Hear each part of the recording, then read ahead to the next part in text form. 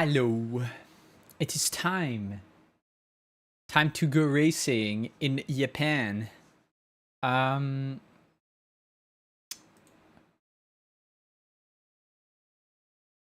need to move my model. No! God damn it.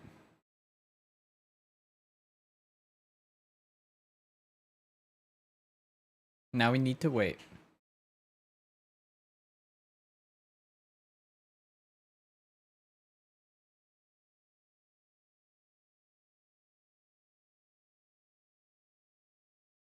Damn. So yeah, you probably saw in the Discord that I fixed Darktide.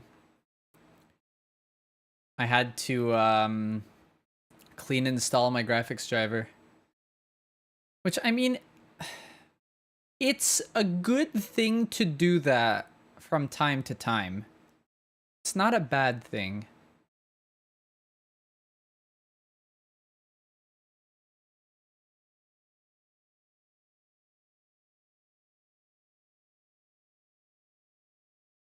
But it works.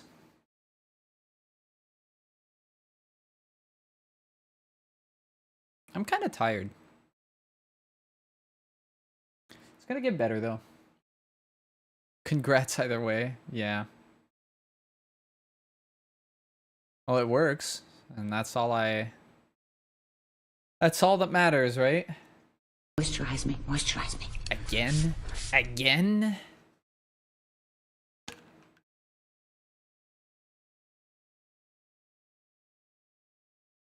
I still need to get the wheel fixed, but... Well, yeah, now that I have a limit of 35, it's less of a big deal for people to actually do it. Because I'm probably not going to get annoyed with a limit of 35.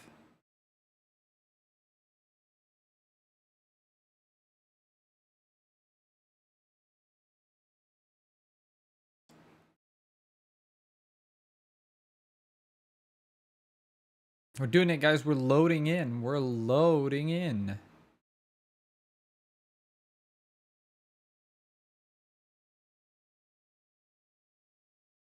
Isn't that amazing?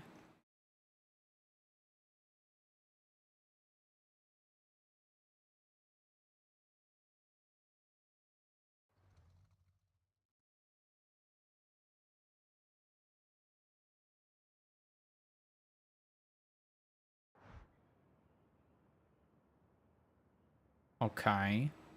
Dodge Ram SRT 10. That's funny.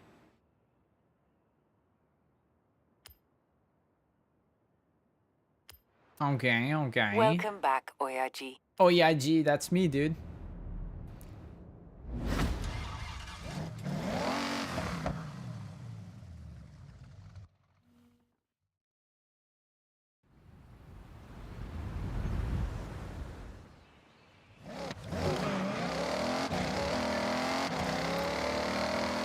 People say that drag tires, the tires that I put on this car, I was doing this in Horizon 5, but people are saying that the drag tires in Horizon 6 are OP.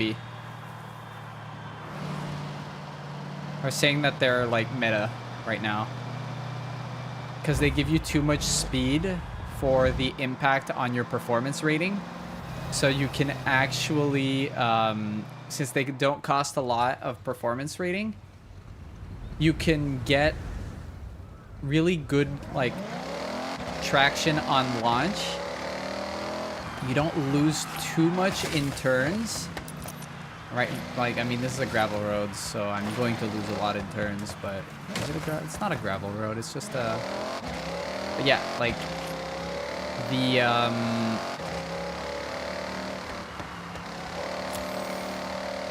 the performance rating impact is very little for how much performance gain you get.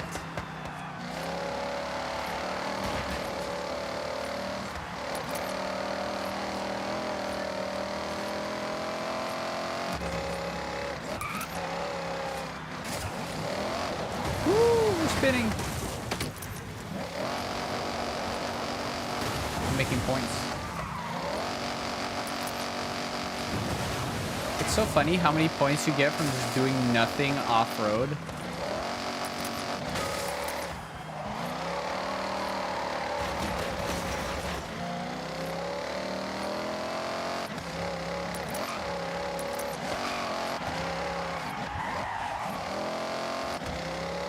Like, I almost ruined my skill chain, dude. That would have been so sad. I ruined my skill chain! I hit the wall. Well, that's fine. I don't really play for skill chains in this game anyway. Oh, hey, I forgot to turn my chat on this side. Poopy. Doesn't really matter. I have you up on the left, but what I was talking about last time about having the chat, the merge chat and everything, that's the one I forgot to turn on.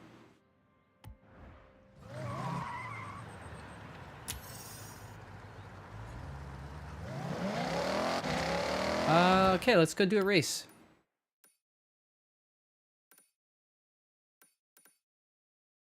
Sports utility heroes is crazy. Let's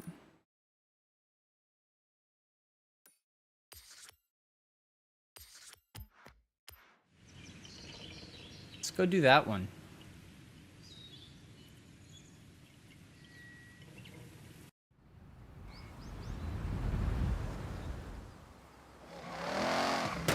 Okay, dude. Get out of my way. Get out of my way. Flag? Excuse me?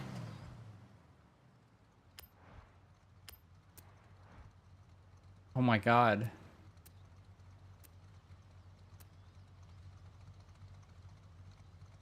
Moisturize me, moisturize me. A Plutie moisturizing me, that's crazy.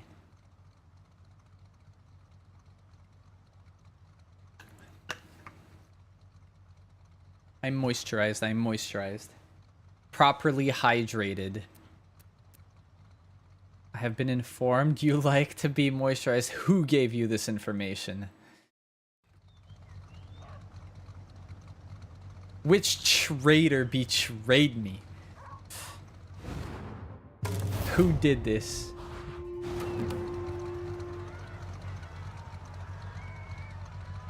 I ain't a... That's crazy. Damn.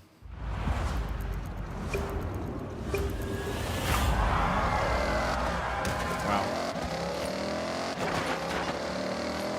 I wasn't looking. Okay, bye guys.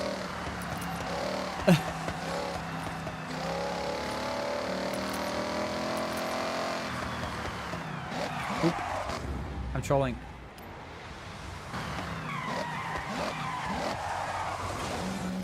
I'm also trolling. On top of trolling, I am trolling. So this is what I mean when I'm talking about the drag race tires being crazy. Like, you can see how much speed I gain. Just exiting the corner here, they can't do anything. Also, I mean, ain't a snitch. It can only be a Drestier or Victor, to be honest.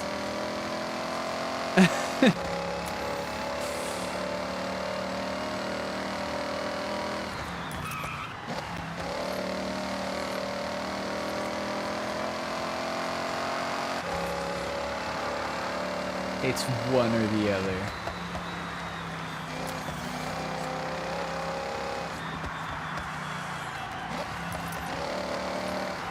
Oh, goddamn it. Hitting walls SMH my head. Did I miss it? Well, I wasn't looking. I was too preoccupied with not missing the thing.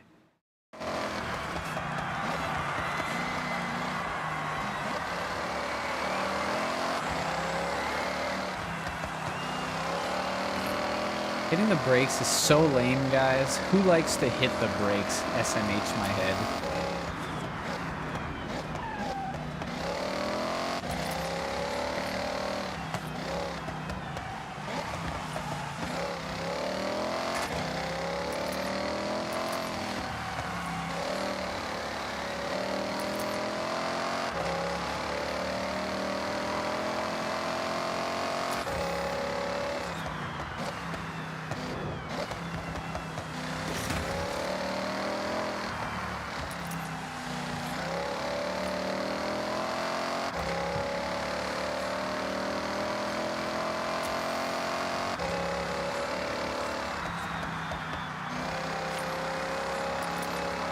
I'm just having a race by myself. Where are all the other guys?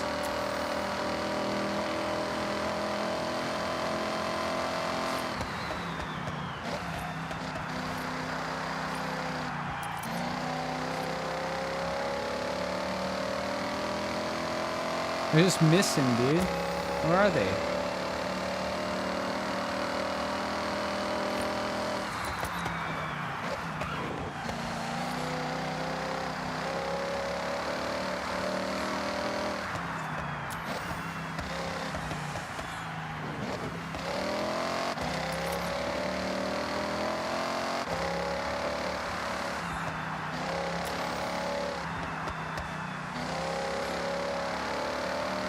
They're so far. Let's see how far ahead I am. It's gonna be a little funny, I think.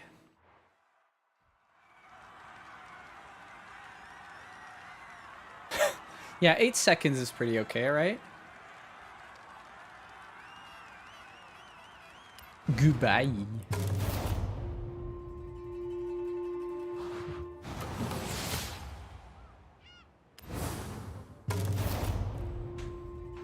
It's only goated if I don't hit the wall. Okay. No hitting walls, no hitting rewind.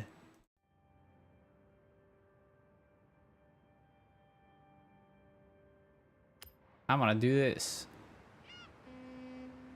I'm driving my car.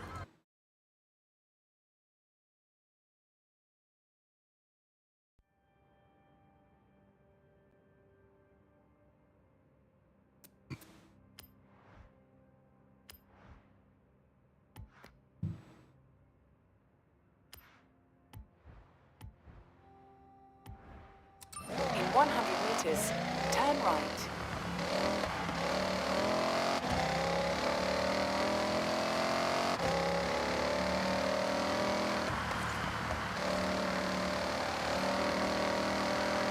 Meow.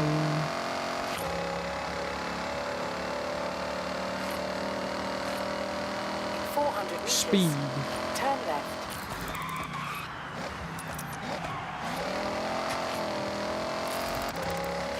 Turn left.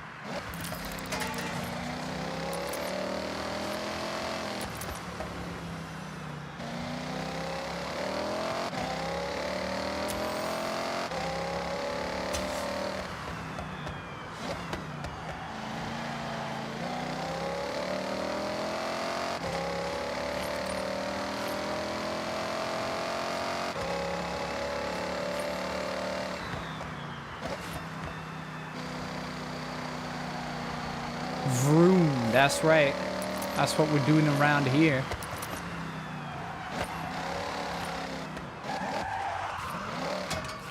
Bonk. You see their faces change when you hit them? When you bonk them, their faces, the little faces of the mascots change. I'll show you. I'm gonna go bonk the ones right ahead over there. You can see them on the mini map.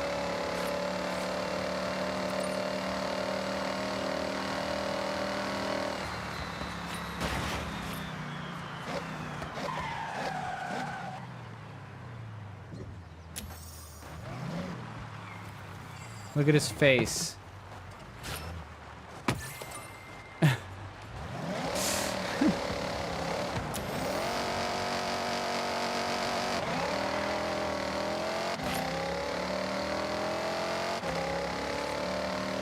His face changed. What the hell is going on here? His car is just spawning and despawning. What the hell? Get out of my way.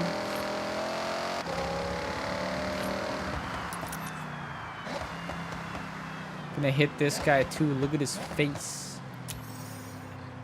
Watch his face change. Bonk.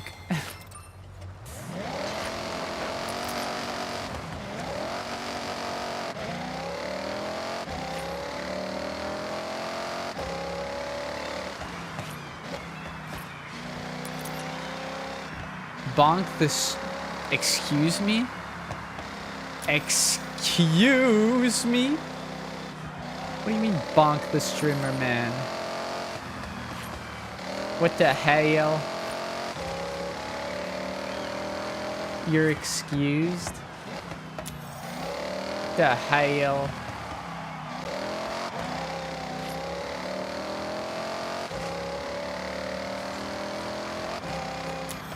In 400 meters, turn sharp left.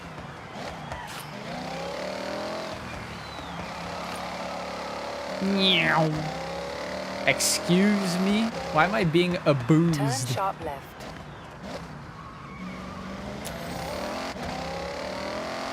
In 200 meters, turn left. Turn left. You're excused. Oh, this is a drag race. Oh no. This car isn't built for drag. Well, I mean, it can be, but I don't think it's gonna win.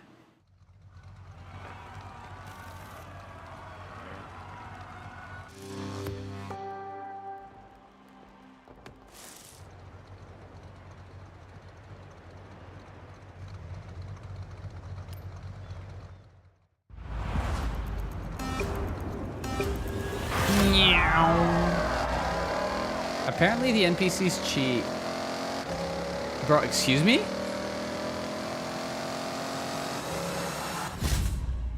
What the hell?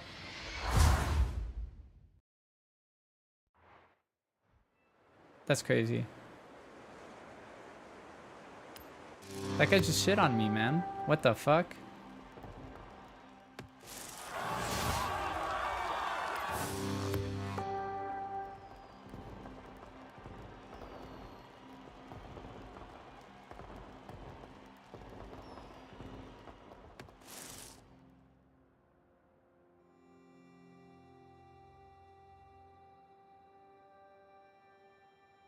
Damn.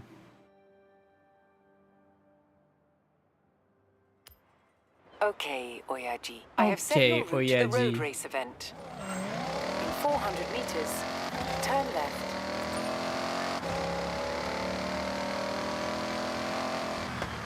Turn left. In 200 meters, turn left. Turn left.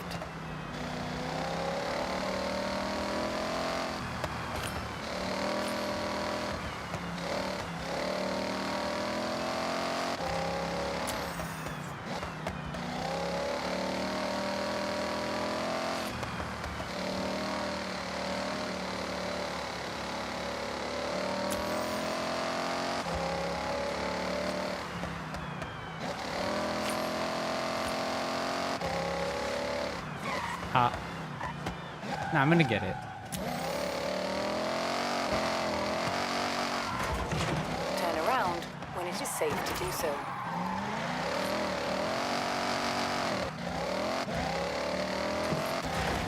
Get that pole out of my face. Oh, shit. Really important. Really important, really important.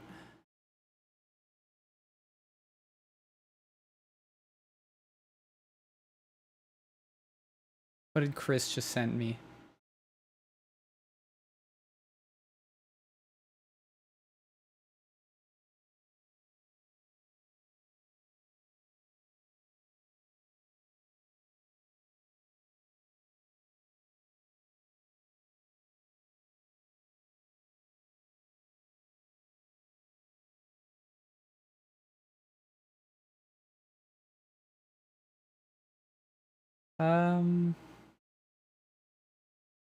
So I forgot to do this.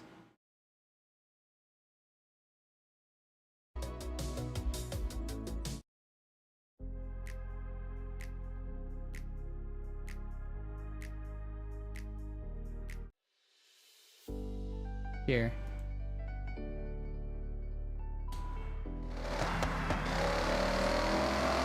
The background music. I always put music on when I'm playing this game, but I just forgot. Oh, we're gonna hit the wall.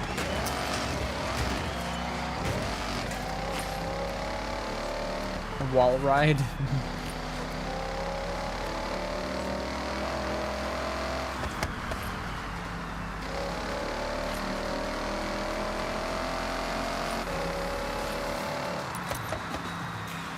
I can't see. I see a little bit more life, right?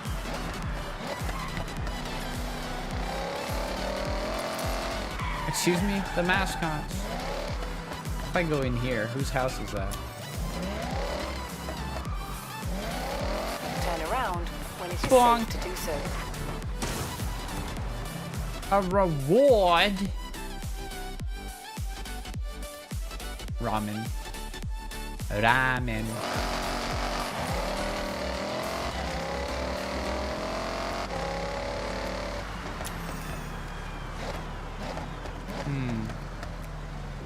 Should I look for it? Do you think I should look for it?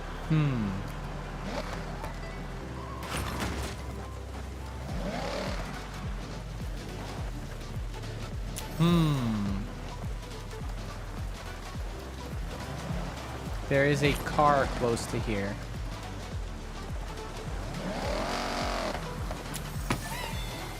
Do I look for it?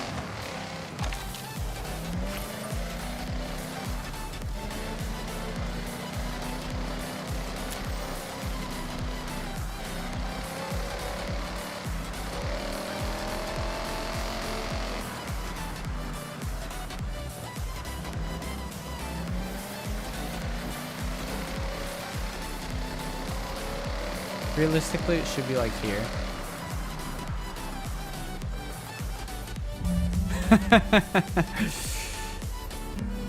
This will be a special one for you, right, Yuji? We should definitely capture it. Got your camera?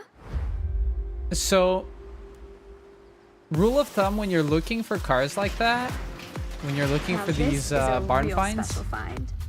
71 Nissan Skyline you GTR. look for Recognize dirt it, Yuji? roads or whatever, like I'd in the recognize this outback car and something, a from path. million kilometers away.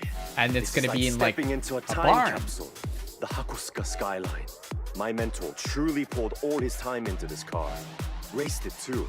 These were really sought after, weren't they? Altered specifically for handling and aerodynamics. Yes, May. I don't These know about models that were one, built to dude. be I don't know how a truly competitive. square The over-fenders became can a be thing of considered style, aerodynamic. too. And did this car see victory after victory? It had real glory days. I can't believe it's still intact. Even his workbench is in the same place. Let's finish what your mentor started, right, Yuji? It'll be a full circle moment.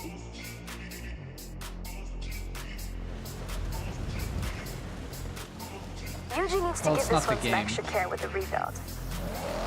I'll let you know when it's ready. It's more like, well, I guess it is the game. It's the writing, right? It's just specialized for aerodynamics, but it's a box. Like, okay, dude. My cabbages.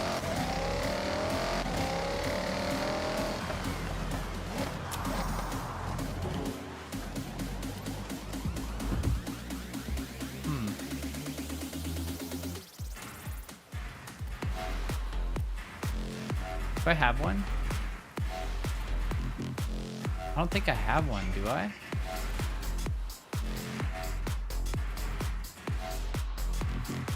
It's just 10% off, but...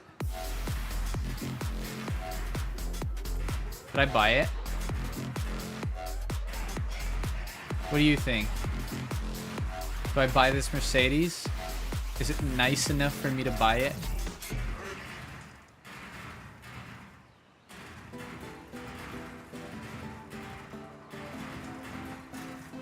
Okay, let's do it. Store in garage. So I have a choice actually, buying this car, You've because arrived at this your is actually a destination. Super Saloon event. Do I use the Mercedes?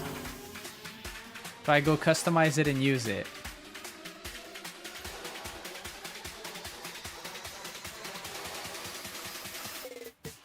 Yes. Okay, I'll do it. But first, speed. Damn, that's crazy. I got scammed.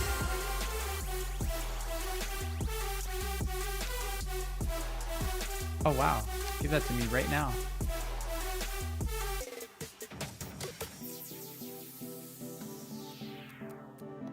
My payouts.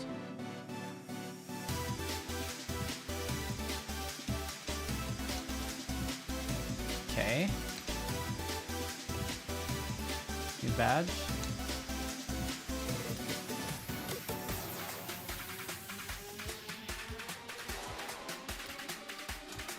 Okay, dude. Why are you doing this to me, game? Why do I have a notification? Oh, because I only... Yeah, no, why do I have a notification? This is annoying. Hey, help.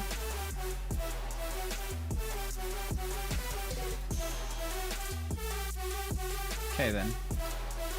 You're gonna come back here later. Soon, actually. Welcome back, Voyager.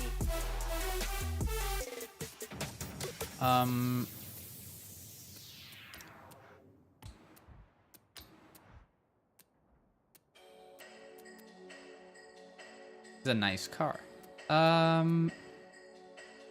So the car they just gave me, I mean, I could just sort by performance class. It's gonna be at the very, very top, right? It's not? That's crazy. It's right here. It's the McLaren Sabre.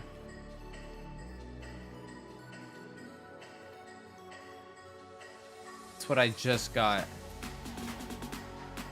You wanna look at it?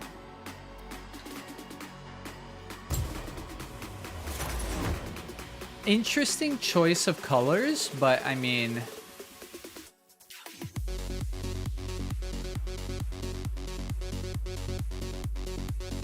The choice of colors is,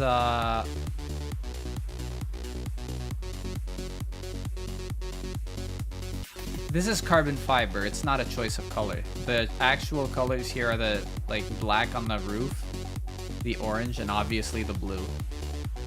But the sides are carbon fiber. I don't know how I feel about the orange and blue combo. Maybe I'm gonna try to do something with this car eventually. What is it? Rear again? Rear with a mid-engine. I weirdly like it. But this is what we just bought.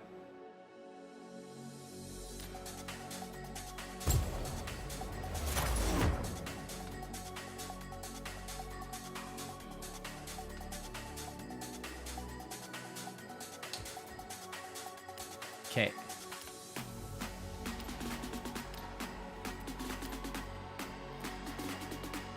I fucking hate this.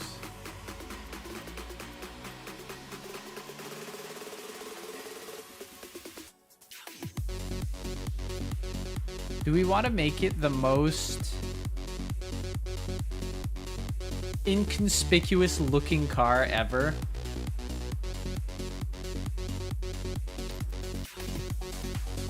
Like no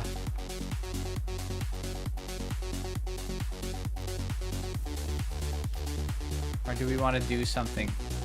This is interesting, but I hate the fact that it removes the Mercedes logo. Also, I really don't like it when they put the little red thingy.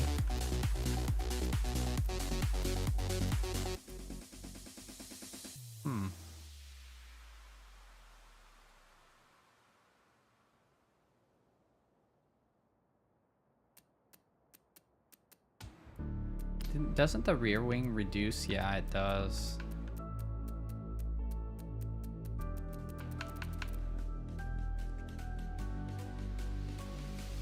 I hate it. I hate the rear wing.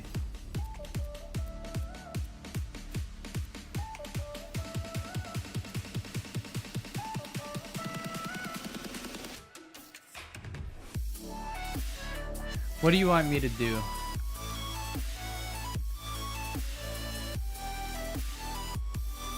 Want me to customize it properly, or do you want me to theme it?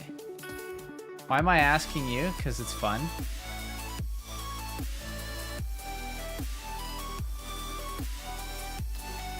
Imagine swapping engines.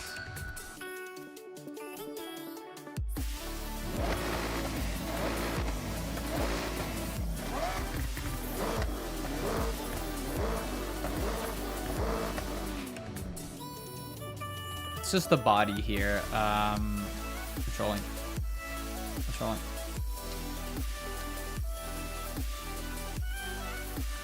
So the options are to go for things that give more like aerodynamics so that it has better performance, or to treat it like it's a street car. So for example, this is strictly better. This is strictly better.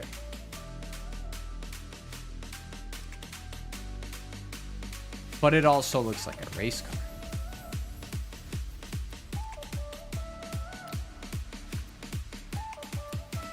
Is this lighter? No, it's not. It's heavier. Street car? Okay.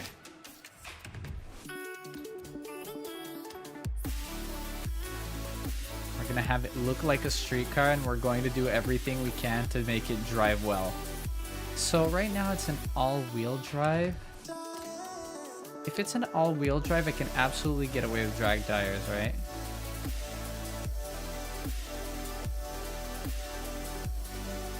See, look, this is what I mean. You see these drag tires? Look at that. I'm at 674.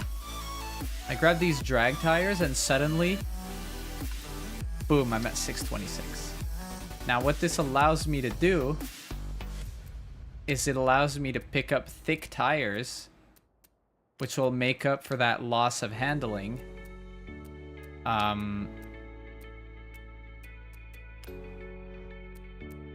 Change the track width, which makes it so the tires are like wider.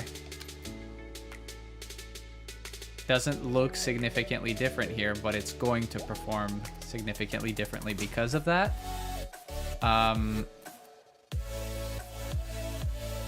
And now we take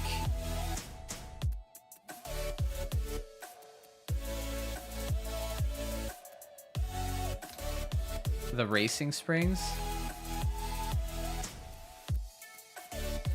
We take this here, more stable. We always grab these because they're almost free. Take some weight reduction because it's very good.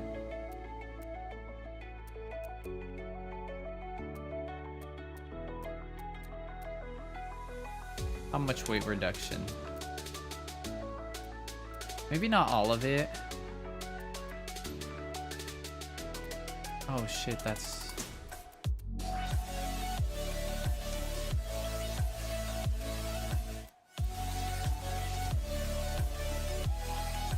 Do I want the brakes?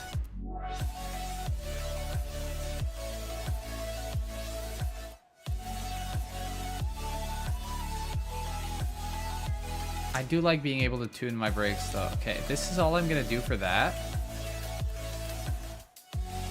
We do need the race transmission. That's very important. Differential.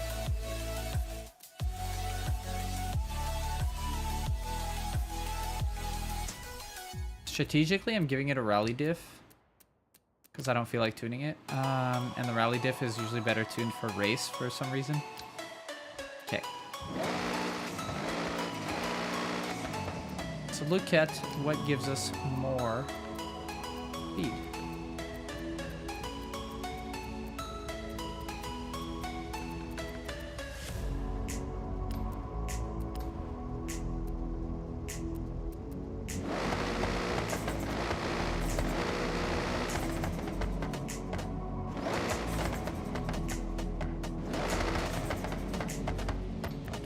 This.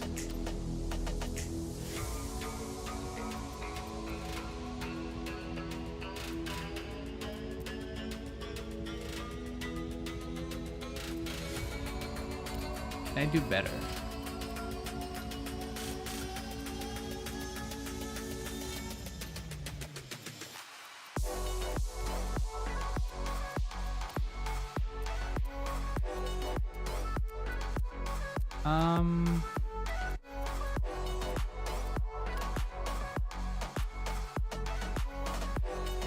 Okay, so what if I do this?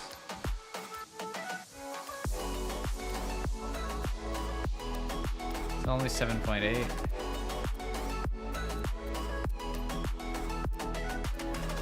this is kind of free. Gives me power at a little bit of a weight cost, but that's okay. It comes out to about the same.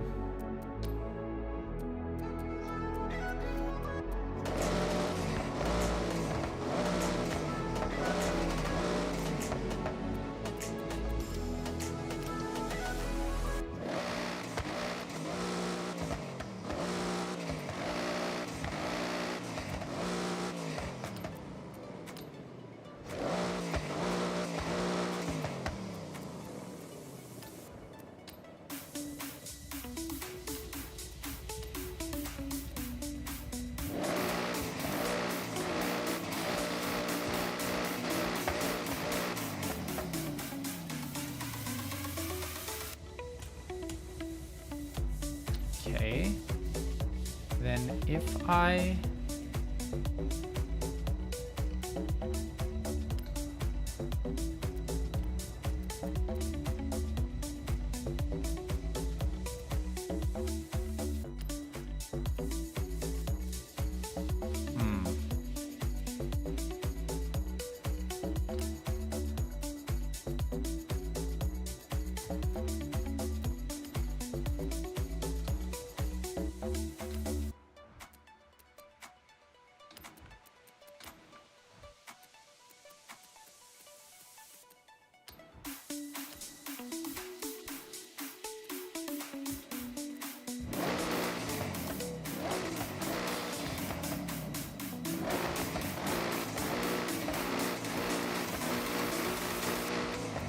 let's see.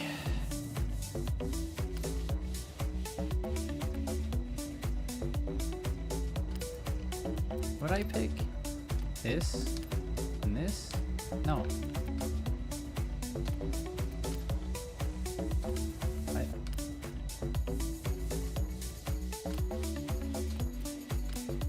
And distance? Yeah, that's fine.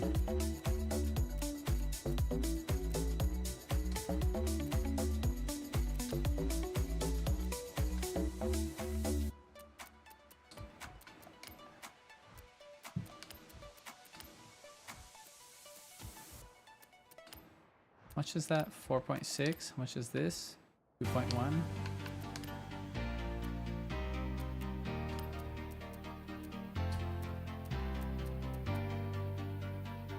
So this car, we're gonna see how it. Oh my god, dude, this is gonna be so hard to drive.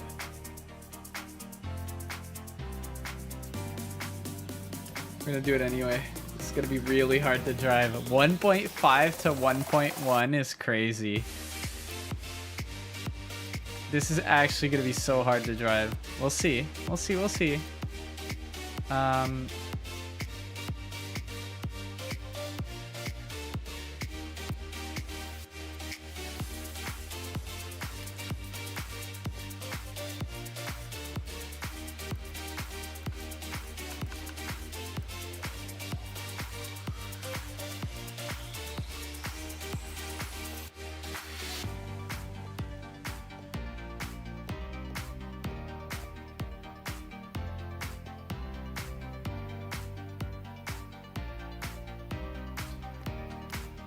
Something like that for now. Nothing more.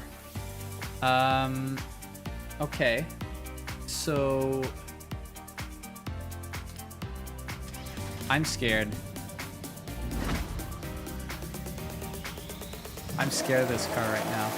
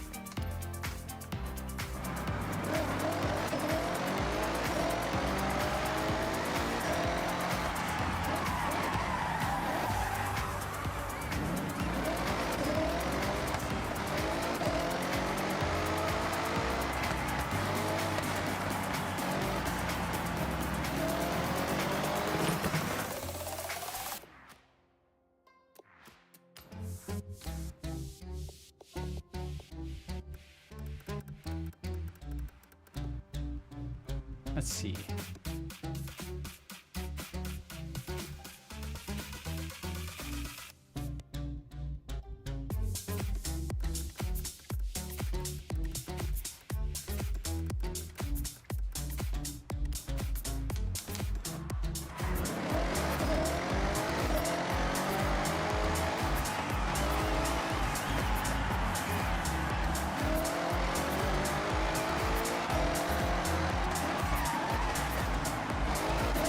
Getting close. Okay, we're getting close.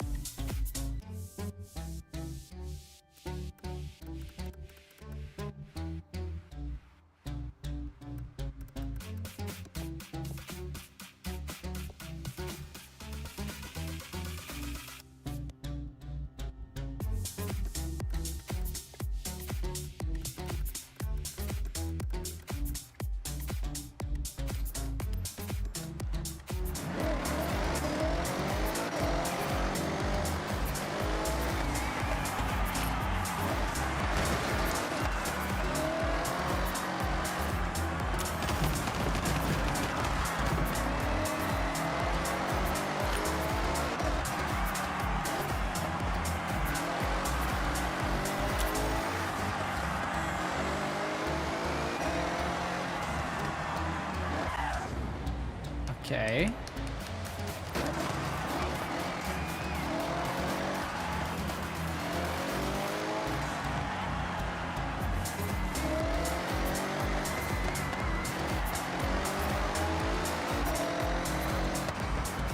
Maybe a little less.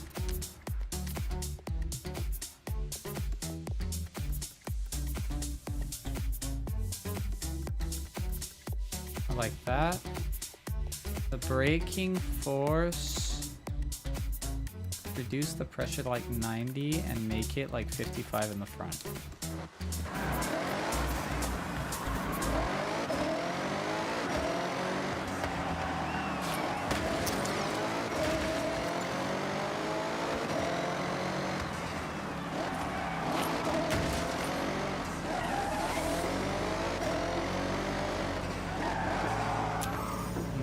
No.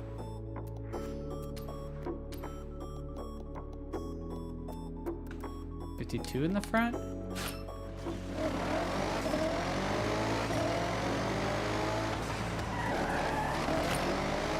Better.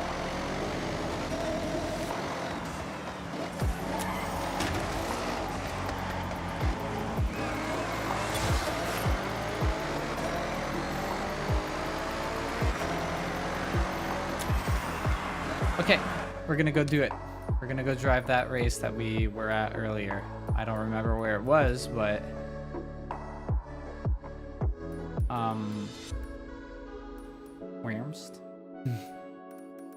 where was it?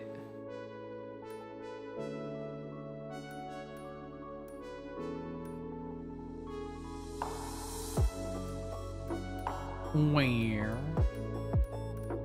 Oh, where? No. Here? Yes. Okay. Do you think I'm gonna win this blowtorch? Or do you think I'm going to troll, int, feed my ass off? In gaming terms? Lose, get wrecked?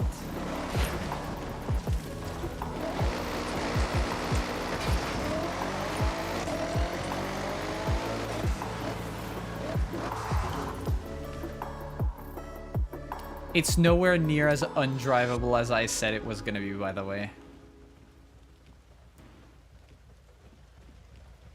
And we tanked. Look, this is the other one that we used to use.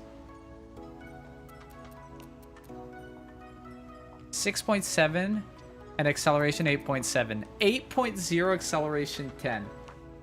So if I can handle this car's handling, if I can actually handle it, I should win handily.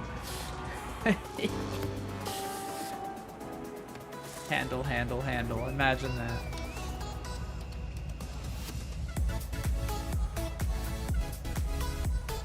Yeah, I should be significantly faster than them. It's just a matter of whether I can actually manage it in turns. But look at how fast I am.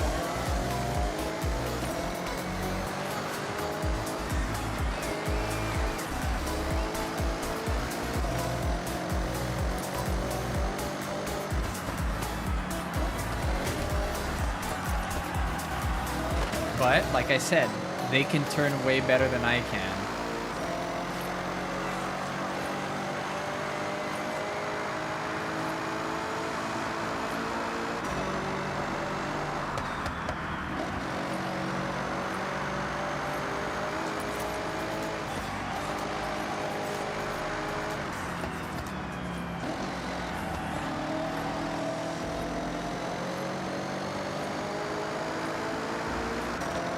I don't think this is going to be very difficult, honestly.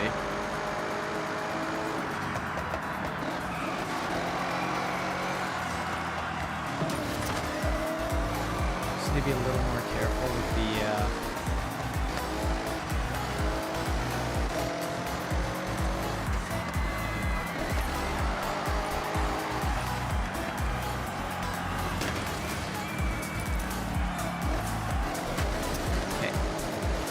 figure out how to drive this car.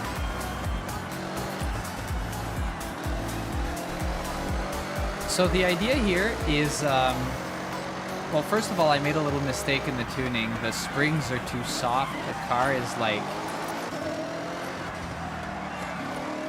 it's not very responsive. It's like swaying, and I really don't like that.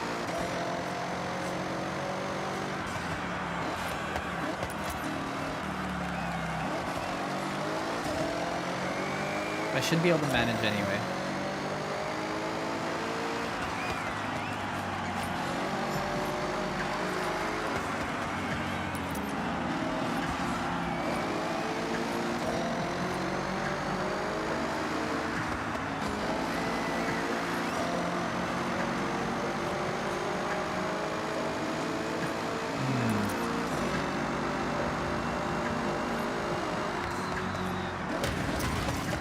Oh, thanks. Oops, that was a little toxic. That was kind of toxic, wasn't it?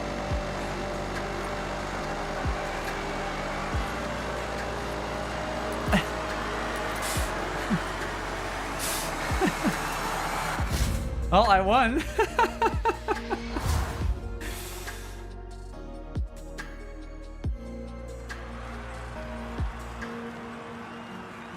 My abs are sore from those planks last night. Oh, Ether. Oh, blowtorch. Yeah, I got wrecked.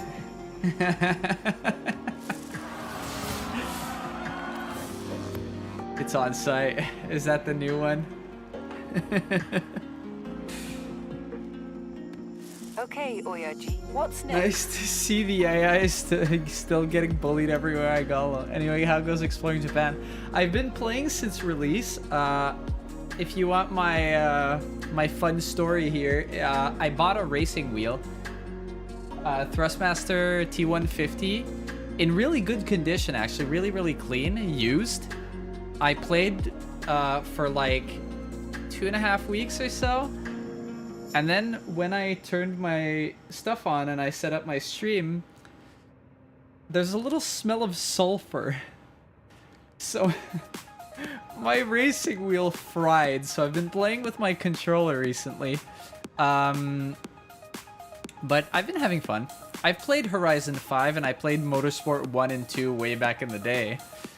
But yeah, it's probably just a component like a capacitor. It costs a few dollars and it's just too...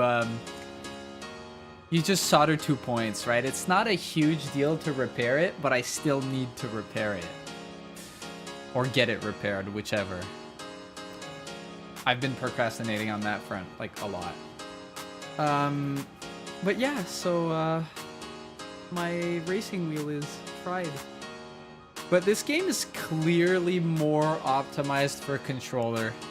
Oh boy, supercars. Okay, Oyaji. I have set your route to the road I race don't event. usually bully the AI too Right. much. I I've been try to hearing rumors drive about the next relatively showcase. cleanly. Something about The idea of pilots. this car was Keep to hitting just those make a events and car I'll that see you looks there in pretty no time. inconspicuous. But I gave it like the thickest drag tires I could give it.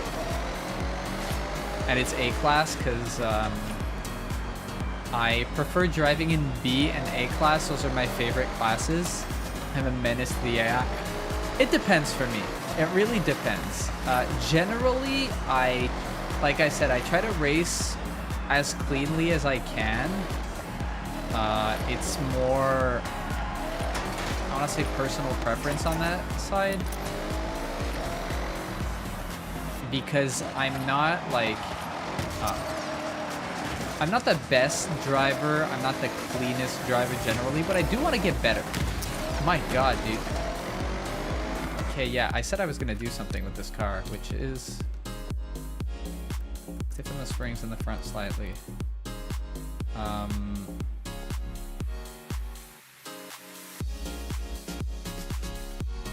Let's see.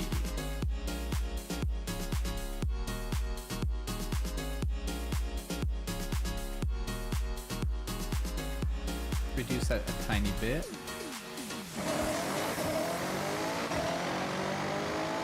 This is a little better, yeah. It's just a matter of like responsiveness and the sway of the car, because the car would like sway and it would like jerk into corners, which is really, really weird because it was both responsive and unresponsive. Turn right. Oh yeah, other players I'll drive like a same, but if it's a bot, then it's World War III. Yeah, when I play games, any games with other players and stuff like that, when I play, give an example here, but Overwatch and Marvel Rivals and stuff like that, I go full mute. League of Legends I used to play, full mute. No text chat, no pings, fuck off. Like, no pings, not true, but, I just don't have the mental real estate available to deal with people who aren't able to treat a video game like a video game, aren't able to treat a game like a game. When people are not well behaved, when people are too toxic, I don't have much tolerance for that. I don't care if they talk shit about me, but when they talk shit about like other teammates and things like that, I have a very low tolerance for bad behavior, so I just try not to engage with it, which is another reason why I don't race against players in this game. I prefer doing my thing. That's why most of the games I play are things like Dark Tide or Space Marine 2 or Deep Rock Galactic, like co-op experiences where you actually cooperate with people. Much less toxicity in general. People are way more well behaved. I don't need to babysit kids that just finished school and aren't mature enough to play video games with other people. So I'm very protective of my game experience in that sense. So I really never race against players for that reason. Yeah, I never touch games like that. I used to play COD, but I refuse to play multiplayer unless it's zombies. That's what I'm saying, right? I just feel like the environment these days is so toxic, and I'm sorry, but like, I'm not going to raise your kids. I'm not gonna raise other people's kids online. Like, I don't. This will be a mystery solved. I'm here to have fun. I'm not here to correct behavior. So I don't do it. I just stay away from it, and I play video games where Ford Sierra Cosworth it's RS500, just- still with the container and everything. Looks like whoever obtained the That's container crazy. attempted to extract the car and It's damaged just it. This car dominated in the late 80s. Truly I the literally peak just of go for the touring era. most Once retired, low it was friction meant to be shipped experiences out I to can America, get. but it was lost in transit. Co-op Wow. PvE. Shipped, Things lost, like and Helldivers, misplaced. Space Marine It's a shame it 2, never made it back out of that Vermintide, Dark a great Tide, Deep Rock competitive Galactic, where you could scale the difficulty yes, up originally quite a built to bit, push the speed of the Sierra coastline. so you can get It a has pretty great intense amount of race experience, potential. but also true you collector's item avoid now. all the Let's get it back toxicity in of mint condition. PvP games. Mind Fix you, I up some really of like this hero shooters like Marvel unfortunate Rivals and damage. Overwatch, but I usually only play with friends.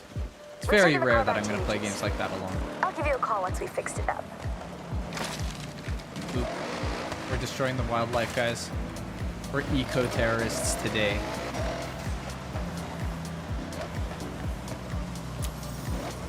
What are your favorite performance classes when you play games like this? Like I said, I'm very much a B and A class. Overwatch is fine. Rivals is very toxic. It's way more difficult for people to be toxic in Overwatch because Overwatch actually bans people, unlike Rivals, and Overwatch requires a phone number tied to your Blizzard account. If you get banned, you need to find a new phone number, and voice over IP numbers don't work. So the community is actually significantly less toxic in Overwatch than it is in Rivals. I bounce up around since I'm more of a drifter. I'll go from A to S2. Yeah, I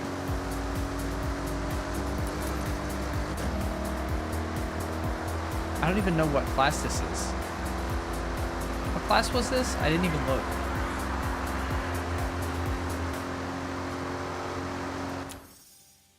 Is there a way to see it? No?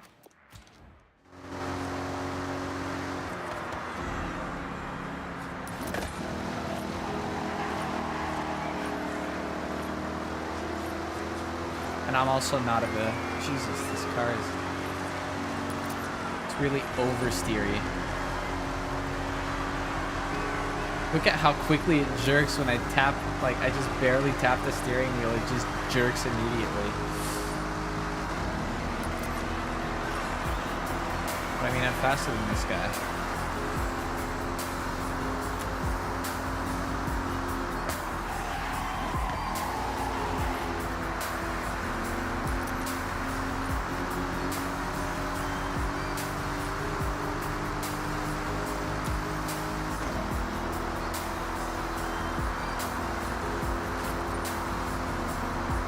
The oversteer is wild, man.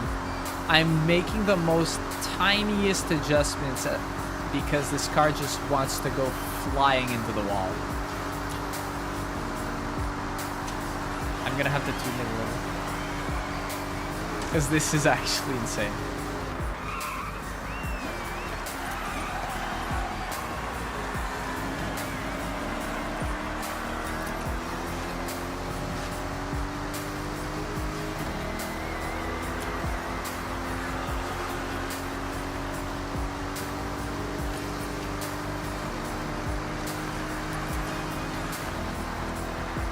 Go.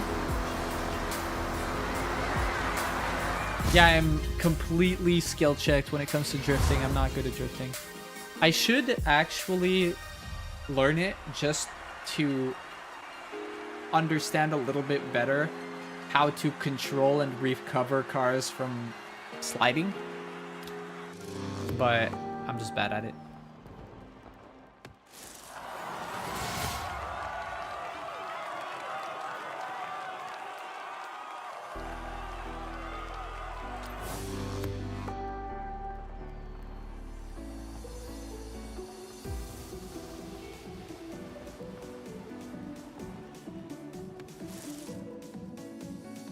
Rally monsters.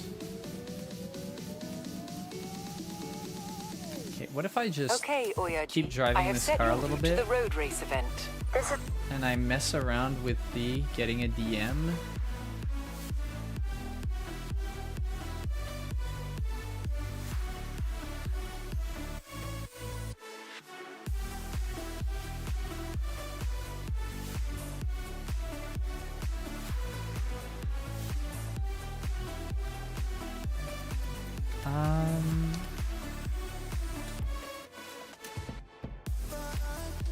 Okay. Let's tune this.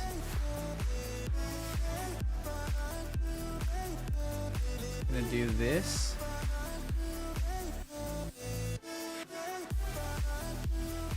And we're gonna do this a little, just a tiny bit. It's been a labor of love from Yuji. The 2000 GTR is in your garage. In 100 meters, turn right. Get out of here, brother. Gravel road.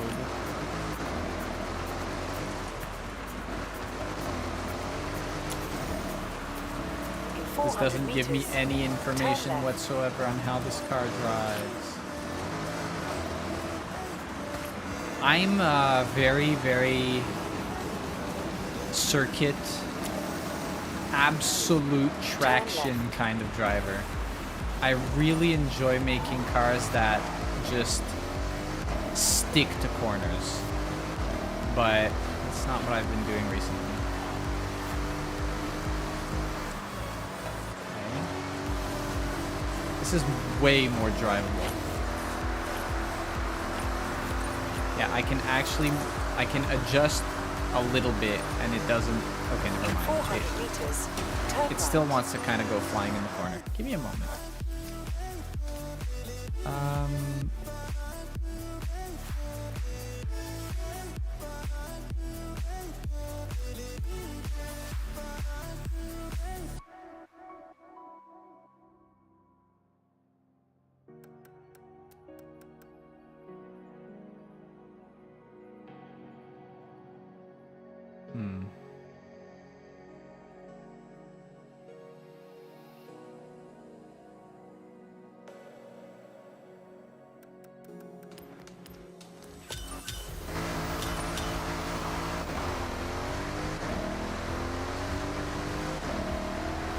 This is better. Turn right. It was already better, but I need a little more. Yeah, this car's sliding is very controllable though.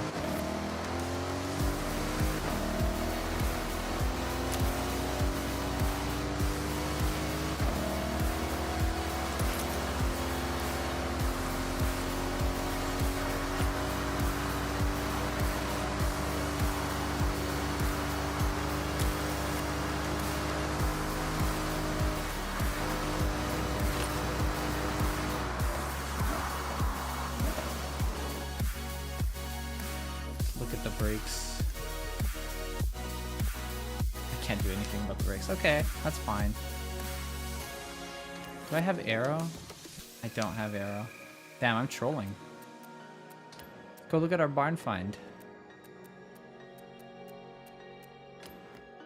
Yuji insists this one gets some time on the road. So, give it a spin. Old car.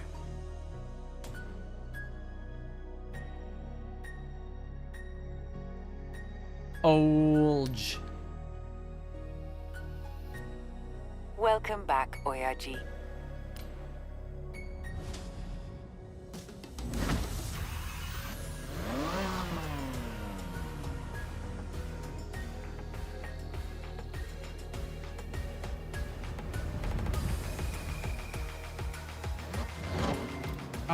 New estate is crazy. Why you teleport me, brother? Turn around when it is safe to do so.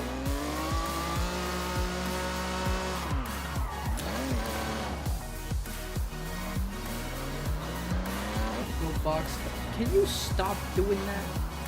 Can you stop doing that?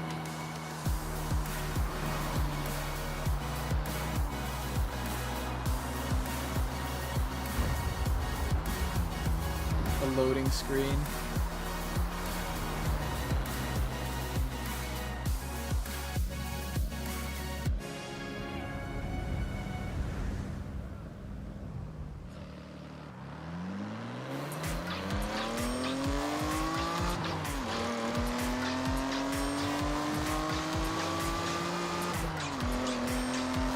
Dude,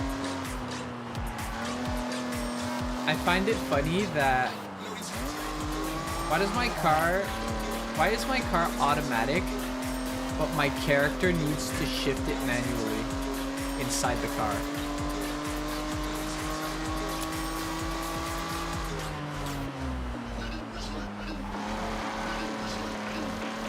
Okay.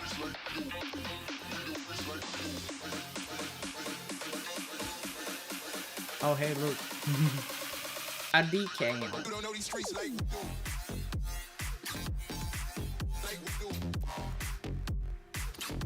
Our mastering. Okay.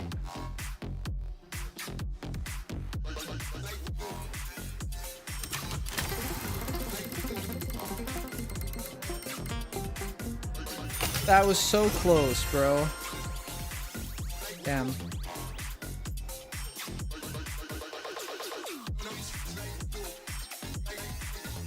So close, but not quite.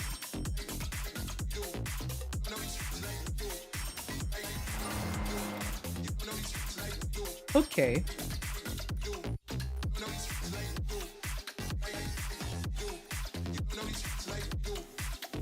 Let's go win. I should really do these, but I don't care. Festival playlist.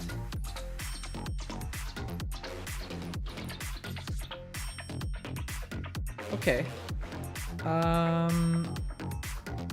90s retro muscle in B class.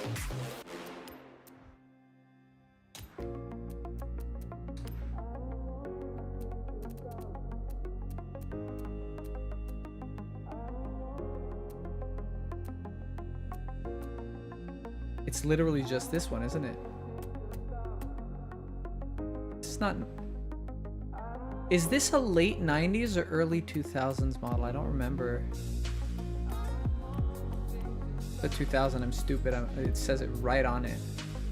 Jesus, can I read? Holy. I'm sorry, guys. I can't read.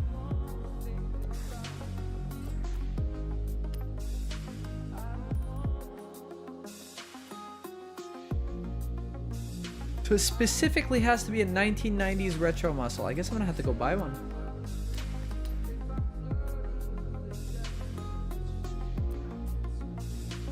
And let's see what they have. They probably don't have that much.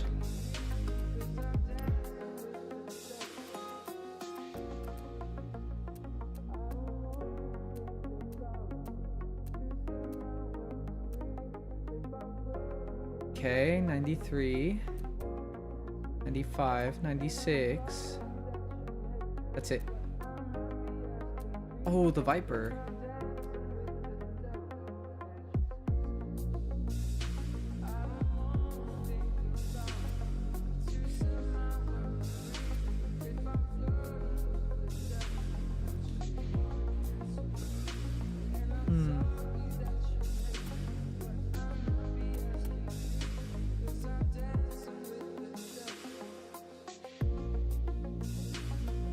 Let's see.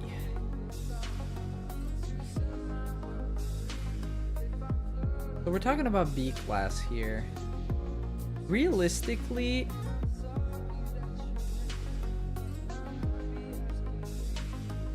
I'm gonna do something kind of funny. I'm gonna get this one. Why? Because I... Police! The police, guys.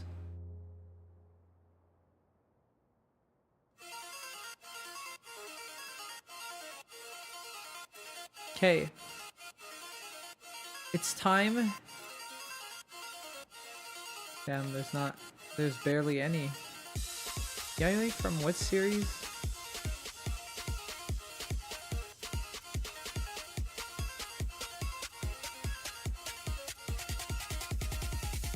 Idolmaster. I see. Yes, I know who you are.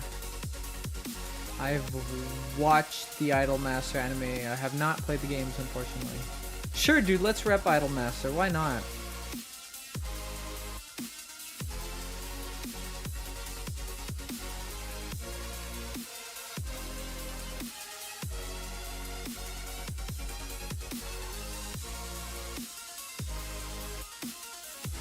Oh my god. There's no fucking way, dude. That's crazy.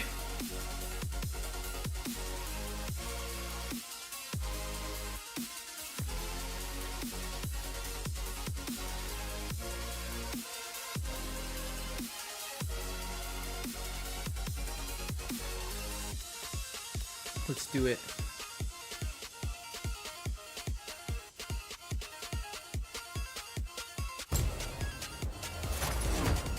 Beautiful. McDonald's ass colors, but beautiful.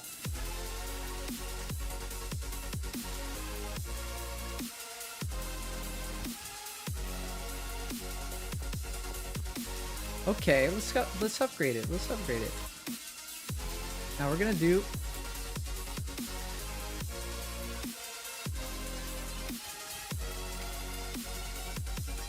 arrow for this one.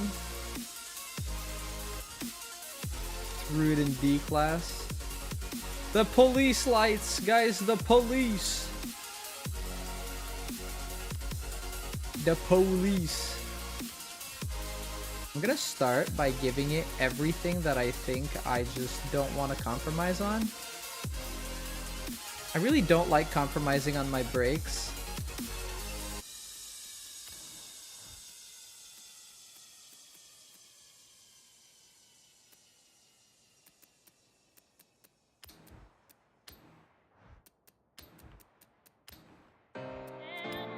How heavy is this car? It's probably really heavy. Oh, it's not even that bad.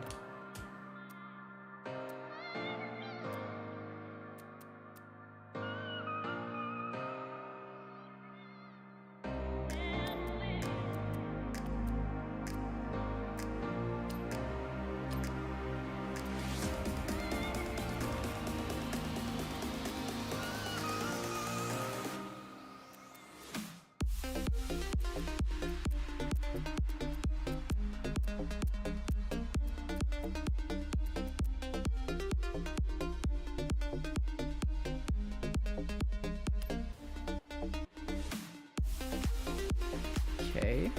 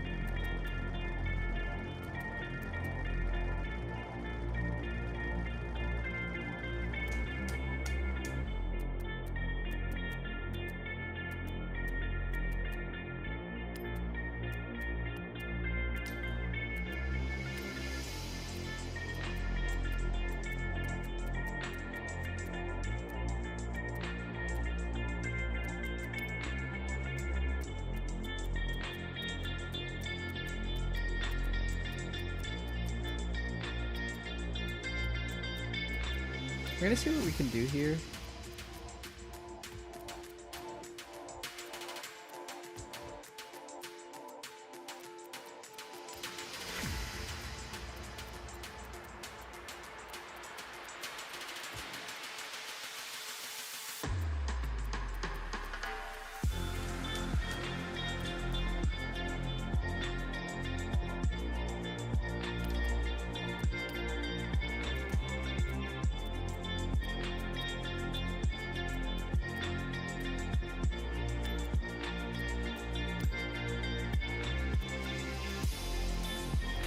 think the weight reduction is just straight better.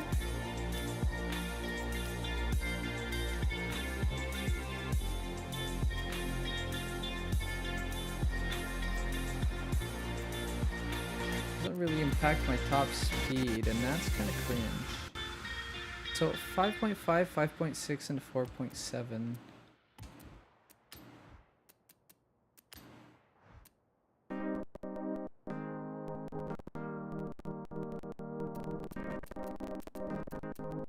Hello there. Hi, Perlis. How you doing?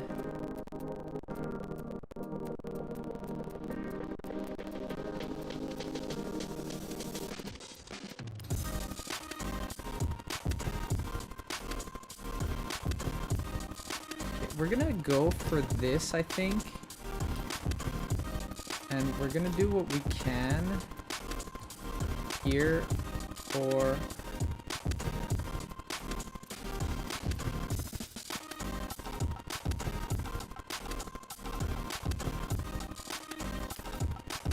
Can I squeeze one out here? Yeah, I can.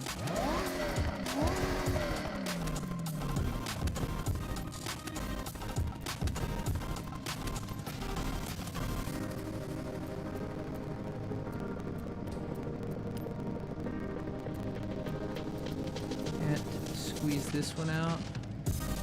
Nope. How about here? I can do 4.4. Do 3.6.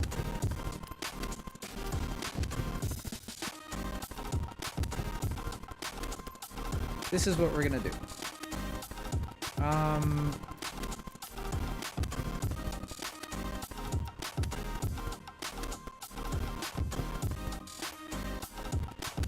1.7 is crazy. I'm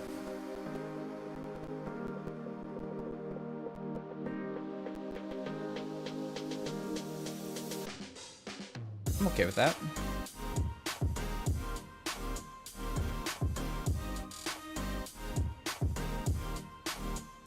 $1.7 G's is crazy. I hope it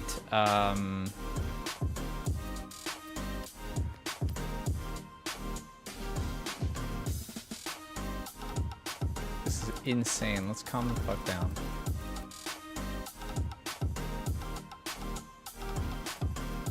Actually, wait, let's go back here. Let's look at the 4.3 and 12. Okay, 4.3.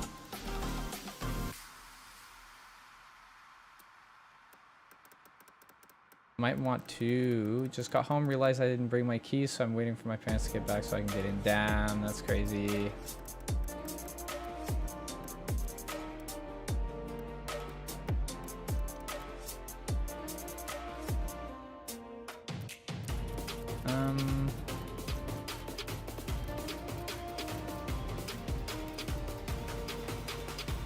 No.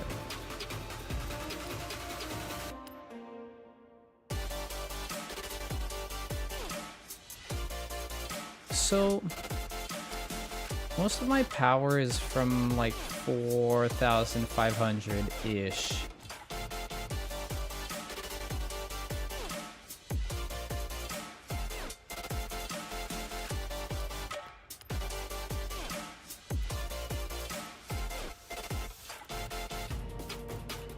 So wait, if I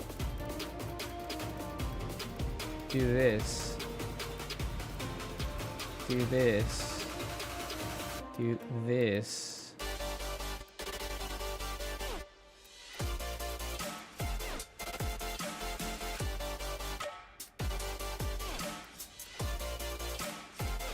this is just Horizon 6. I've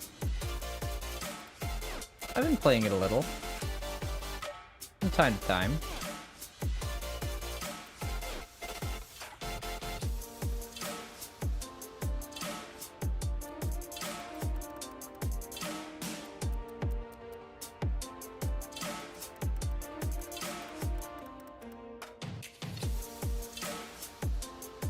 And my issue here is that this is really bad. I need to have a longer first gear.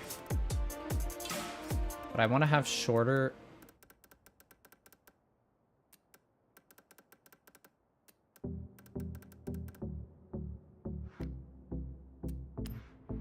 Okay. I think I understand the idea here.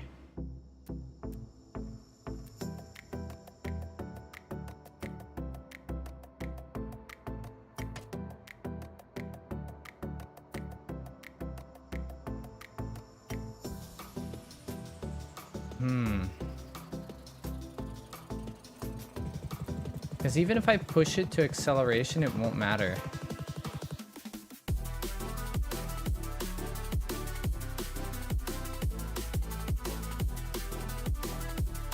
The only thing that I think is not particularly optimal is this one.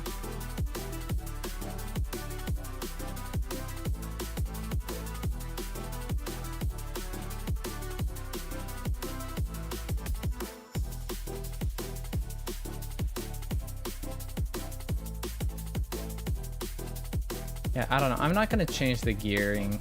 I just...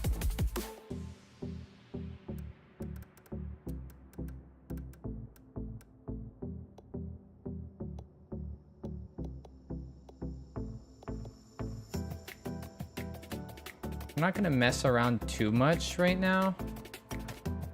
We're just going to drive it to begin with.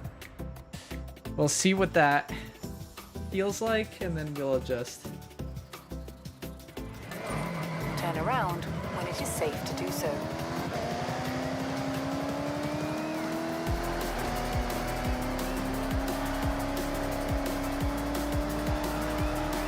Recalculating route. In 200 meters, turn left. Okay. The brakes are way too sensitive. Gonna braking force to the front here, 90% or so.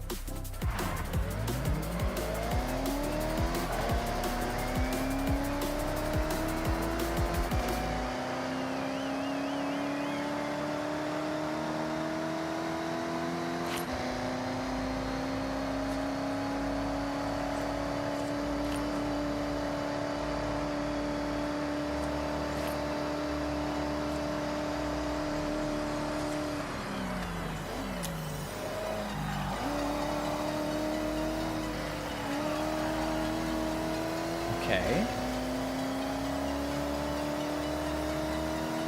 He's fine to me.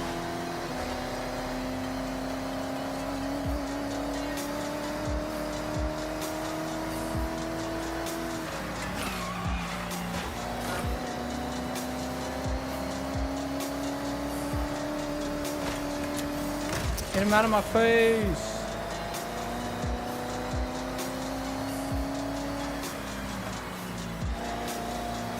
I'm testing the brakes.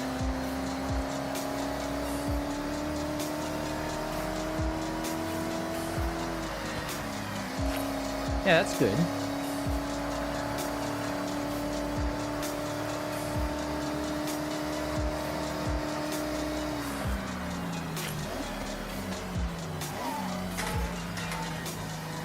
Bonk.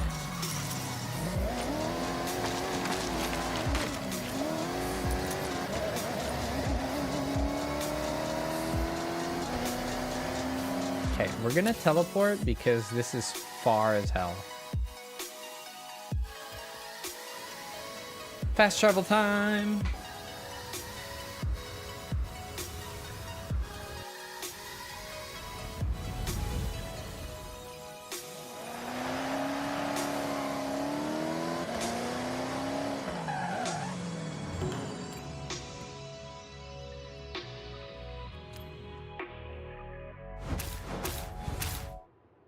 Okay guys, let's see if I can win with this car.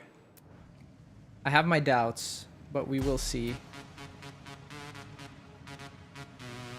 Because, what is this, 4.9, 5.5? Compare it to this Viper.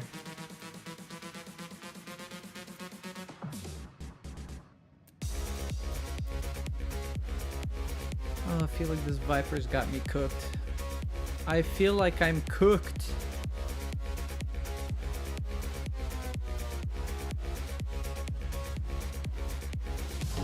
We will see though. Surely my McDonald's colored car is gonna do it, right?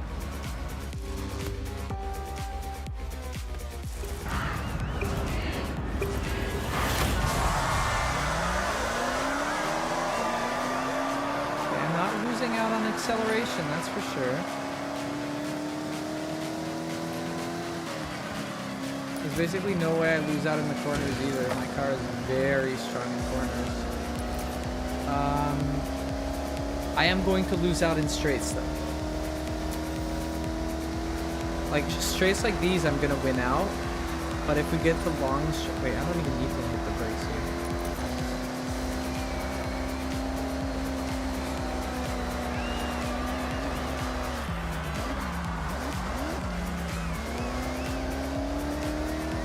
Yeah, I should be okay. Hey, don't hit me.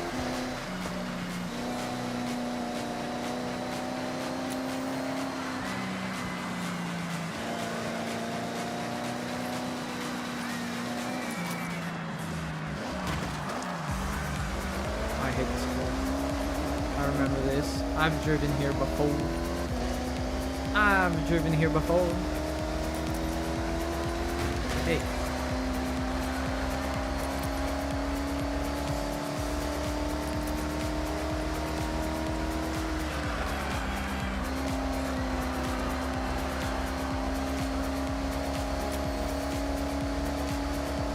Now I'm faster.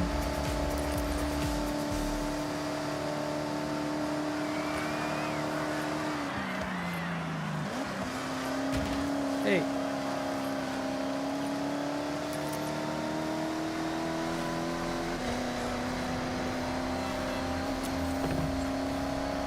I'm gonna have to lock in.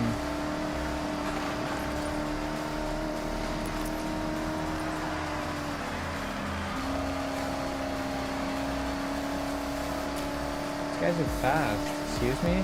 Hold down.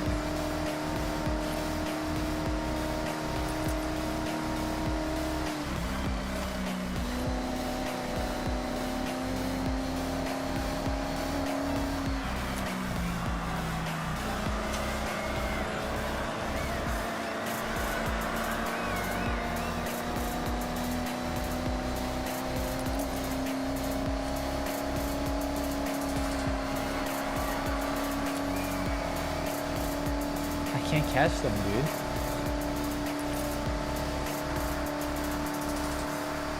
Plus I'm like topping out on speed here.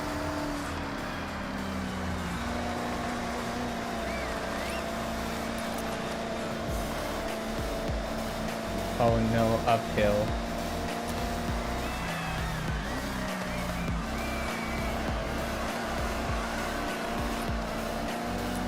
I caught up so much.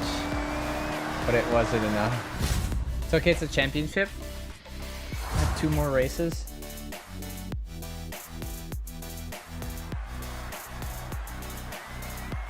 So advance and meet tour.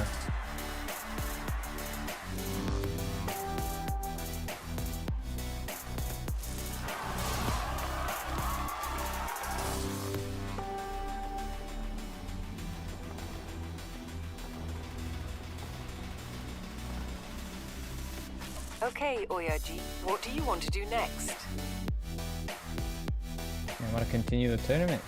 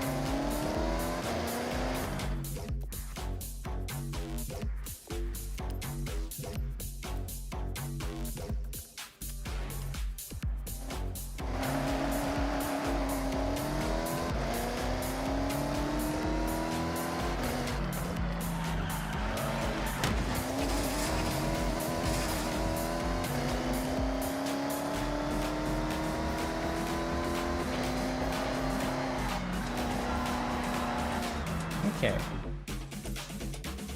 We're gonna do this one.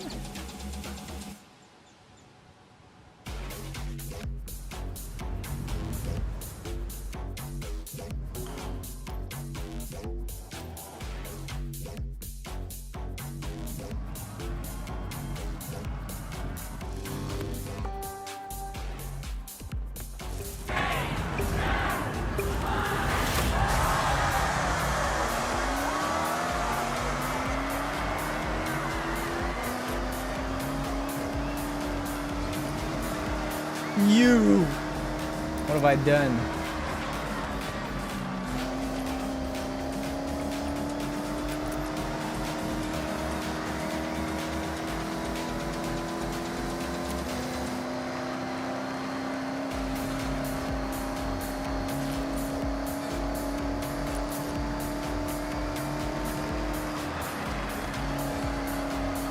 I didn't. Well, I did, but I didn't. I tried.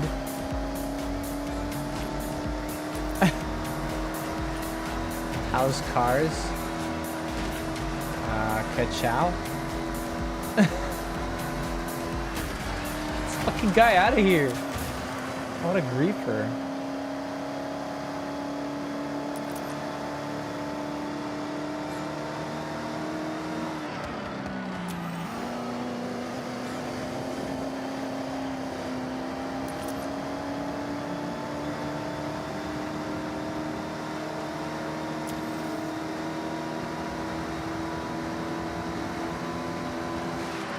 Mr. Sir, do you work tonight?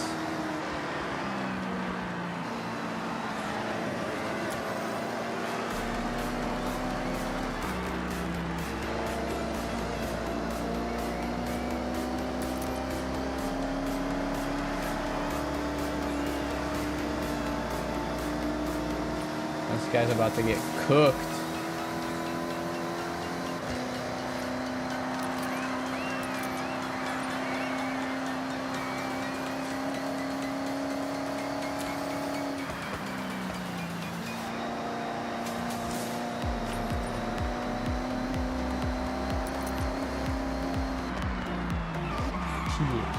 Okay, I'll take it.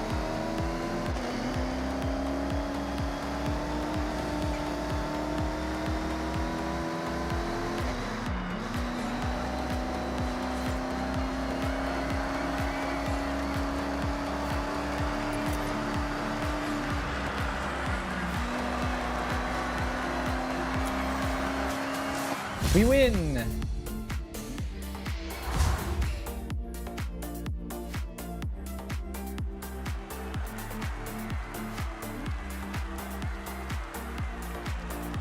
Okay, the other guy that was in the front last time is completely cooked. He has no chance to win anymore.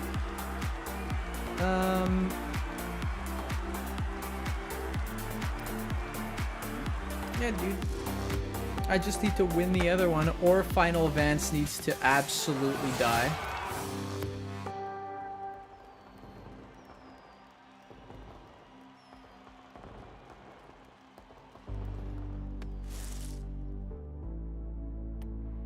Let's go do the other part of the event.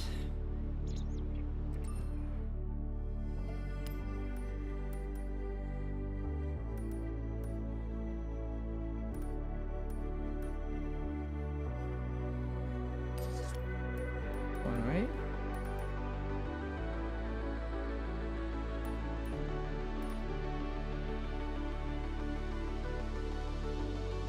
Boom.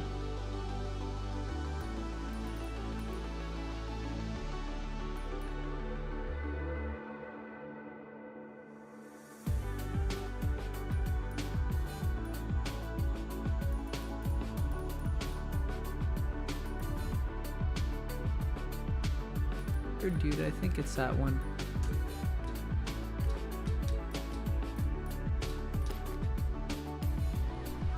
My nose is itchy, help.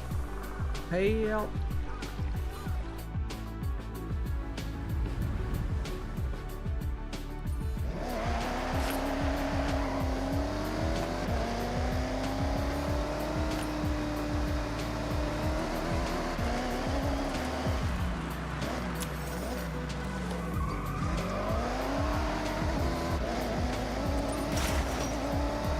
around when it is safe to do so. Continue championship. Continue winning.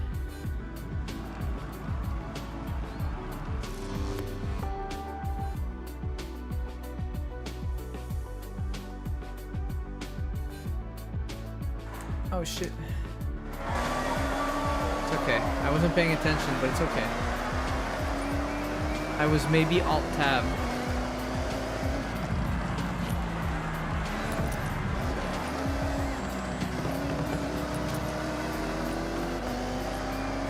But I still win this.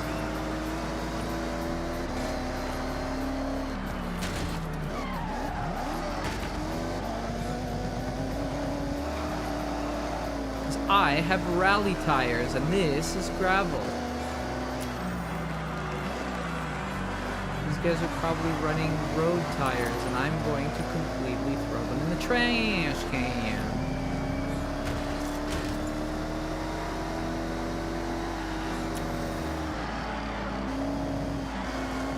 Miss it? Yes. Fuck.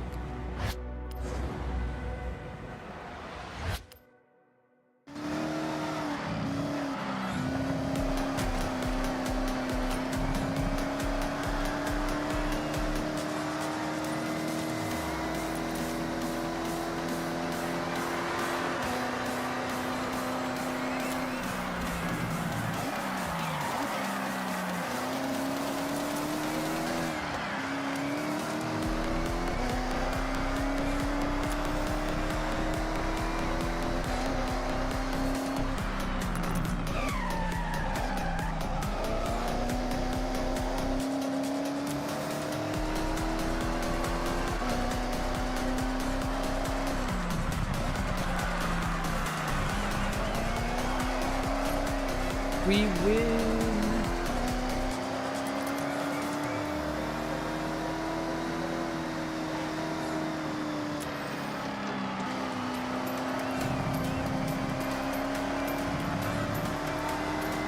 Get cool.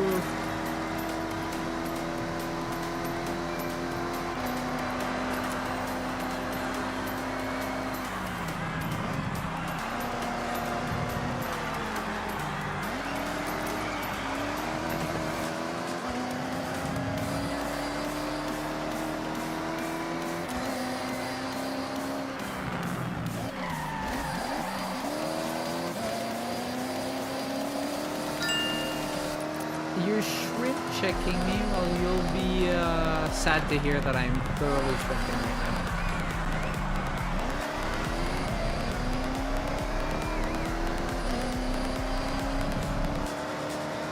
What's up, Ether? Hello, Death Blade. How are you doing? We're racing, we're racing. We're cooking these idiots. How far behind they are. Moisturize me, moisturize me.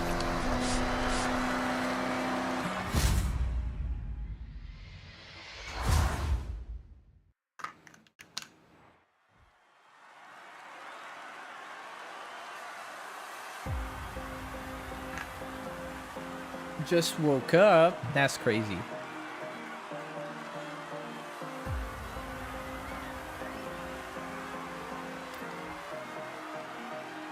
$54. I win.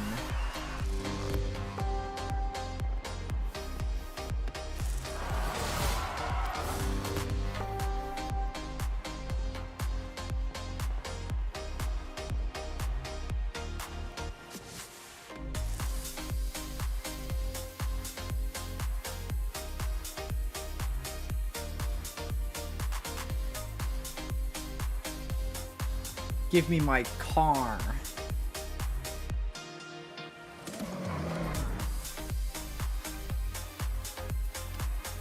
Give me my car. I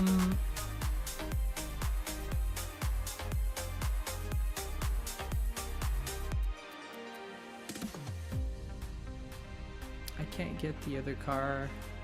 That's fine. I am not bothered by that. We are okay.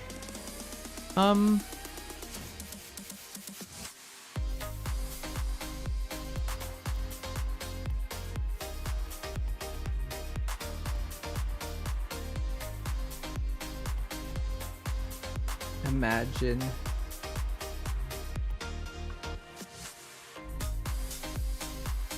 Okay.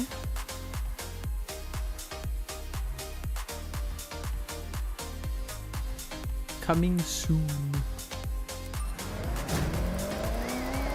Time attack. Whoa.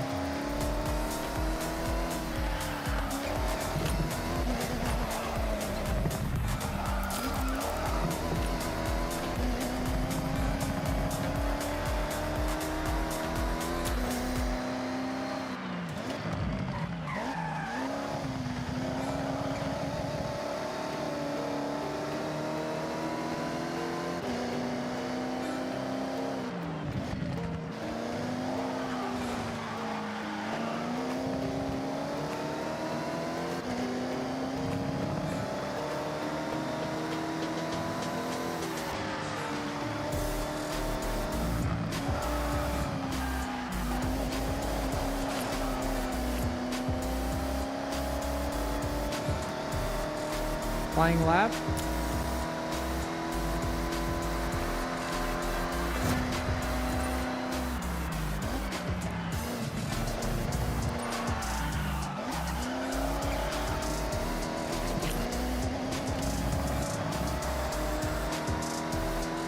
Okay.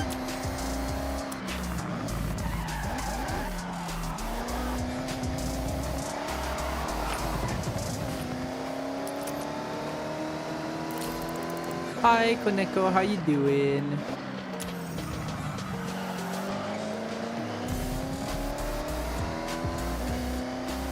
Good, tired, damn.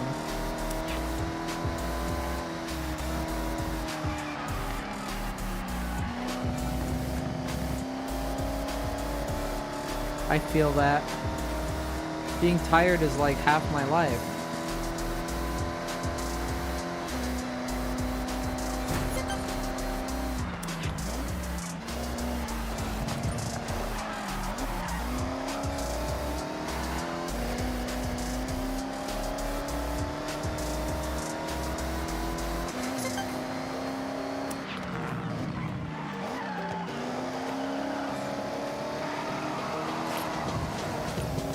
Damn, I hit these tires again? That's crazy. I'm gonna lose time here.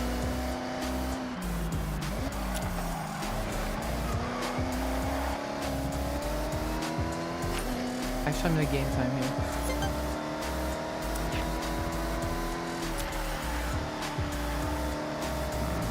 Oh no. Big time loss.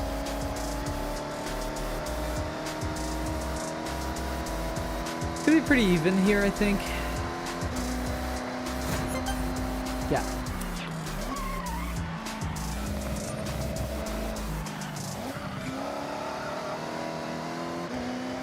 Okay. This should be a time gain.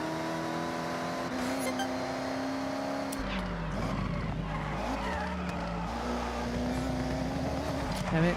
I always make a mistake here. I readjust and I should not. I should just commit. Because when I readjust, I lose a ton of time. This should be relatively even. Oh no, no. Well, yeah. I mean, it's relatively even because I gained time in the previous segment. Now just full send this corner. That's gonna be a gain. Maybe half a second or so. I'm not sure. Now we're gonna do one more.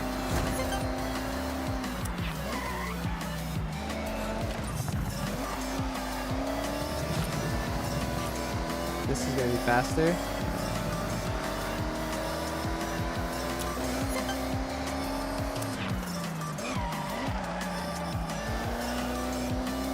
I readjusted again. Gonna lose a ton of time. Damn it. I just want to get one clean run, that's all. Like, this run is cooked already, so it's fine. I'm not actually, The only thing I need to worry about is this last curve right here.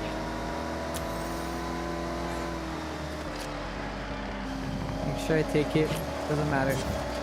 Doesn't matter. Because I want this flying lap.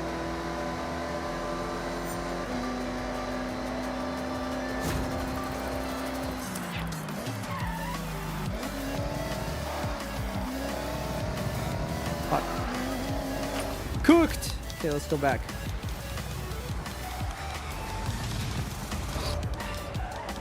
We're trying. Okay, let's try again.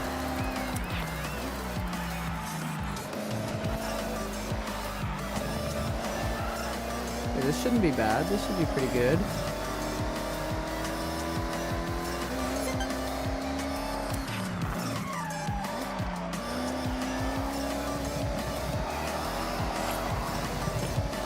Should be okay. Oh, I slowed down way too much. Yeah, this is cooked.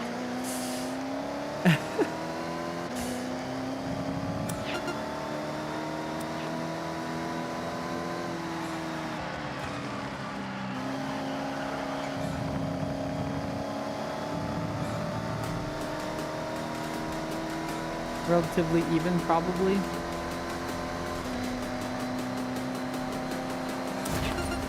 Zero, yeah. That's not relatively even.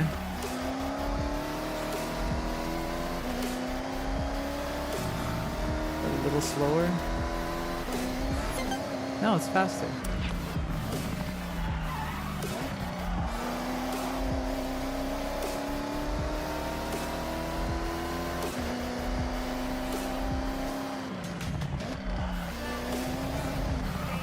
Okay, I'm not cooking right now. I am, oof, is all I gotta say to that one.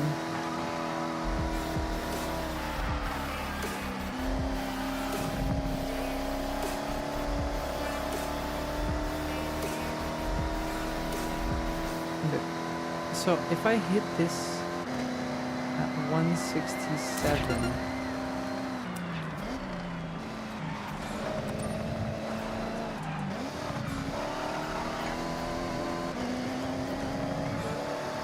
okay. Tiniest time gain. Okay, this was not bad at all.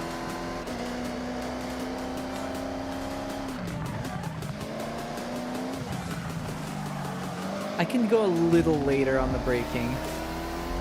I brake too early.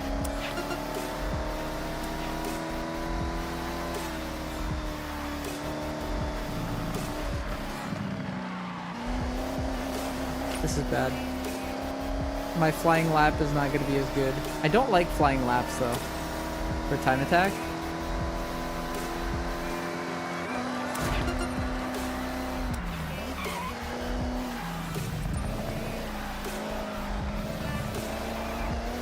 Okay, this was good. I should make decent gains here.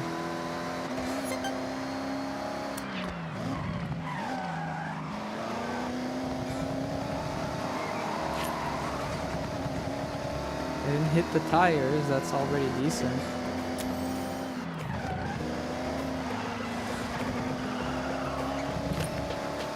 Okay. Damn.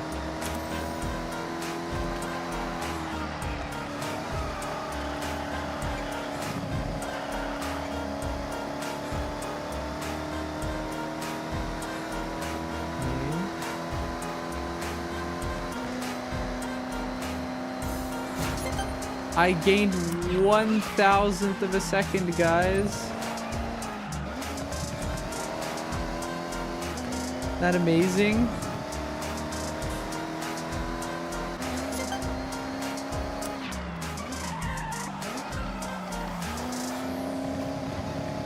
Okay, this was decent.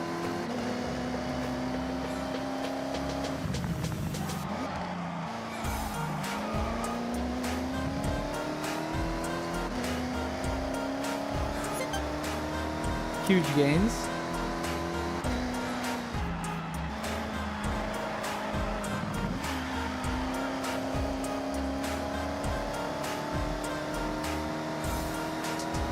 Ah, this is it. This is the clean lap, guys. There we go. Okay, we're gonna be content with that. So what does that give me? With my time attack.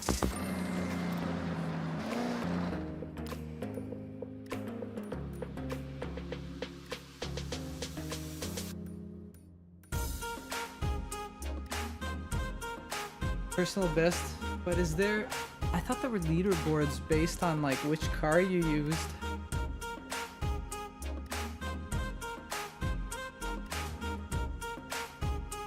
And 66,000 is crazy. Top 100% of one player. Yay, dude, that's me. Filter friends? Wait, nah, dude. Well, we can tell which is the meta car, can't we, guys?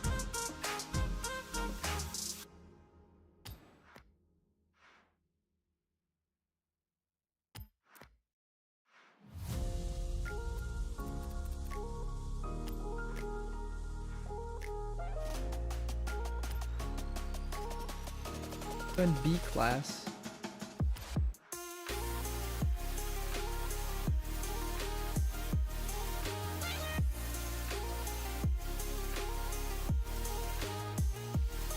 Damn, I'm only in top 10%. That's crazy.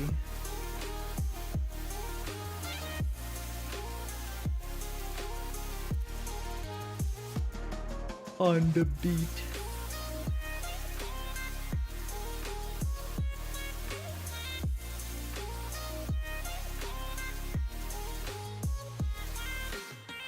Imagine.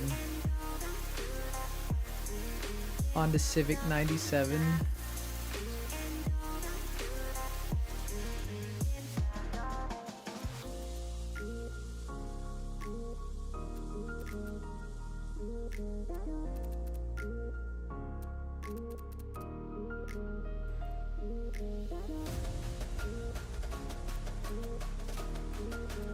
I used an S2000, what a Chad. Everything around the like 51 second mark is doable with most cars, I feel.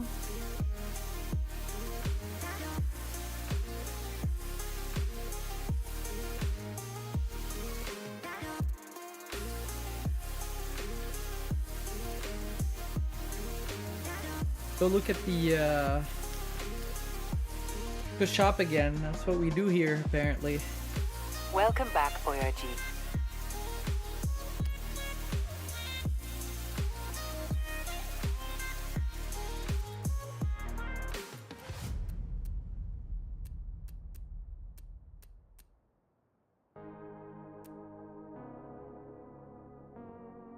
Oh, they did it with the 93 here.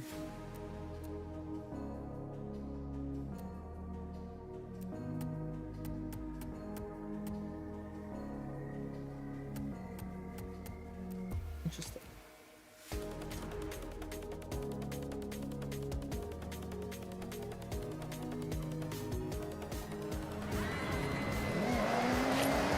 Okay, okay.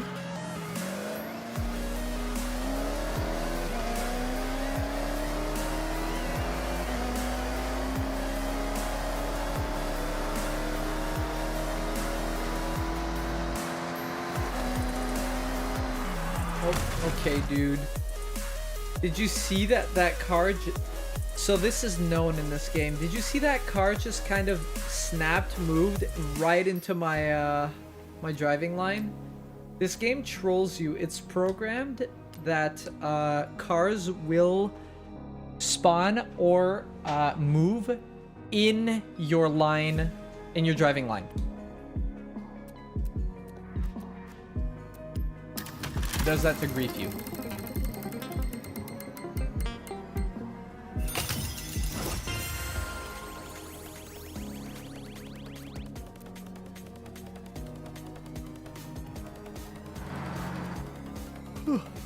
Okay, where are we going? Which cars? Nothing?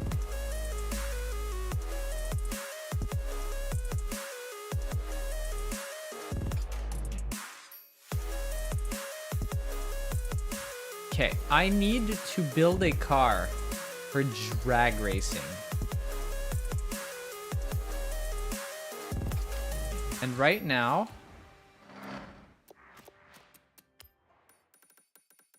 let's see what I end up building for drag racing. Anything goes. Okay. What do I want for drag racing?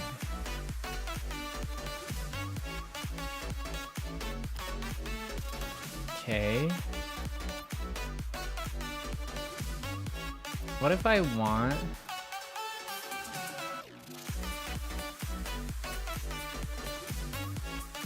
GT cars?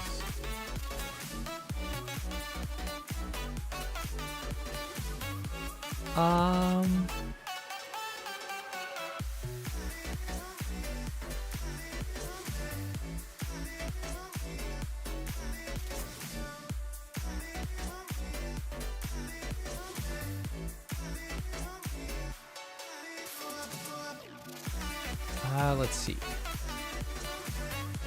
So what if I just grab a Hellcat? Or a Demon?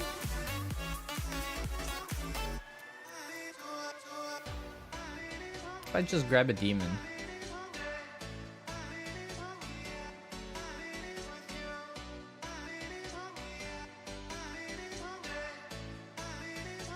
God, dude.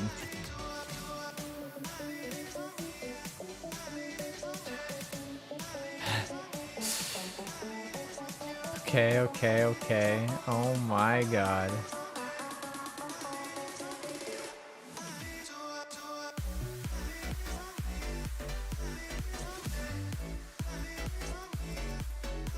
Some of these are a little interesting.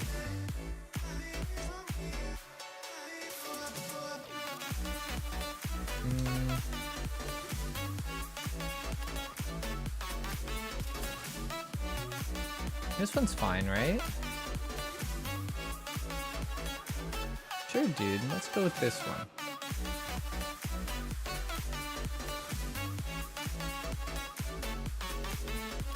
I'm not too convinced about the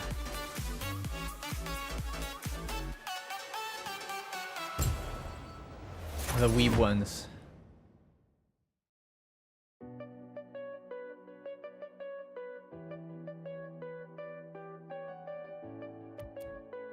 Okay.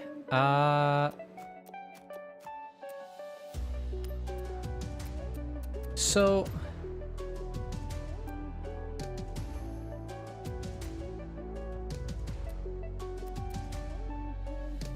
search keyword 1 rag. This one.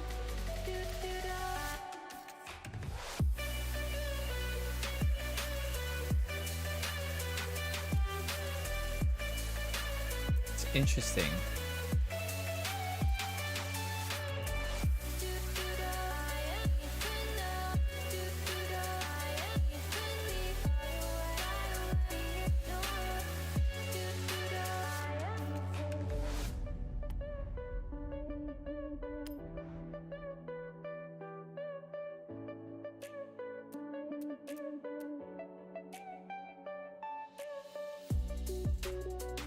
Why specifically 782? That's so weird.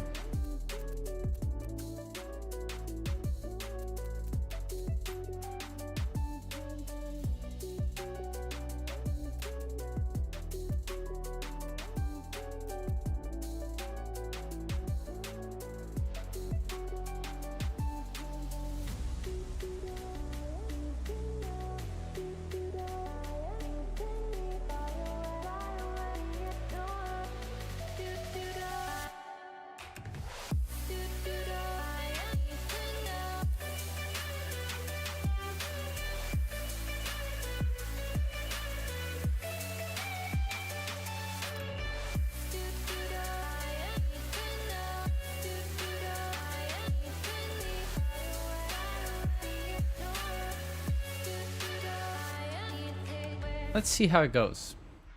I mean, theoretically, it should be fast, like really fast. This is just a drag race car. I really need to get into the theory of how to do, like, how to make a proper tune. Oh yeah, it doesn't, okay. We're gonna go back through all of the drag races afterwards, if ever.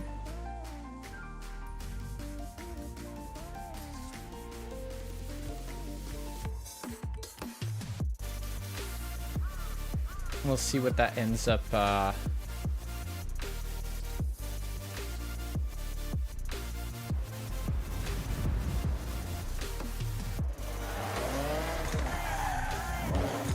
Okay.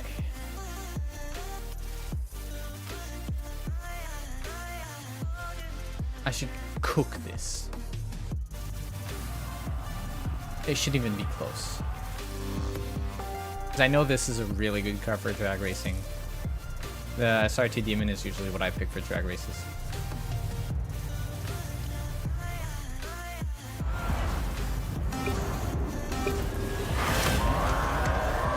Oh my god. I'm getting cooked by everyone. This is crazy. Okay. What is this cheating AI? I had a car that did like 10 seconds last time and I got 2nd place, and I have a car that does 9.7 now and I get 8th place in the same class? Excuse me? An amazing radio, thanks for the follow. Bruh.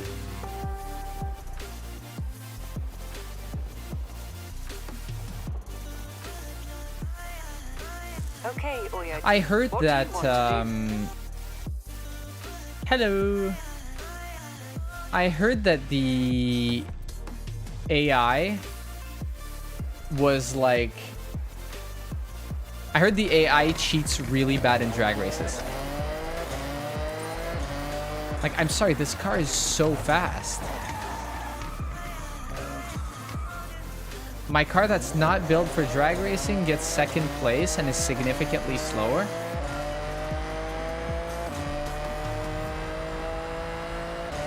And this car that's built basically entirely for drag racing gets 8th place is actually kind of wild to me. Jesus.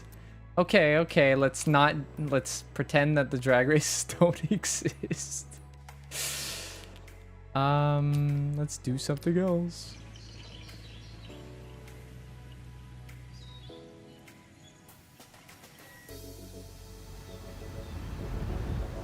Damn, I bought the car for this too. My money.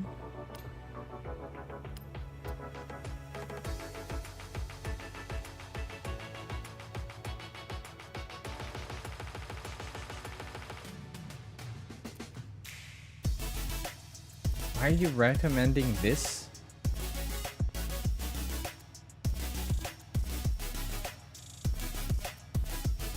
Hell nah.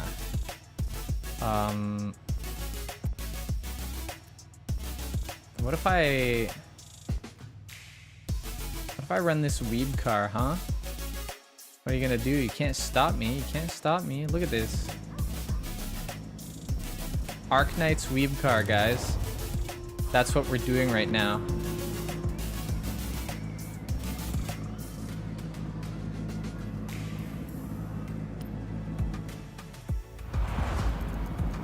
We're weebing around.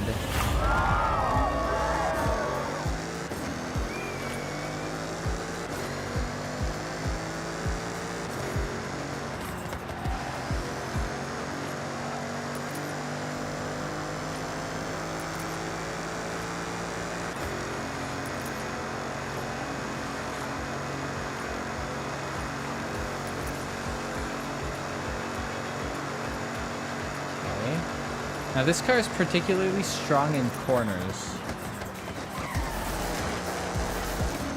These guys give me a little... that's so rude. These guys give me a little bit of room. I should be able to just overtake all of them.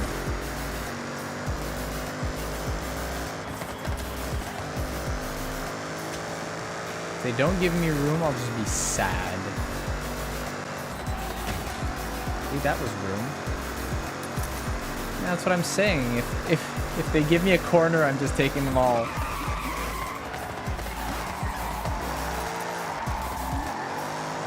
Okay, good recovery. Good recovery. I didn't expect to slide out in that corner there, but you know.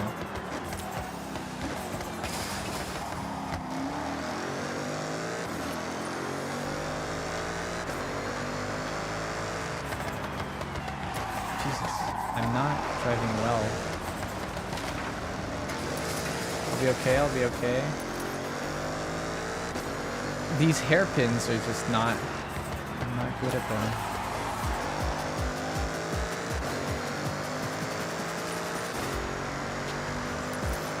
But I should be okay till the end here. I should maintain my lead.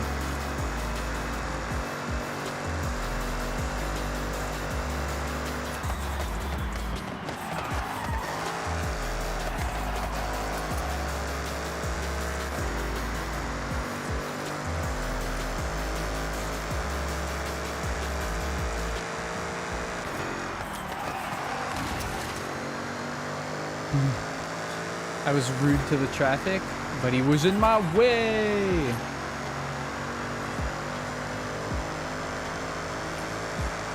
Get out of my way.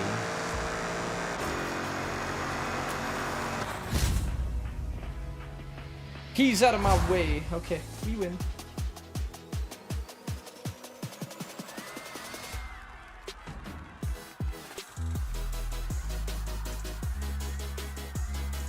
Hi, Deathblade.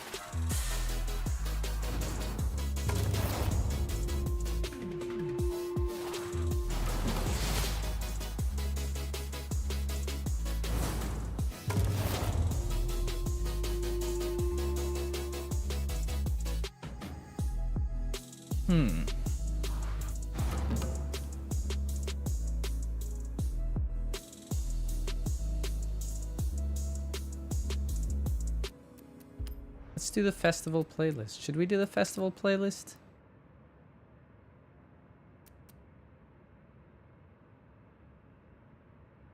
Nah, dude. Let's do this. Okay, Oyaji. I have Okay, set your route to the Oyaji. dirt race event. That's me, dude.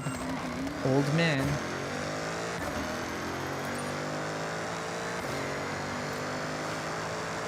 In 400 meters, turn right.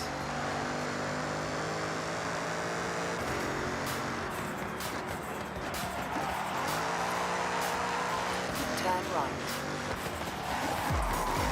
In 200 meters, turn left. Turn left.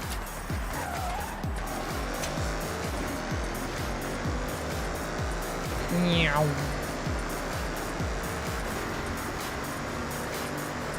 400 meters, turn left.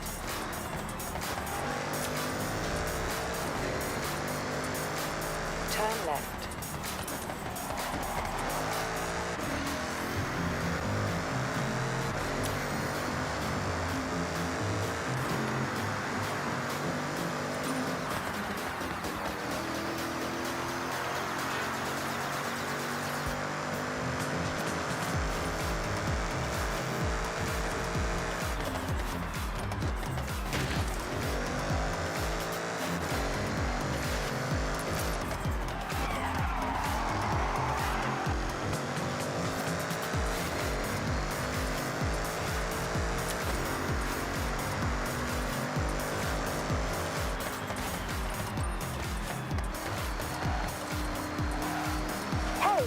RS500 is ready for you now. Hell The yeah, initial brother. attempt to get it out of the Wait a cargo second. crate did more damage than we realized. Nothing usually couldn't handle, though. Turn around when it is safe to do so.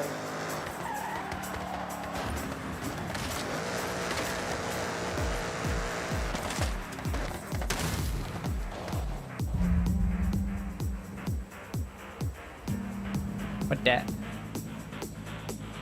I watched YouTube where the streamer beat the game using... That's crazy. Imagine using auto drive. That's so Oh cool. my What a God. gift. Be nice to say thanks. Guys, I got the Warthog from Halo. I love a gift, and this, very generous. Enjoy taking this one out for a spin. Guys, I got the Warthog from Halo. It's really expensive.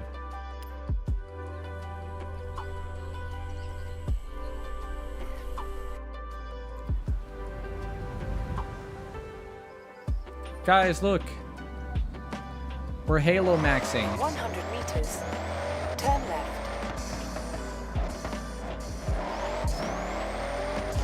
It's fast too. That's funny.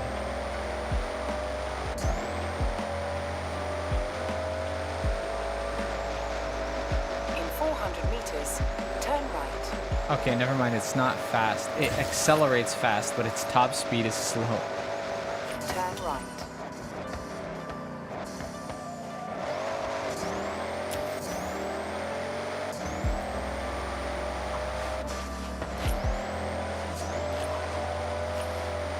Meow.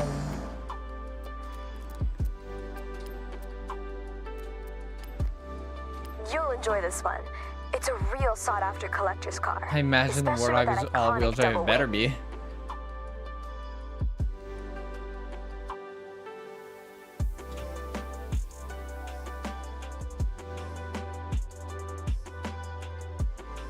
be. Imagine that.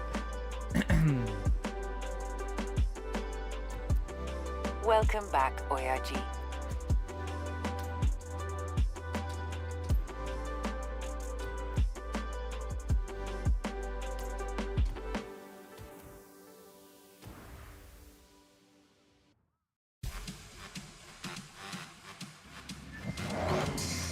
No, stop it. Don't you dare give me that camera.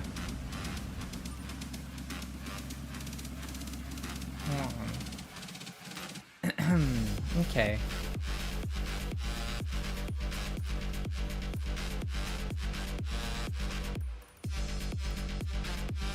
Retro rally cars. I don't even know if I have one. Let's check if I have one.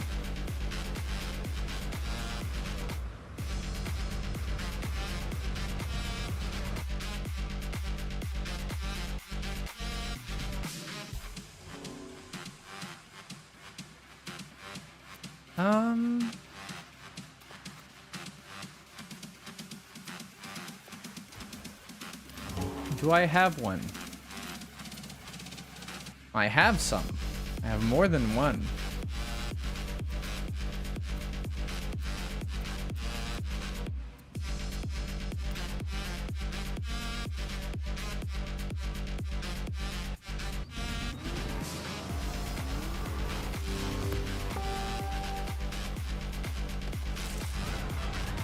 Okay, let's win, guys. Let's win.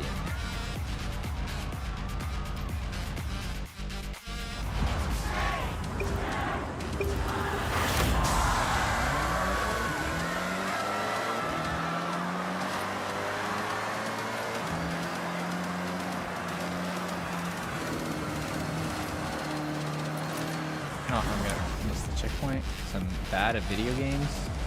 It says it in the go live message. Come watch me be bad at video games. Okay, this is where we pass everybody. In the off-road section, I'm going to never hit the brakes and just, well, okay, maybe here, but you just hold the gas. When the line is yellow, you hold the gas.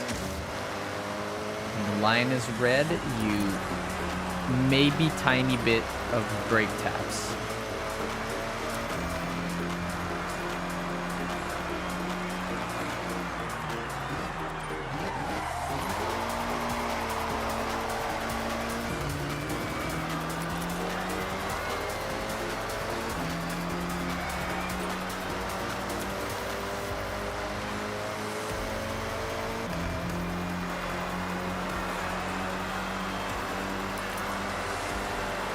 Help, guys, my nose is itchy. Help!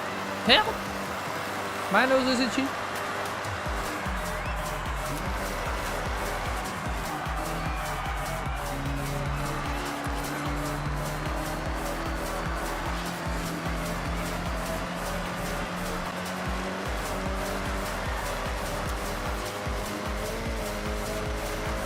You hold the gas here, and you miss the checkpoint.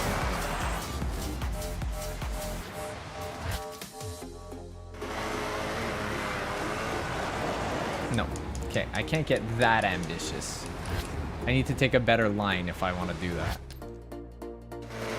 we do is we do this. We go a little wider. Whoa.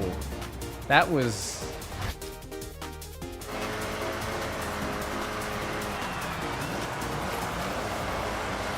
There we go. See? Much better.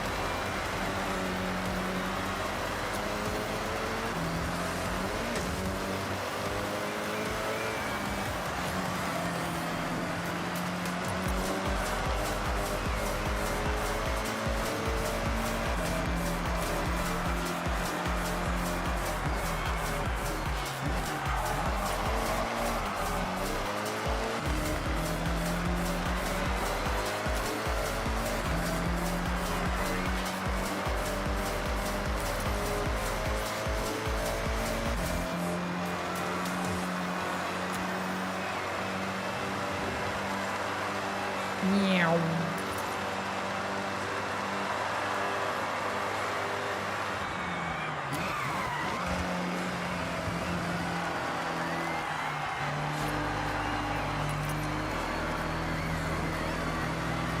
I almost missed that checkpoint.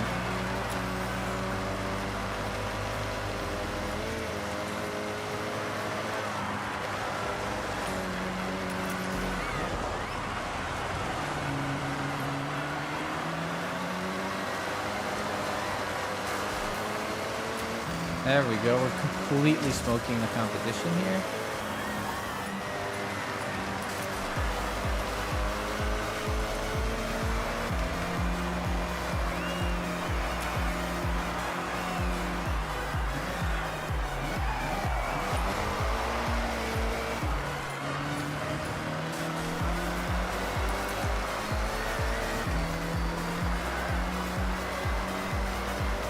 These guys are getting cooked.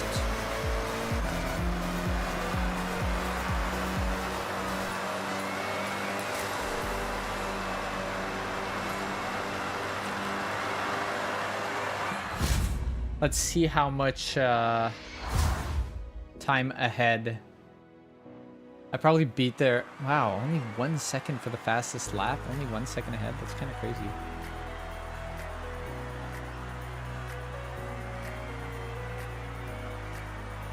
So if you want to see something really, really funny, you just look at the bottom ones and you see how fast their fastest laps are, especially like the second to last guy. That's because like if you look at the 4th and 5th ones, they have the slowest, fastest lap. Why? Rubber band mechanics. The rubber banding kicked in for the ones in last place. That's why they have faster laps.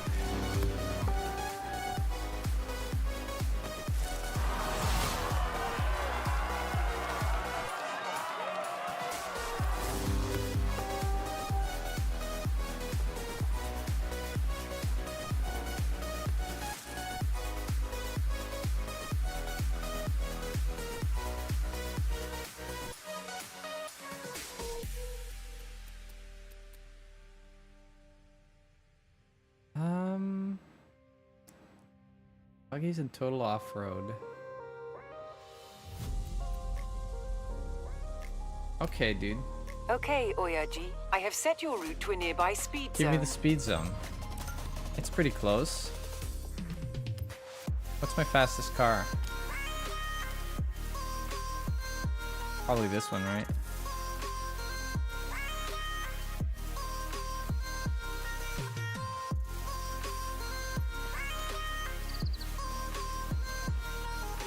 Let's speed zone. In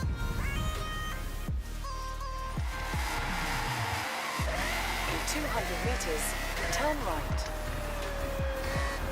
Turn right. Turn left. This car refuses to stick on the ground, brother.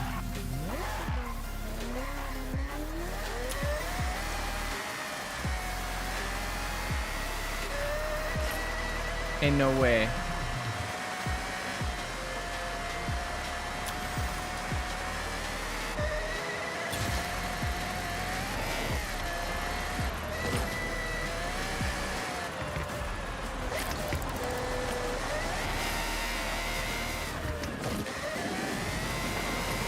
I can't do a speed zone with this car in the snow.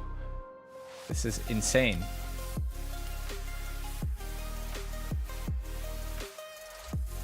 Do I have something that can actually, like, this thing maybe?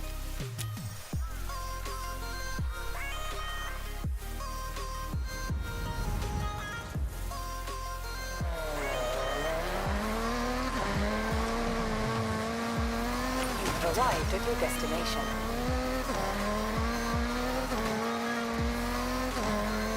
This is way more drivable.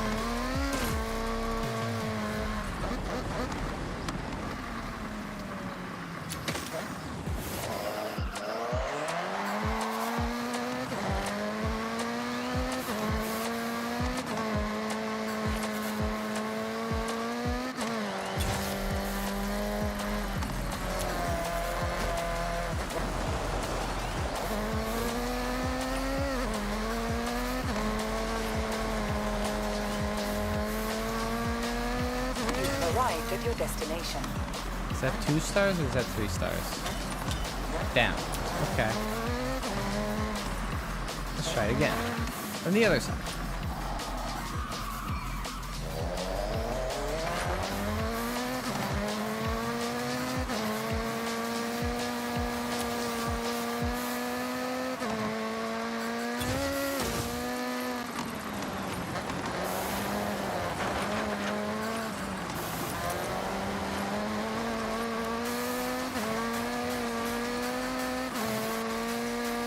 You've arrived at your destination.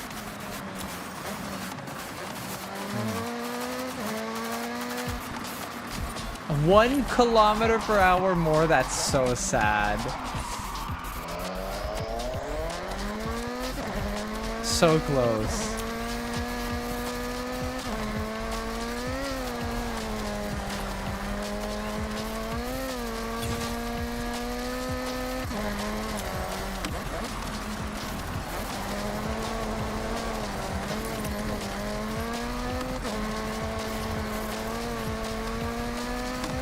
You've arrived at your destination.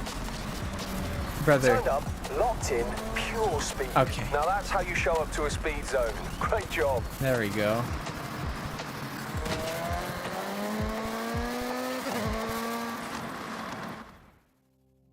Did I tune this?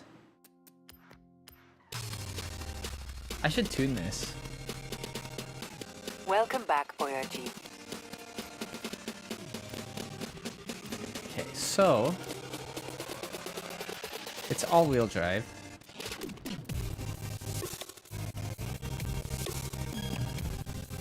This is heinous.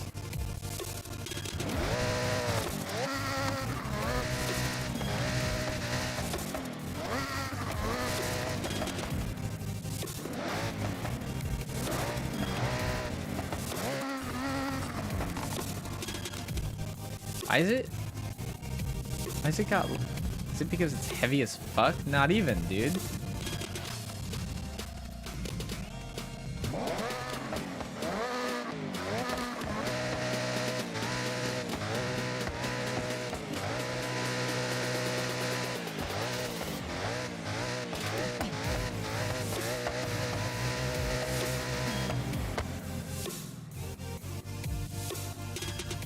Is it stupid of me to do this?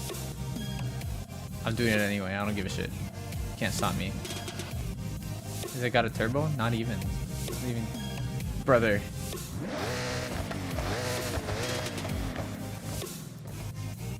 Okay, wait. There's a fucking restrictor plate in this thing.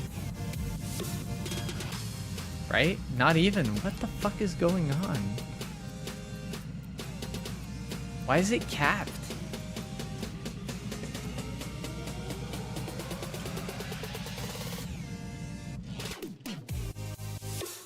What the fuck is wrong with the max speed of this car?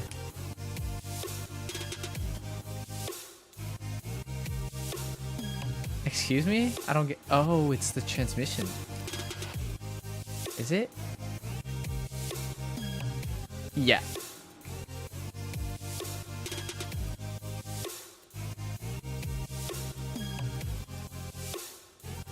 It's just the transmission.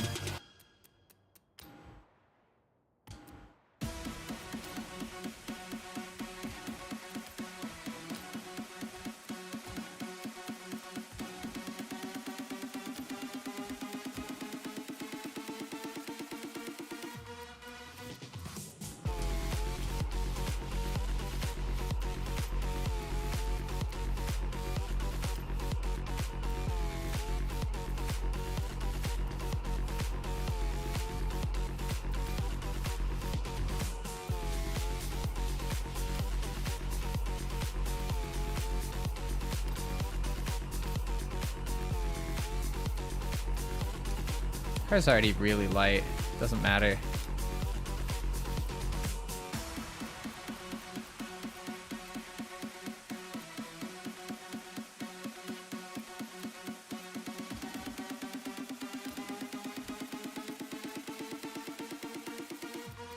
Get some good brakes.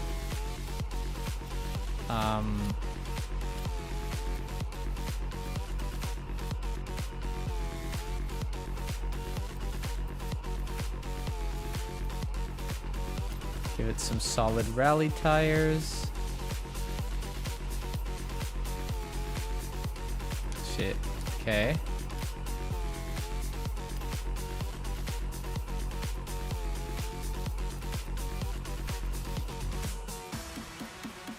Maybe we reduce that a little bit.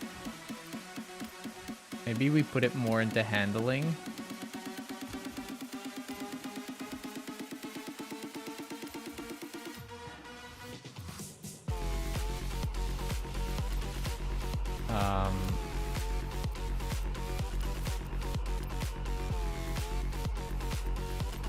Something like this.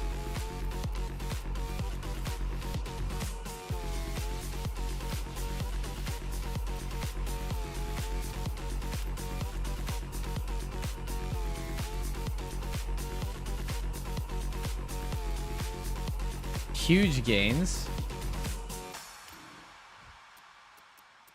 Huge gains. Top points?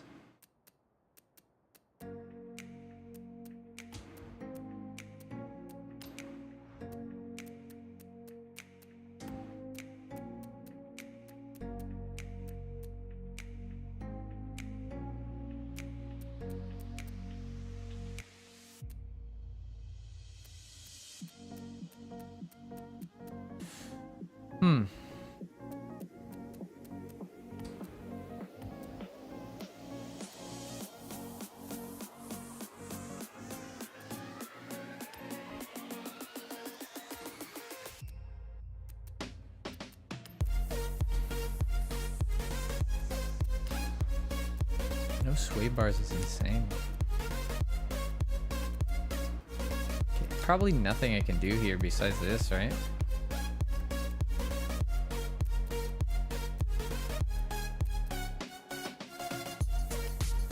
We optimize. No clutch. Maybe a driveline then. Nope. Okay.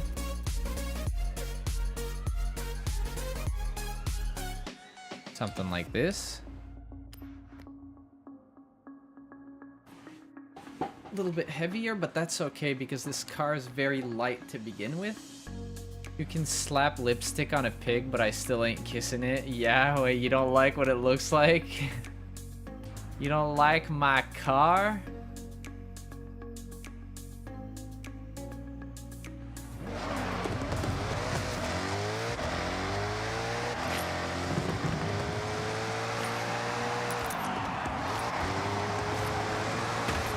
It's so fast, but jeez.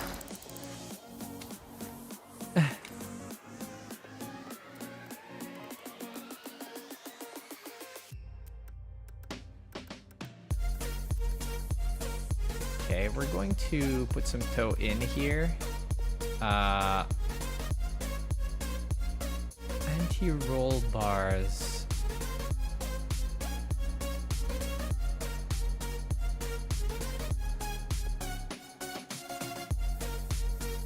They're so soft that... Oh yeah, they can be soft because the car is very... Okay.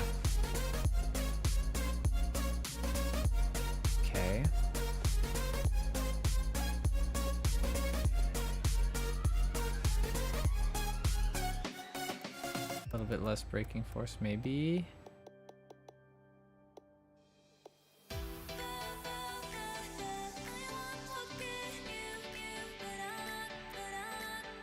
Something like that for now.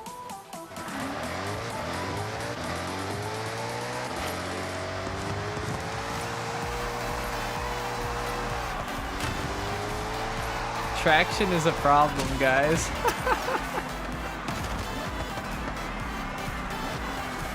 clip.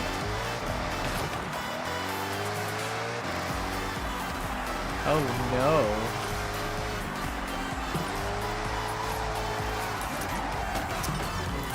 This car is probably pretty good.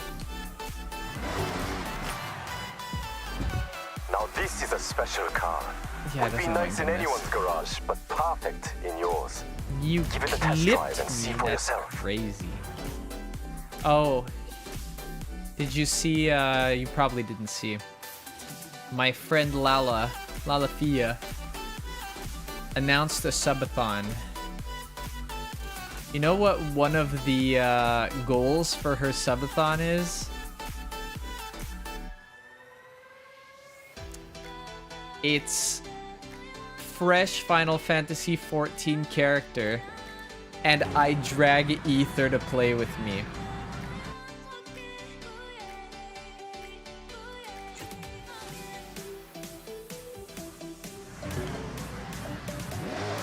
Imagine that.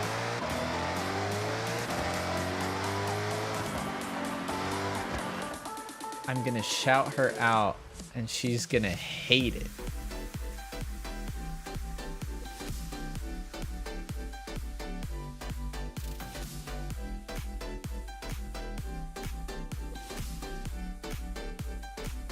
Our fairy friend Lala here.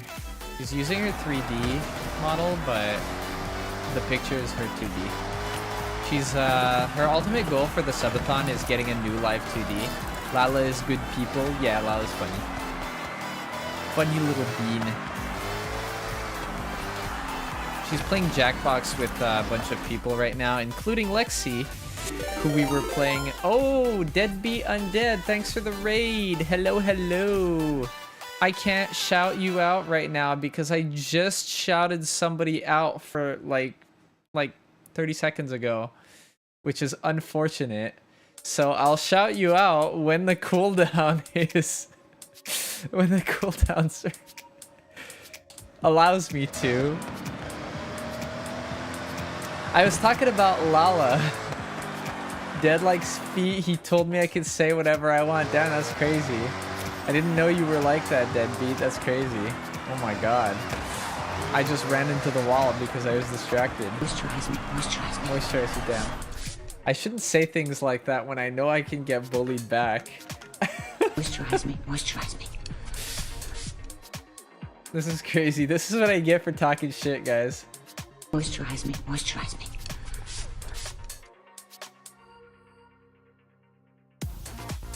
Moisturize me, moisturize me.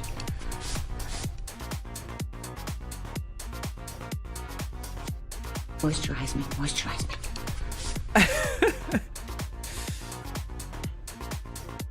This is what I Moisturize get. me, moisturize me.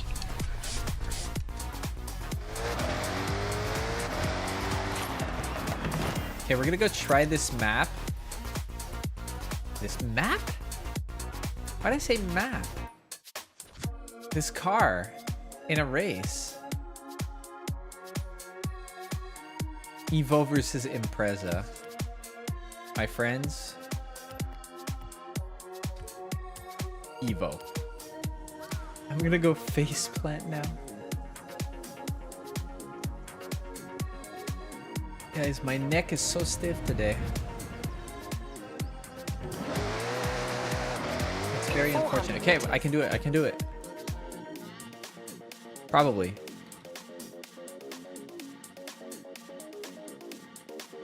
I did it!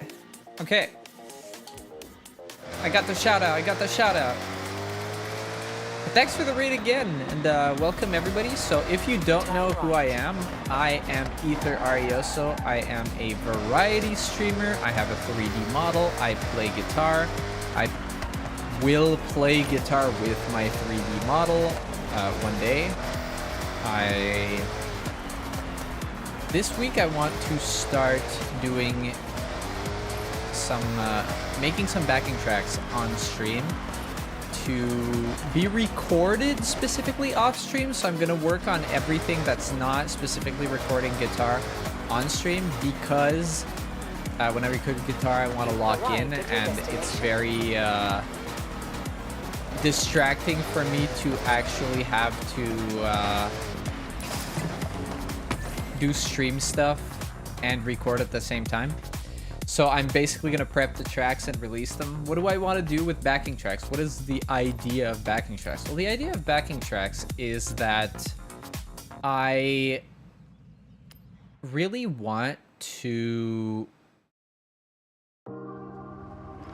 That was kind of funny how my car just didn't load its paint. I want to do metal, specifically, backing tracks, so that people in the VTubing community and whatnot who are into metal can use those backing tracks to do their covers. So I'm going to release as much as I can, everything for free, everything free to use for everybody. Use the backing tracks for covers as much as you want. I want the metal scene in VTubing to grow. That's my entire goal. So I'm gonna provide backing tracks for people to want to do that. So what I'm gonna do is I'm going to release the stems, which are all the individual tracks per song. So anybody who wants to do a vocal cover, a guitar cover, a bass cover, a drum cover, they can selectively use any of the tracks that I've provided and mute the others as necessary to do it with their own instruments. So that's the idea of what I want to start doing. I do have a 3D model and I have relatively good finger tracking. And when I say relatively, I mean quite. And I want to do 3D covers of, well, guitar. And I have everything ready for it. It's just right now I have a little bit of software skill checking going on. And I need to work on that. These guys are just going insane. It's not like the biggest part of the goal is honestly that it's already done. I have the equipment, I have everything kind of works. It's just that I need to start recording stuff, but I have a little bit of bumps, a little bit of a bumpy software portion, and it's basically the last step because everything else works. There's just a little bit of fuckiness when it comes to the 3D model and the way that it's handled in its software. The shoulders don't work very well, which in turn breaks the entire rest of the model. So I'll give you an example of what I'm talking about here.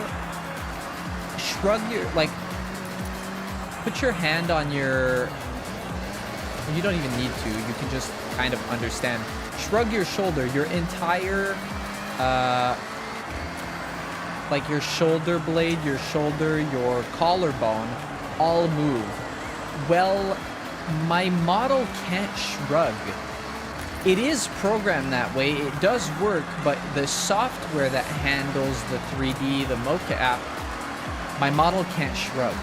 It doesn't understand in the logic of the software what shrugging is. This is a huge problem because it means that my entire shoulder is locked in place when I'm playing. That sounds like it's not that big of a deal, but what that does is that I can't move my shoulder forward and back. I can't move it up and down either. It's stuck in place. I can only move the arm. So if I'm playing guitar standing up, my arm won't extend as far as it should because the shoulder won't compensate, which means that I can't really play guitar standing up and record because the movement of the shoulder doesn't actually want to work properly in a way that'll allow my hand to be in an accurate position on the guitar. So I can play sitting down.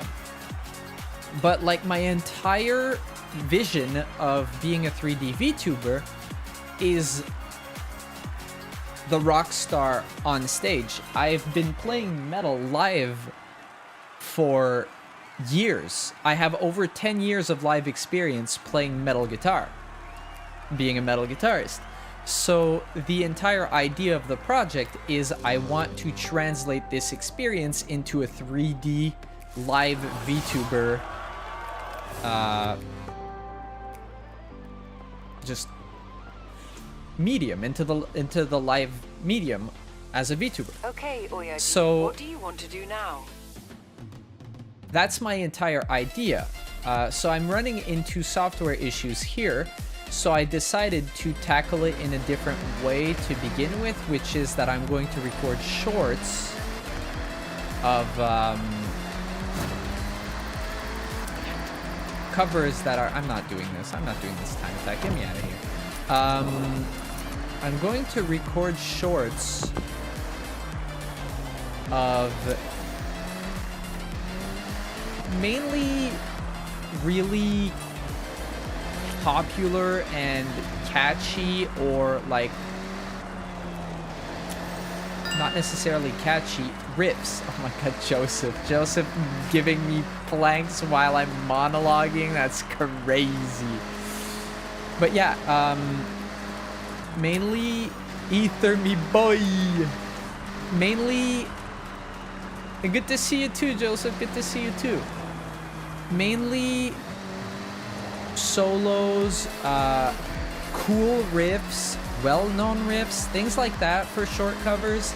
And otherwise it's going to be popular songs that people would probably be interested in covering as backing tracks. So that's going to be the main stuff that I'm going to do until I can actually get to a point where I can fix the standing portion of the 3D to a point where I can actually perform well, and then I'm going to do what I can with that.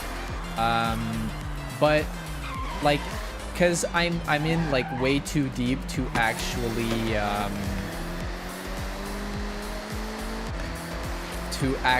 change the way that I... Oh yeah, fuck that, brother. Look at this. I need to climb this to get this board on top. I can't... I need like a monster truck. I need a bug... Do I have something that has like large enough wheels for me to be able to do this? Beside... Well, maybe this or maybe this. Let's try with this one first. But yeah, that's my goal for what I want to do as a VTuber. My ultimate goal is that I get to feature on other people's lives as a guest, playing guitar on their tracks. That's kind of what I want to do.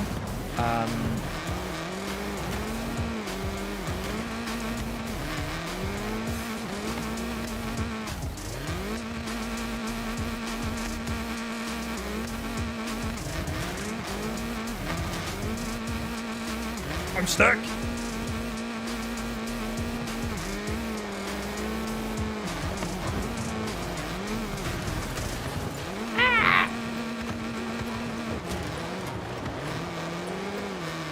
Get me out of here. I can't do it. Okay, I'm gonna do my plank. I'm gonna do the plank. I got you. I got you.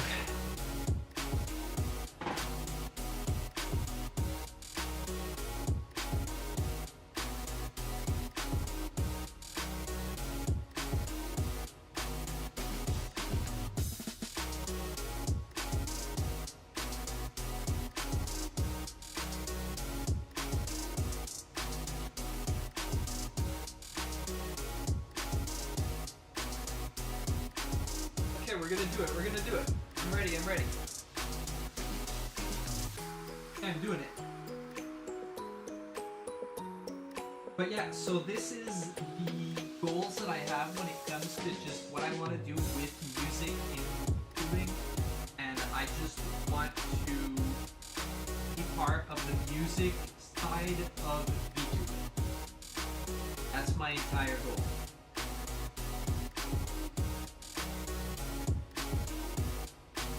planking. We're almost done. Okay, we're done. Okay, stop it.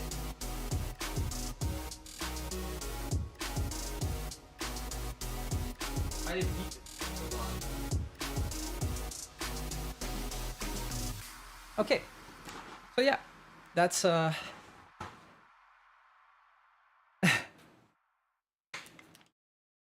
the entire goal of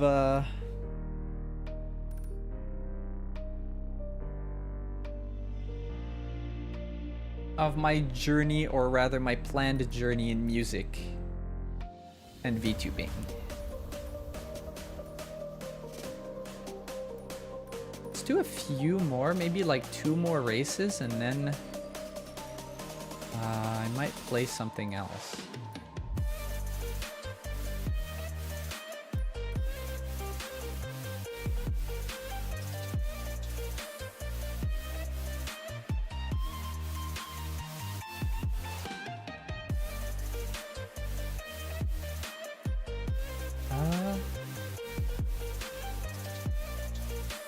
Is there...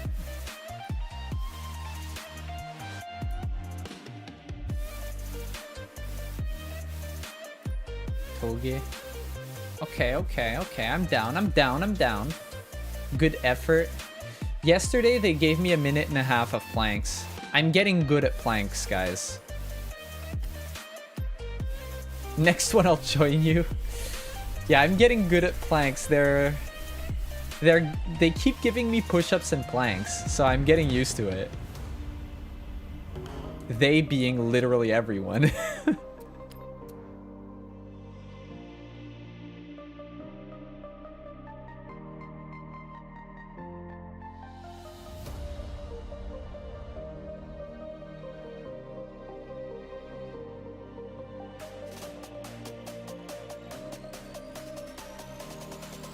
Okay. Must make more. Oh my god. That'd be bullying me. I'm being bullied. Yeah, if you wanna...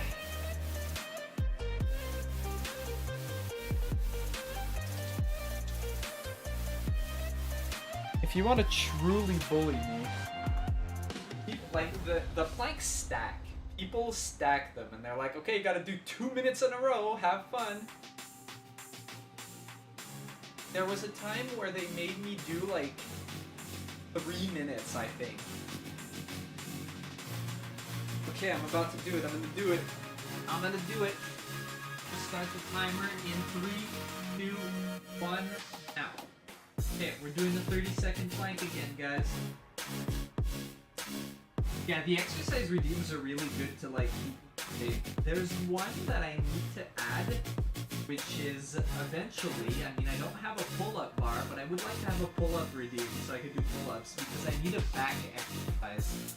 Because right now, I'm only doing planks, push-ups, and it's very, like, push-centric. But I need something that is, okay, 30 seconds are up. I need something that's more,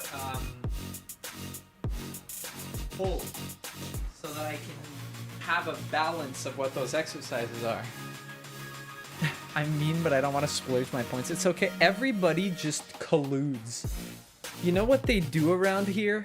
They wait until one person redeems something and then everybody does the same thing. So it's like, oh my god, everybody's redeeming moisturize, and then they just redeem it all at the same time.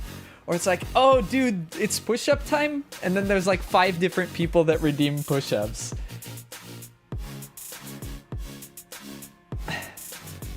They just stack their shit.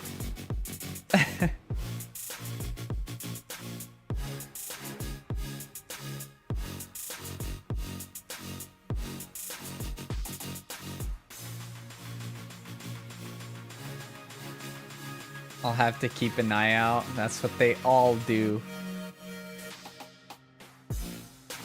Just finished it with you as well. Maybe pull-ups, like 5. I don't know if it would be 5. It might be 3. I might make it cheaper though. I don't want people to redeem like 20 pull-ups and I want to like end it.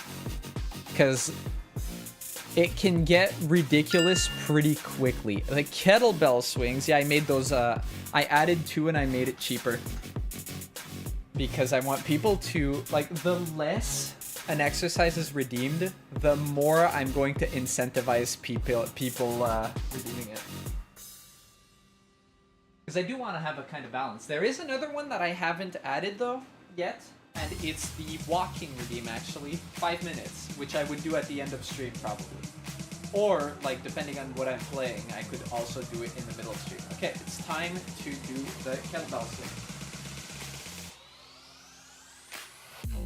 1, 2, 3, 4, 5, 6, 7, 8, 9, 10, 11, 12. It's a good exercise. Good for your shoulders, it's good for your hamstrings and your like entire posterior chain. And it's good for your core. Yeah, like I can do 15 push-ups, I can do 20 push-ups, but if someone redeems 9 or 12 pull-ups, it's going to be a lot. Like it's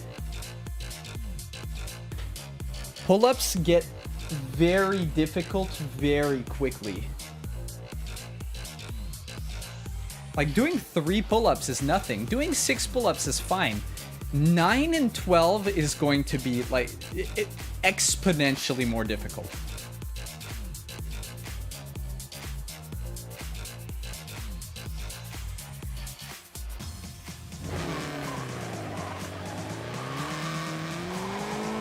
Meow.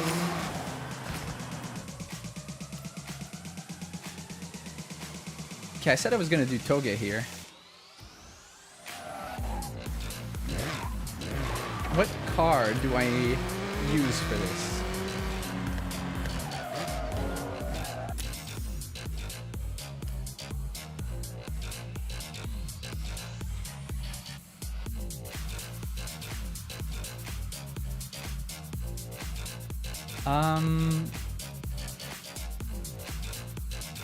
GR86?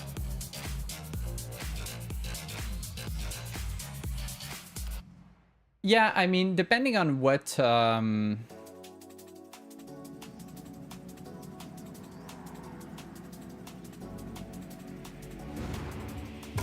maybe do resistance band instead if people are gonna jump on it for 20 or so. Well, the idea is that, first of all, I need a pull-up bar. I don't have a pull-up bar, so I can't really do it. Mount Haruda, one of the most iconic Toge roads. It winds through thick forest, but once you break out of the trees, you'll be met with the wildest views. This one's been on my bucket list forever. This guy's super tuned, and I'm just like, haha, stock car.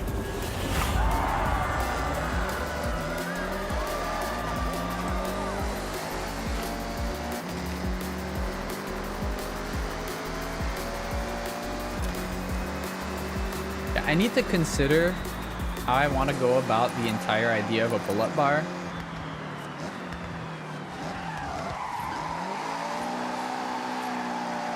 I'm spinning out.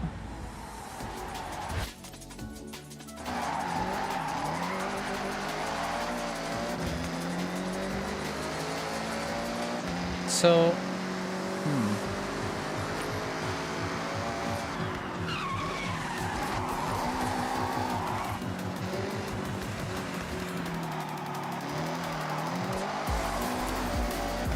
I need to pay more attention to what the next upcoming curve is.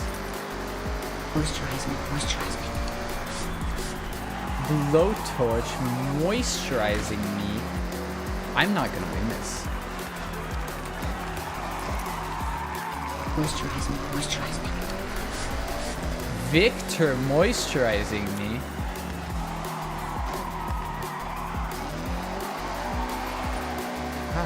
Why am I so bad?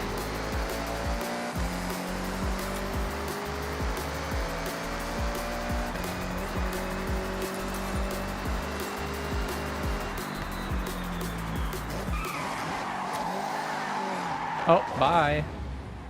We have arrived from watching movies.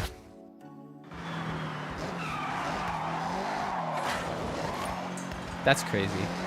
What kind of movies are we talking about here?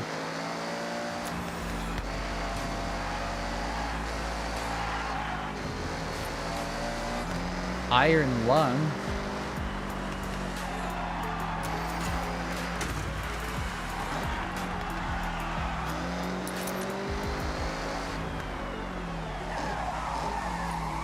Was it good?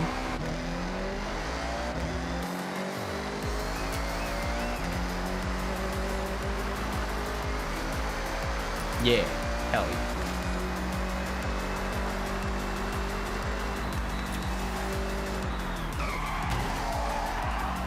Dude, I fucking hate this. I just lose traction instantly.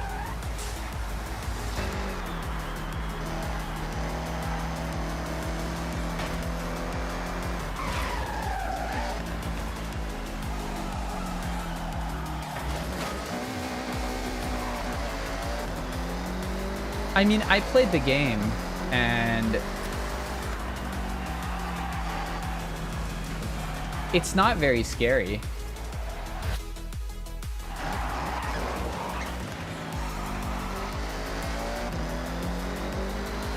It's more thalassophobia and the fact that, like, you're a little bit claustrophobic and stuff.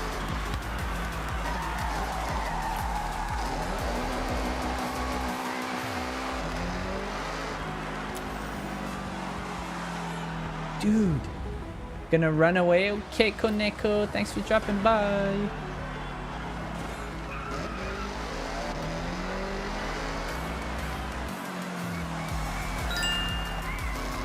Oh my god, I am shrimping. I'm deeply shrimping right now.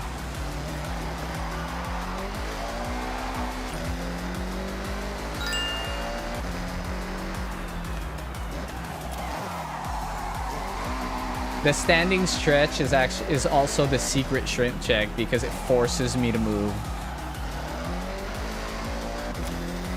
Okay, can I pass this guy in this last part?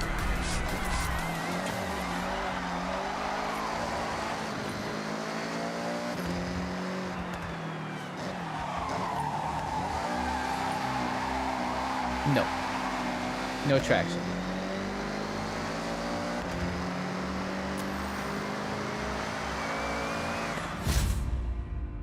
Sippy sips, standing stretch, shrimp check.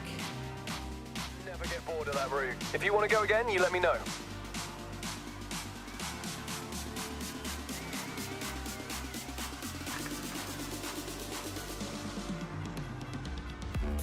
Moisturize me, moisturize me. Oh my god.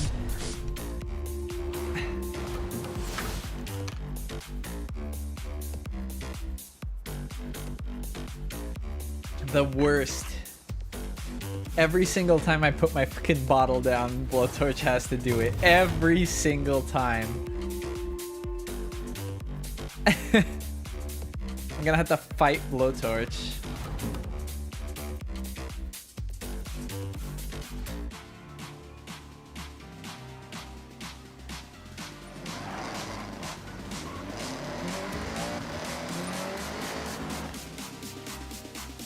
We're gonna have to fight. What do you mean you think why do you think Blowtorch would win? What the fuck? I have to fist fight Blowtorch. Yay, money!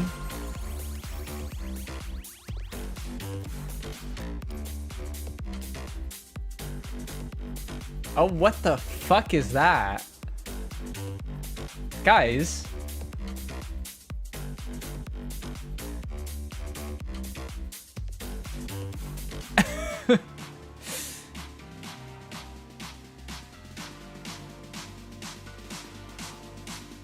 Interesting.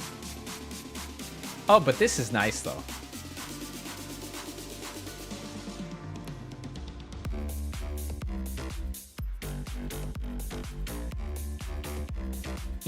Side eyes. Guys, let's go paint the car. Yeah, the white one is not. Okay, let's do one more. And then I'm gonna figure out what I want. I'm regretting eating that pizza a little. Dude, I regretted eating my pizza the other day. When I ate, like, dude, that thing gave me the most unfortunate IBS.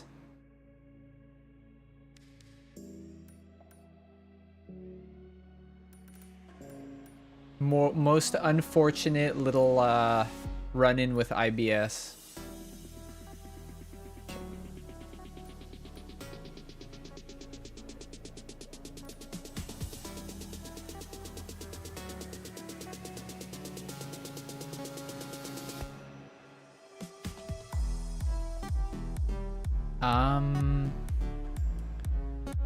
What that? Dirt racing. TMC Cyclone, that's crazy. Maybe later though. For now, I'm gonna do wait, finish 12th. Am I that bad? That's fucking crazy. What about this one? Finish 11th. Well, okay, hear me out. My take with pizza is frozen pizza is awful. So if pizza from like a delivery place is like a good 8.5 out of 10 in terms of just satisfaction for eating some greasy slop, right? Well, then frozen pizza is like a 3.5 or a 4. It's just, it's edible. It's not satisfying at all.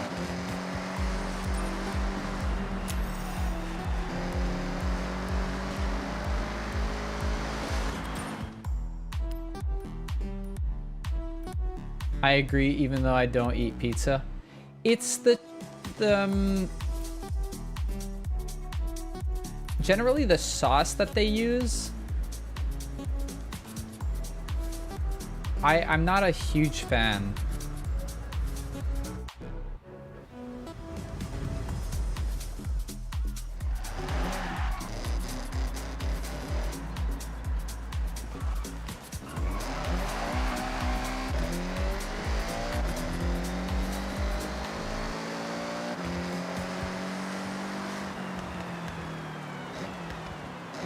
You have arrived at your destination.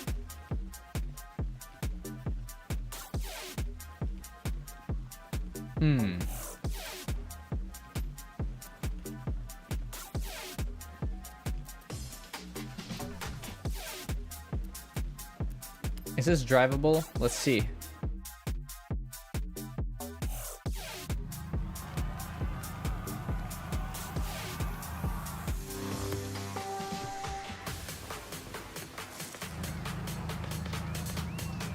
I like Domino's cheesy bread. Little Caesars is my go-to. Yeah,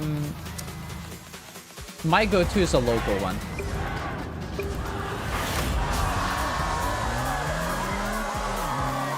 Oh my fucking god. I'm slow. Okay, we're gonna do our best. Whoa.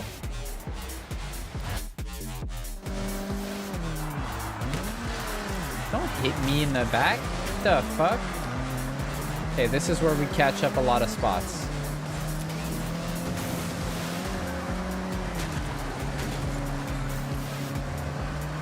Because we don't need to hit the brakes.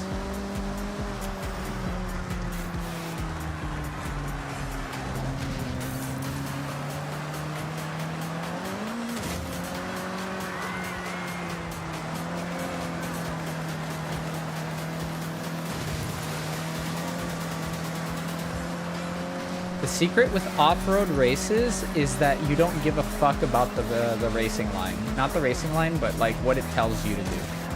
So usually you just have the line on and it tells you when to hit the brakes and stuff and when to watch your speed. If it's yellow, it means hold the gas when you're on off-road. If it's orange, it means hold the gas. If it's red, it means watch it. Like this, watch it. Just let go of the gas. Here, I gotta brake because it's like a deep red. But like otherwise, I just hold the gas. And I'm gonna win this. Even though my car is not the fastest because it does the best in curves. There's a local pizza place that does loaded baked potato.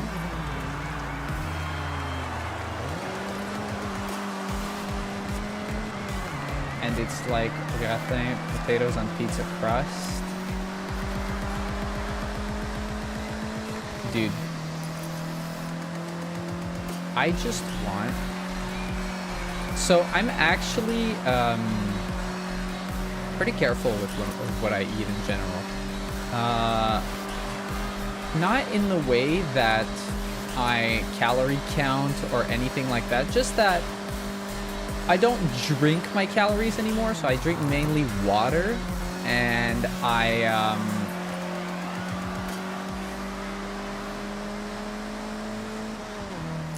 Dude, if these guys have more speed than me, I'm cooked here. I also try to stay like a decent amount away from sugar in general.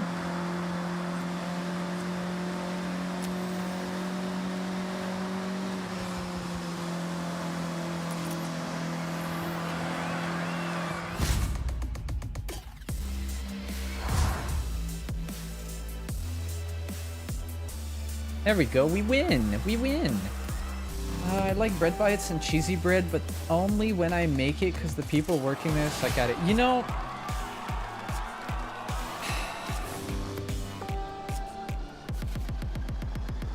I think it's normal for people to not be that good at their jobs. Let's go with that.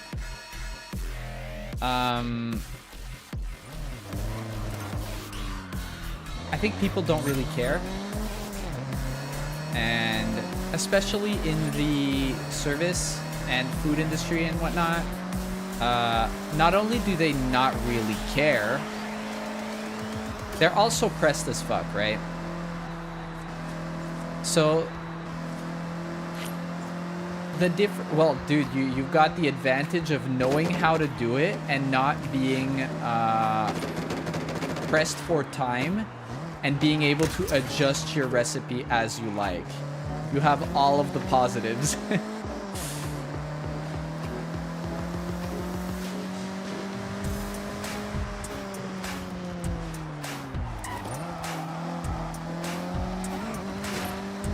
Hi, Deathblade.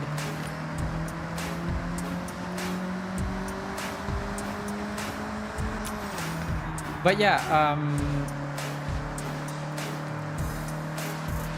I was actually talking about this with a friend earlier about the cultural differences regionally between how people approach their jobs.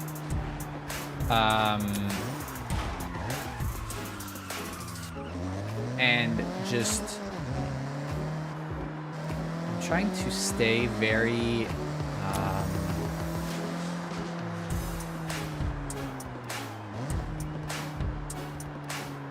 inoffensive in the way that I put this. But basically, and this is also a thing of before versus now and the evolution of just, I don't want to say corporate culture necessarily, but like back in the day, you could work at the same place forever until you retired, and like there was retirement packages and people were like proud to work where they worked. And if you would work at like a big company like Microsoft or IBM or things like that, you were proud to work at that company and you were proud to have a career there. And the turnover wasn't, well, after 3 to 5 years you need to job hop or else your salary's not going to go up. Like, that's not how it was back in the day. But also, when you, well, it's not really a matter, what I'm saying right now, right? It's not really a matter of me talking about doing a good job or doing a bad job. It's more a matter of taking what you're doing mostly from a customer-facing standpoint, or like working on something that's directly delivered to people. So whether that be a product in terms of entertainment, whether it be service or anything like that, right? There's take a really good example I can give here is take Japanese chains of stores or fast food and compare them with the same establishments in different countries. There's just a different approach to the way they work. And when I say work, I mean take their, like, how seriously they take their job.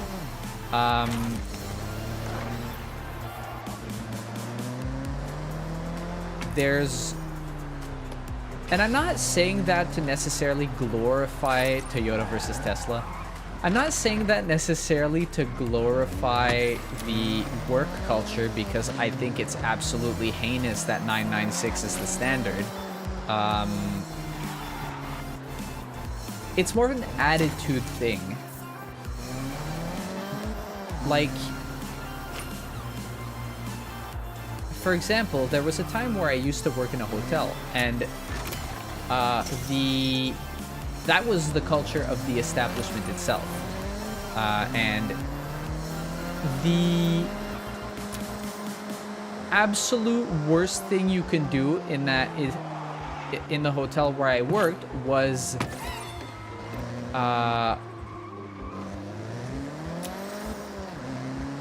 render a service that is subpar to any customer. There's always going to be stuff that happens, right? But within your power, like, it's not about the customer is always right. Absolutely not. At any time, we could tell the guests that we could tell them to fuck off.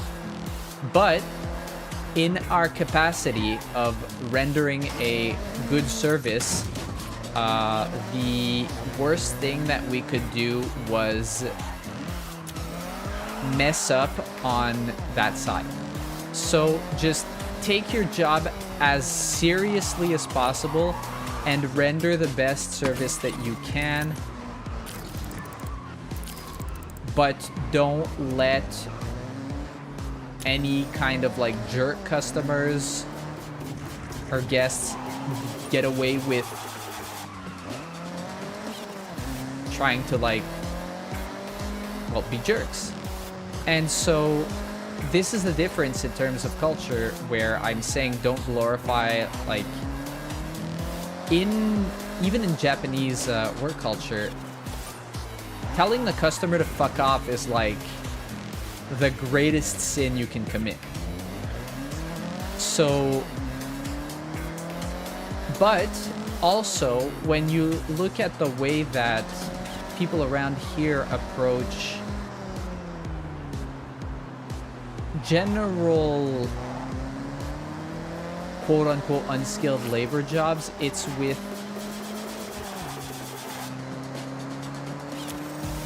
zero. So I want to say zero seriousness. There's a really, really big difference in taking a job seriously when it only benefits corporations and the employer, and taking a job seriously when you're dealing with clients, customers, and guests, right? So if I work in a manufacturing chain, I don't give a fuck, bro. It doesn't matter. But if I work in the customer service industry, for example, in a hotel, which I have experience with, I'm not going to be a nonchalant dickhead and give a bad experience to someone who's trying to come on vacation. Like, I'm going to give you a good service. I'm going to give you the best service that I can give you because my job is to give a good experience. And this person, this guest, this client in front of me didn't do anything for me to treat them like I don't give a fuck, right? Like, I'm going to give you a good experience because, well, number one, that's my job. But number two, because I am dealing with a person in front of me, and this person deserves for me to take my job seriously because they're paying for this, and also because I'm like, I don't want to be like, I want to be a good person. Like, I don't want to be a dickhead. So I'm gonna do my job well, which is to be like, I mean, I would do it even if I, like, it wasn't my job. Like, I'm gonna be enthusiastic and I'm gonna be friendly to you just because that's how I am. But you don't need to be paid like an extraordinary amount of money to just act like a decent human being. Culturally, are Japanese customers bad to elicit a denial of service? It depends. I think in every culture it's a case by case. Mind you, I'm not gonna say that I'm an expert in knowledge when it comes to Japanese people or like anything like that. The only exposure I have is word of mouth from people that speak about it and people that discuss it. But I think it's really just, I think there is a more of a sense of respect for those kinds of establishment that there would be in the West over here. But at the same time, on the like flip side of the same coin, I think there's also, for bad actors, an understanding that they will also not do anything.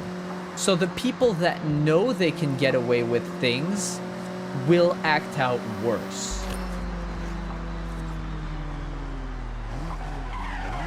But like, I mean, like I said, there's bad actors and there's people like that in every culture, right? So there's good and bad in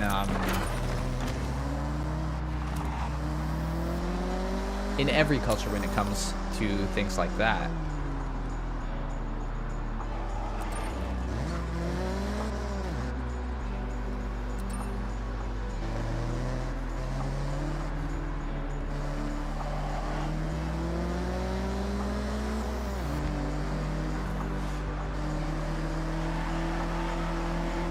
Like, I've had to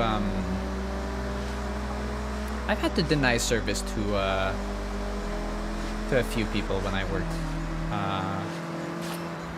well, in multiple different establishments.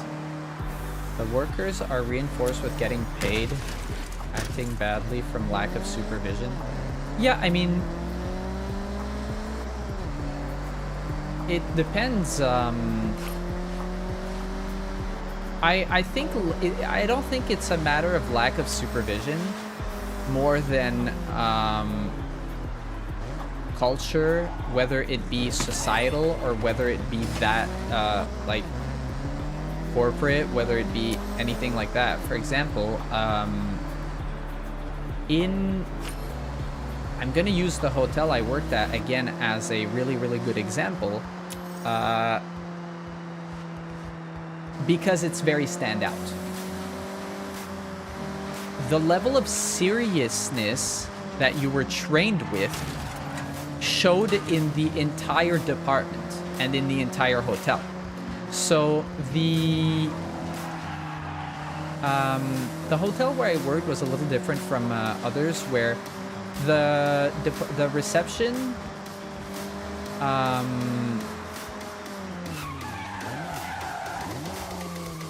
The reception where I was at was more of a... I was shift manager. I was basically assistant manager there. And the department itself, unlike a normal hotel where you just kind of answer calls and book rooms, the reception department was more of like a central dispatch unit for all of the other departments in the hotel. So we were kind of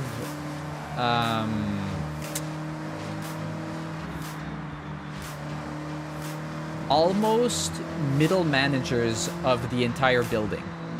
Not almost. We were middle managers of the entire building. And everyone needed to understand basically how every other department worked, and we were, like, lightly at least, in terms of scheduling and whatnot. And we were like the dispatch center for all of the other work that went on in that hotel. And so it was a lot of work comparatively to just what you would expect from someone working reception. So I was basically an assistant manager of that department, everything but in name, because I was shift manager and I was basically the second most experienced. I was the only one who could do all of the shifts. So I was the only person there that could do mornings, evenings. So mornings with checkouts, evenings with check-ins, and overnights with the audit. So I had experience in every shift. I had experience with the events, and I was also the there was my manager, and I had the most seniority in the department. So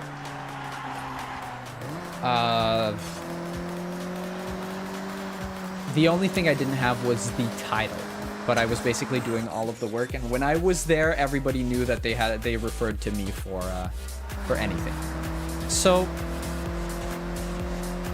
the entire department was, well, most of the entire building was trained with a lot of seriousness and a lot of care. And that was the culture of the entire workplace, right? And mind you, this is not something that is typical around here, because around here,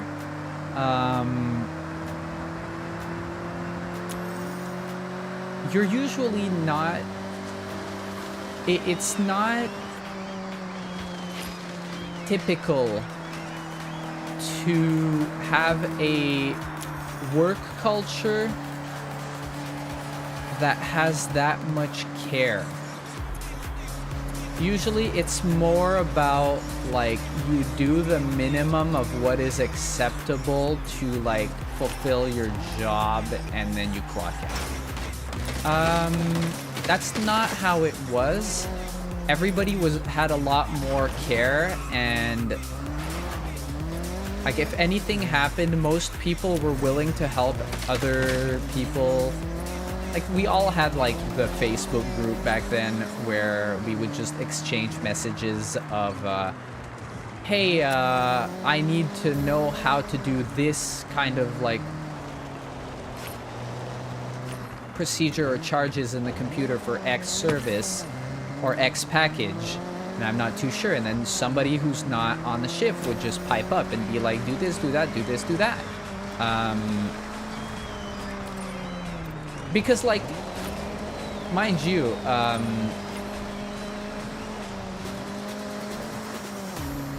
we just, everybody knows, like, everybody knew how it was. Like, it's pretty complex to learn all of the individual packages that keep changing and how it works. That means you're always working and that gets old fast. Not really, because on the flip side, everybody knows how everybody knew how it felt to be in the situation where there's a guest in front of you and you're stuck with a piece of like a package or whatever information or a specific thing that you're not very familiar with, because like I said, it was really complicated. The job itself sounds really easy, but with the evolution of different, because the hotel had like restaurants and everything and a lot of different services, affiliated services and stuff. So there were a bunch of packages and things that kept changing all the time, and it's just difficult to know everything perfectly. So our department was really tight, and a lot of the time, if somebody would just drop a message, someone who was not currently super busy would just pipe up and be like, yeah, sure, you do this, but it's literally not, yeah, like those, not only do those roadblocks cause more work for you, but also, you know what it's like in that department, you know what it's like when you have a guest waiting in front of you or on the phone, and you're just there, and you don't fucking know. Like, you don't know what to do, and somebody's there to just help you get you out of that shitty situation.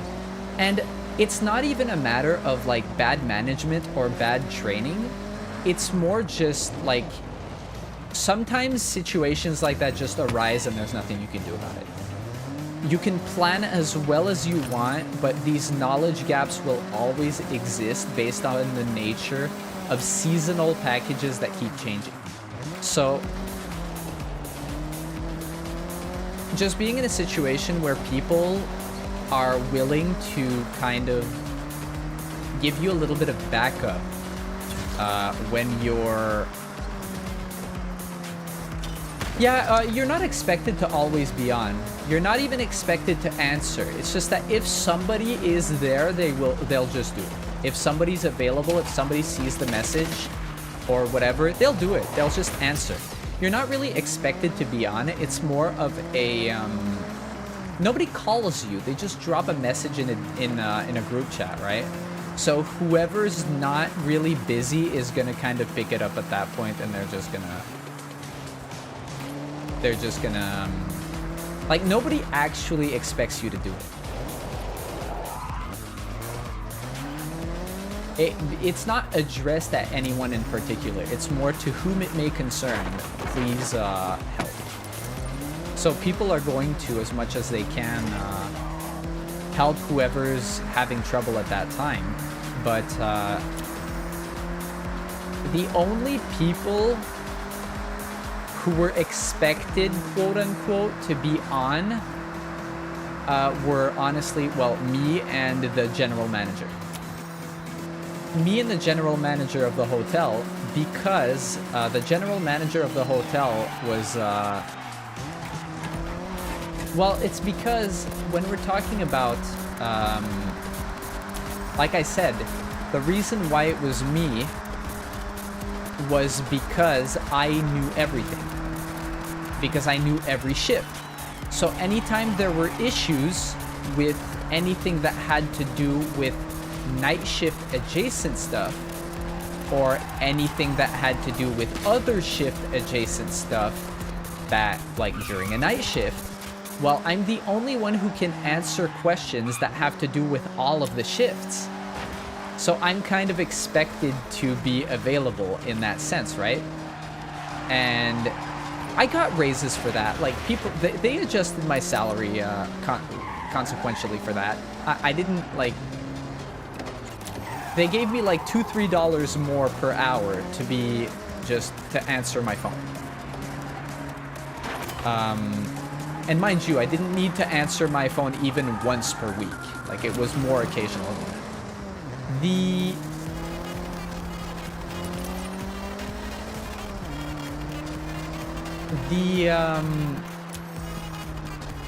People value their time more post-COVID. Yeah. there were a lot of places that were open 24 hours before COVID here, and there's not a single one left. Every single place that was open for 24 hours pre-COVID is now closed at like 11 p.m. There's nothing that's open 24 hours now. Very unfortunate. It makes me very sad because I really liked going to like Tim Hortons in the middle of the night or something and grabbing some like Timbits and shit. Timbits being donut holes. And the McDonald's was also open 24 hours. No more McDonald's open 24 hours and stuff like that. There were other, like a bunch of other places that were 24 hours, but none of them are 24 anymore. Everything just closes at like 11. As late as you stream makes sense, former night shift. Yeah, I mean, so it's, well, it's funny because it's the other way around. I worked night shift because I've always been a late night kind of person. And it turns out that I'm not really a late night kind of person. I'm more of a fucked up sleep schedule kind of person than I am a late night kind of person.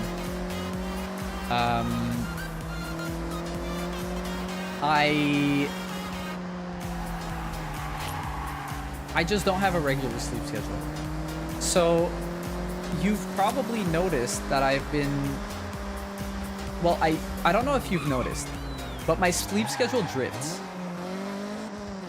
My sleep drifts. I never sleep at the same time. That makes two of us. I tend to go to sleep later and later and later and later, always.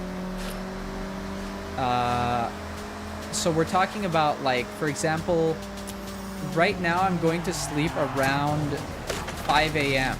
But like last week, I would be going to sleep around 2 a.m. Well, next week I'll be going to bed around 8, 9 a.m. and I'm just going to go around the clock. And that's what happens to me all the time. I have a very, very, very bad relationship with sleep, and I just can't regulate it. It doesn't really work for me because I'm unable to sleep unless I'm tired, and I don't get tired very, like, on a regular, normal 24-hour schedule. I'm more on like a 25-hour circadian rhythm. So it's extremely difficult for me to hold on to make me plank. It's extremely difficult for me to hold on to a schedule that is regular because of that. So I gave up. I just don't. I don't care. I don't do it. Okay. I'm gonna plank. Then I'm going to run ads, go pee, and get something to eat because I'm really hungry. So we're gonna do our planks. And then we're gonna switch games. We're gonna do our planks here. I get planked. There we go.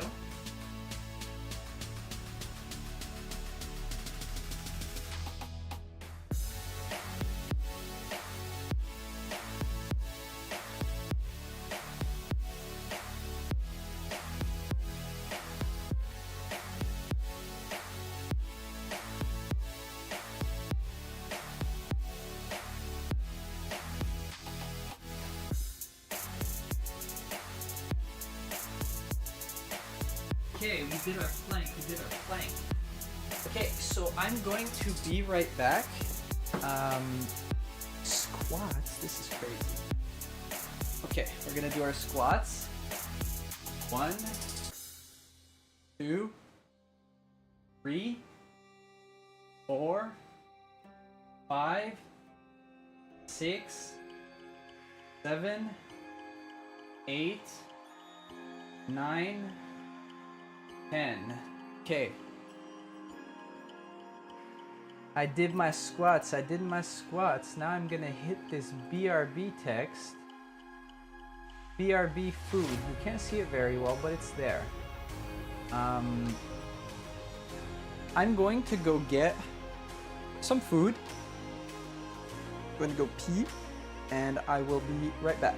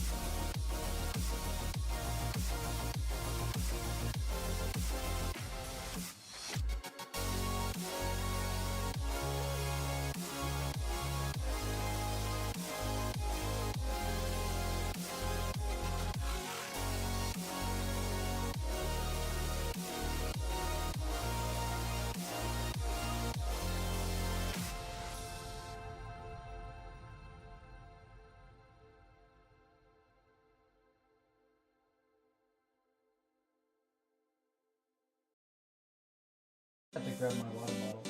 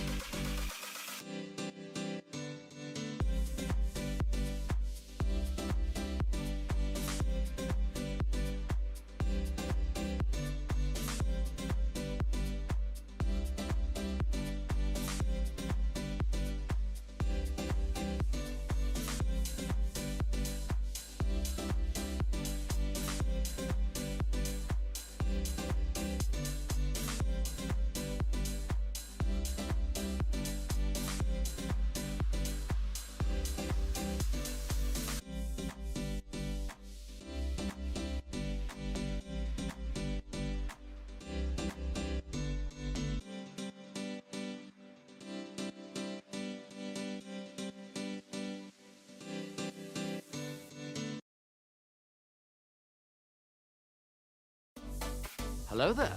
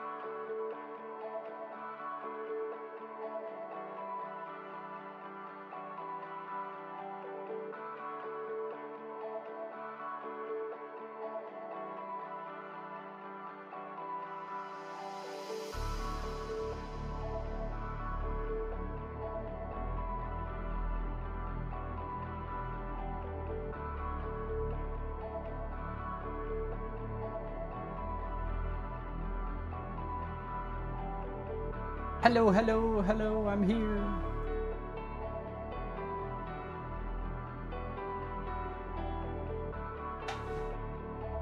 I have gotten some rice. Chicken fried rice.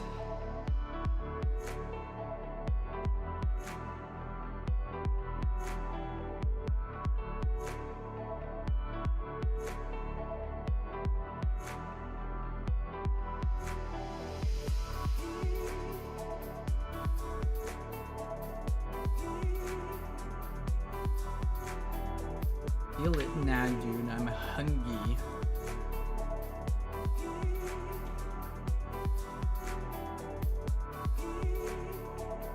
We hunger.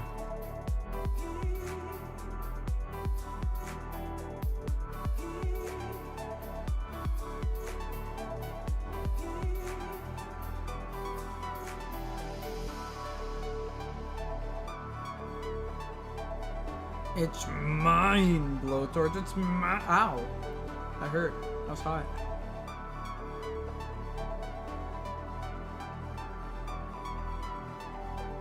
Yeah, dude. Chicken fried rice.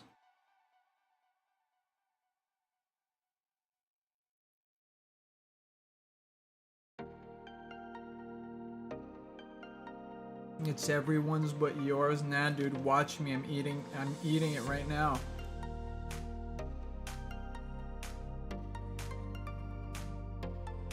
Watch me, watch me.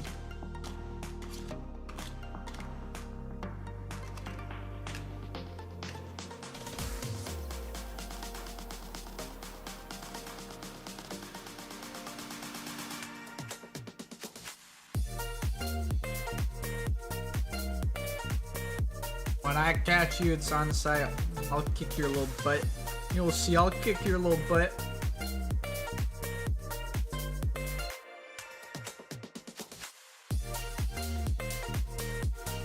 Blowtorch and I are gonna fist fight.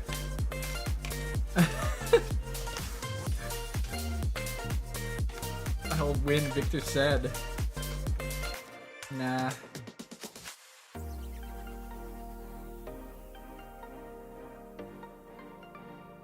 Me in my office now getting hungry. Yeah.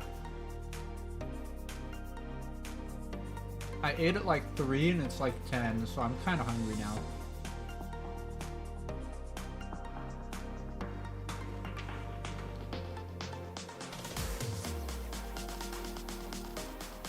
I may be small in height, but I can throw hand.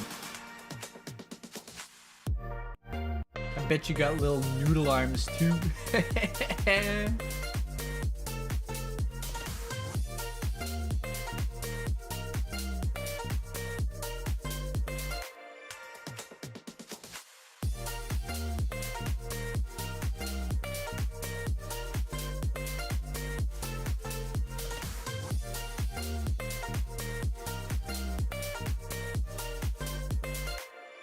I don't. Try me.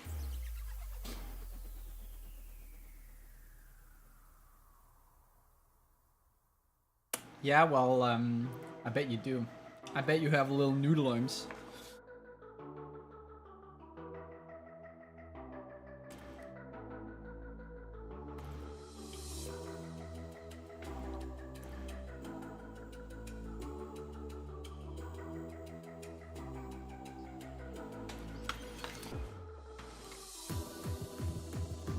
Nah, I bet Blowtorch is like 5'3".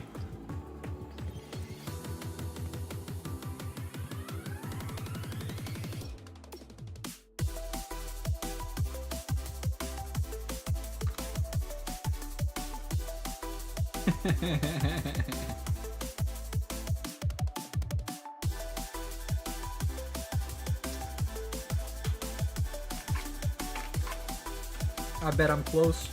I bet I'm close.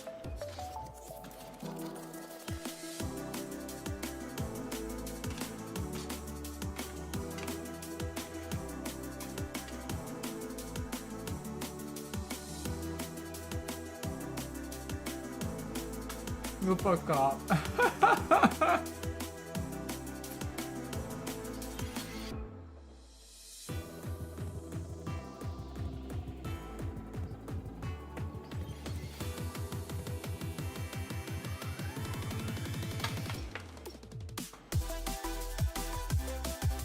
a Lamau.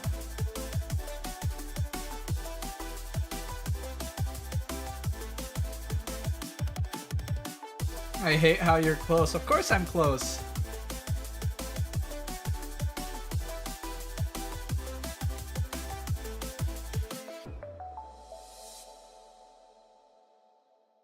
This is an educated guess.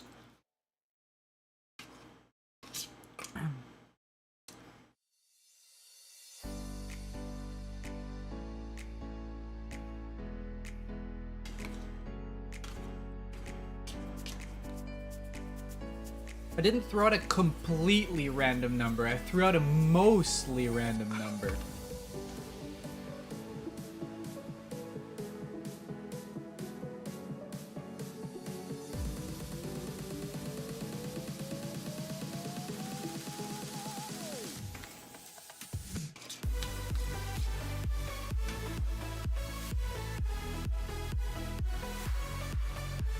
I'm also short. Damn. Prize in my corner. You really like your corner, don't you?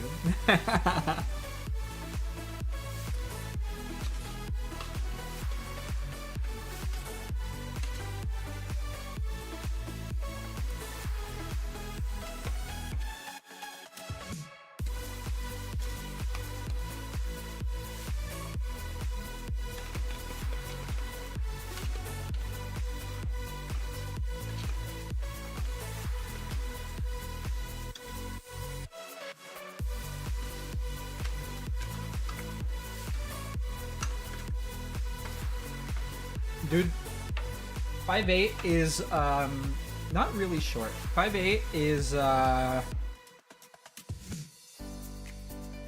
okay, it's on the shorter side of average, if I can say it that way. I feel like 5'8" falls in the average kind of height. Anything between like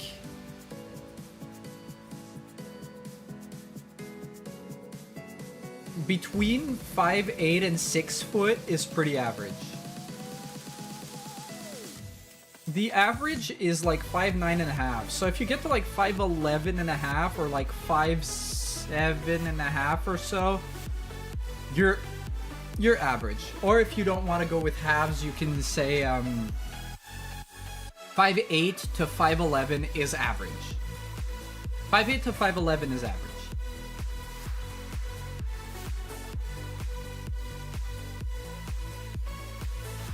Average for men.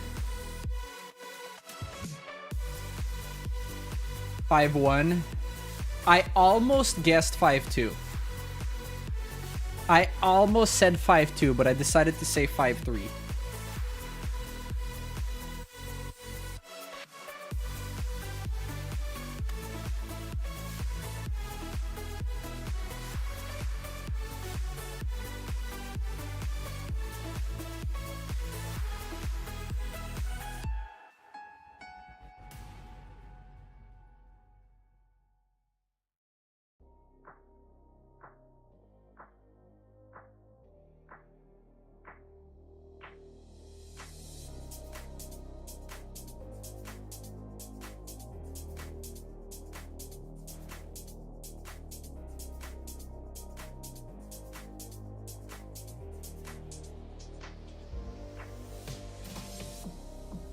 I am munching.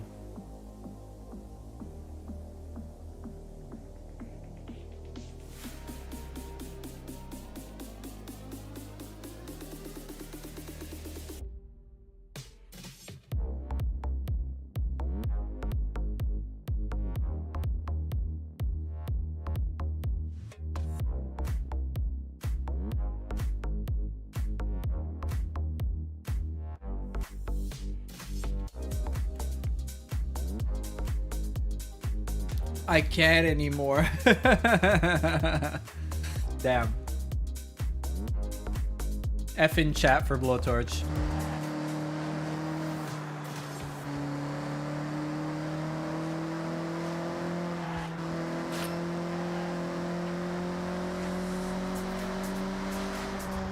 What do you mean we ain't that old? We still growing. What do you mean? You're talking about being in an office. Don't even lie to me.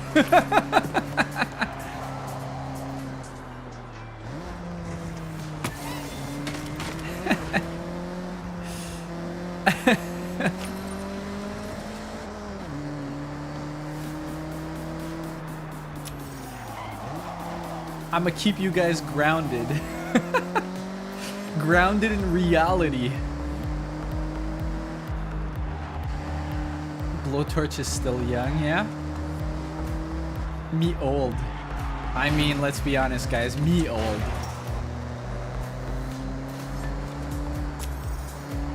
Me big old millennial.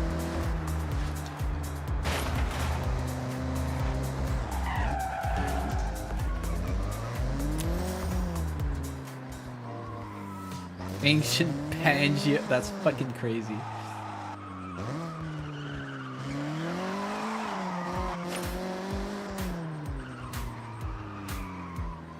Guys,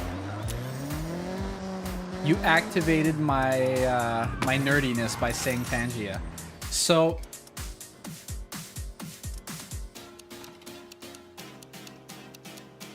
did you know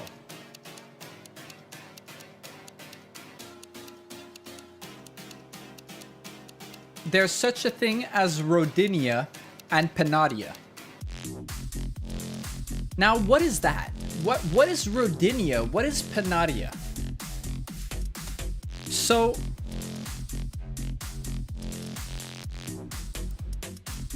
Pangea is a supercontinent, right? Well, the way, if I could speak with my hands here, the way it works is the tectonic plates bounce off each other, quote unquote. So when you have a supercontinent like Pangea, the tectonic plates drift from one side and they all converge into the supercontinent. And eventually that supercontinent comes apart. And then they drift over again and then they merge on the other side of the planet, making another supercontinent. So Rodinia is actually so Panadia is the supercontinent before Pangea, and Rodinia is the supercontinent before Panadia.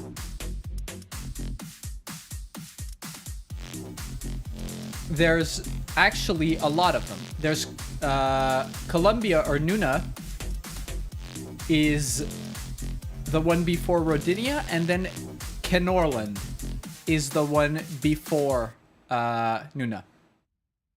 So, mind you, Kenorland is 2.7 billion years ago. Like ping pong continental drift, basically, yeah. But there have been numerous supercontinents in the history of the planet. By numerous, I mean not that many. Like, you know how slowly land masses move, like it's a matter of inches per year. But there have been at least 5 supercontinents that in the history of the planet.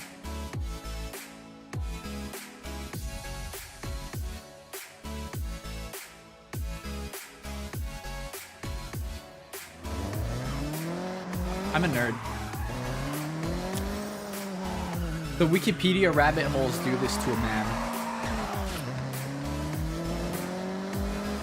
How many had humans? None of them?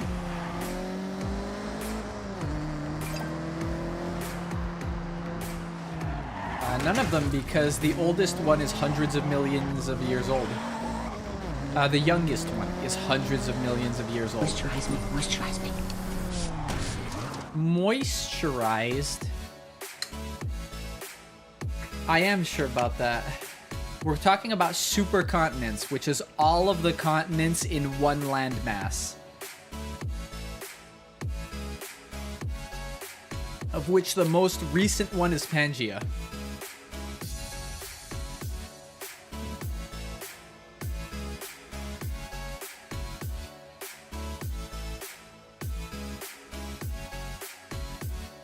How many hundreds of millions of years ago was Pangea? 335 million years ago.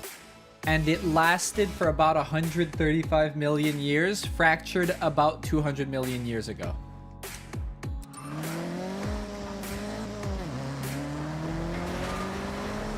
So unless there were humans around about 200 million years ago, then no, there were no humans.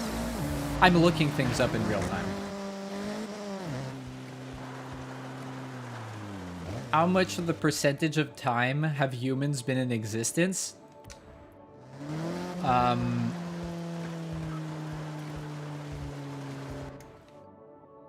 This is a really good question, but I'm going to give you a comparison comparatively to an 80-year-old lifespan of a human.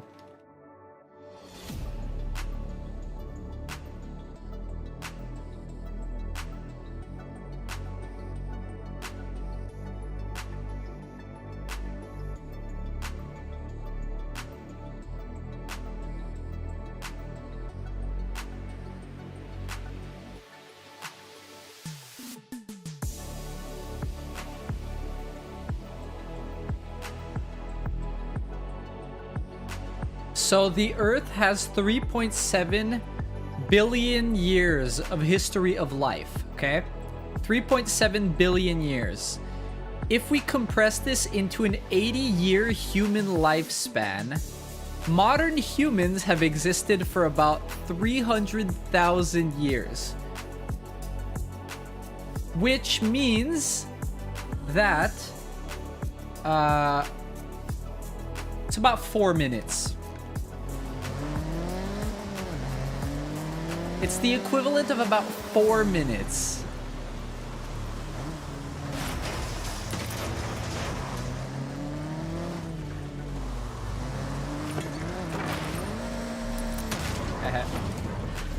Yeah. No chance human couldn't have happened twice? Well, no. Not in the same way. So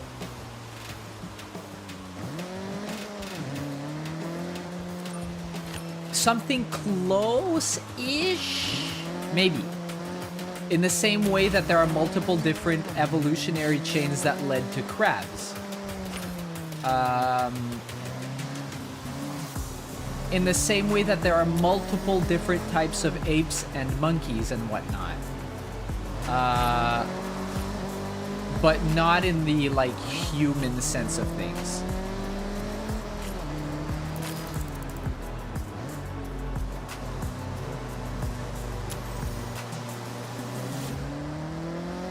But I am not a an anthropology authority at all. I'm just a nerd who likes reading Wikipedia articles and go down rabbit holes. We are closer evolutionarily to fungus than green plants. I mean, don't we share like 98% of our DNA with like bananas or some shit? Or is it no, it's 98% with apes and 50% with bananas. 98% with chimpanzees and 50% with bananas.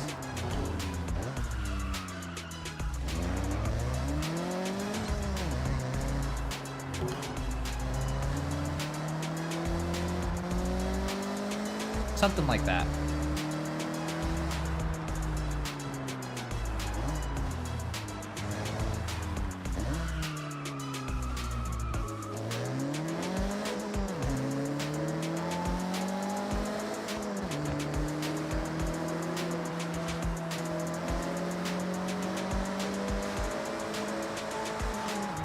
Guys, not gonna lie, that rice was good.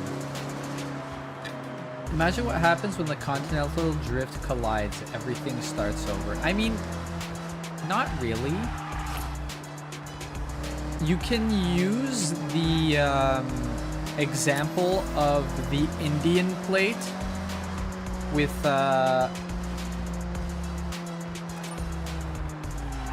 Mount Everest and the Himalayas in general. So the reason why Mount Everest is the tallest mountain in the world is because the Indian plate and the Eurasian plate are currently moving towards each other and colliding with each other. And that's why Everest exists. In the same way that you talk about the Appalachians, right? On the east coast of North America, and the Rockies on the west coast. So the Appalachians, when people say they're an old mountain range, they're a mountain range from Pangaea, because that's the mountain range that formed when North America and Europe collided with each other. But right now, when people talk about the Rockies being a young mountain range, it's because the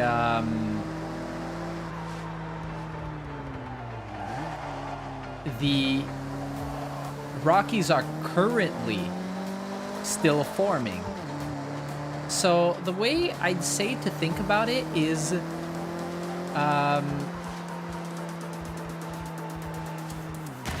you know, if you like put a blanket on the floor or a towel or something and you push it with your hands, like you put your hands in the middle of it and you push it, the side you're pushing towards is like gonna ripple, right?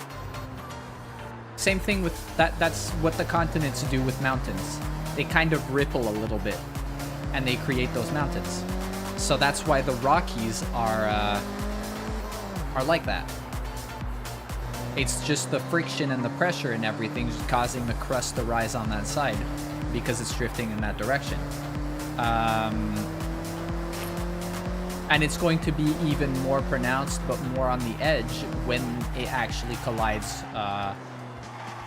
with Asia on the other side. Actually vacationing in the glacier formed plateau.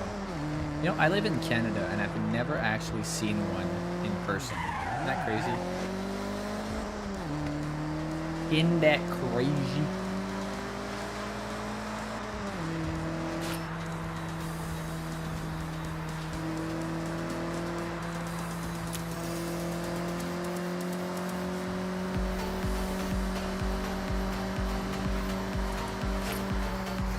Cannon Valley, West Virginia.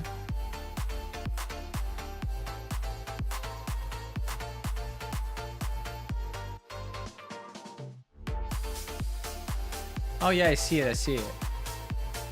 It looks nice. Great scenery.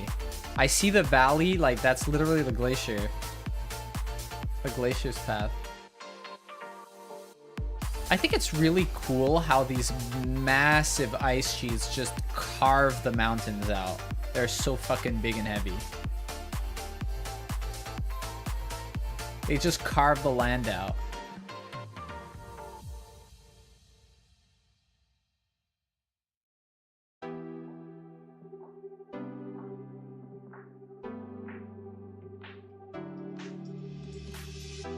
Moisturize me, moisturize me. I'm being moisturized again. Okay, guys, if I switch games now, what are we playing?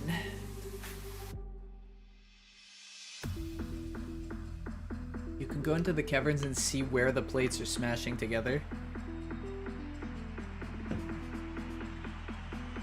There's a specific spot in Africa. Specific. Not that specific. It's across like the entire East Coast. But where Africa is actually splitting in two. So let me check the tectonic plates here.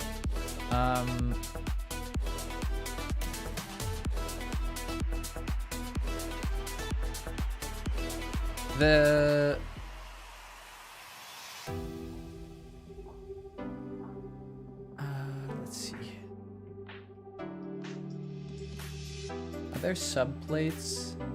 There gotta be subplates, right? Or something like that, because I know for a fact that Africa is splitting.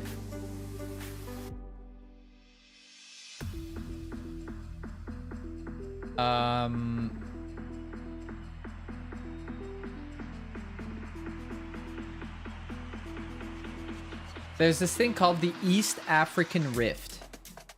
The East African Rift is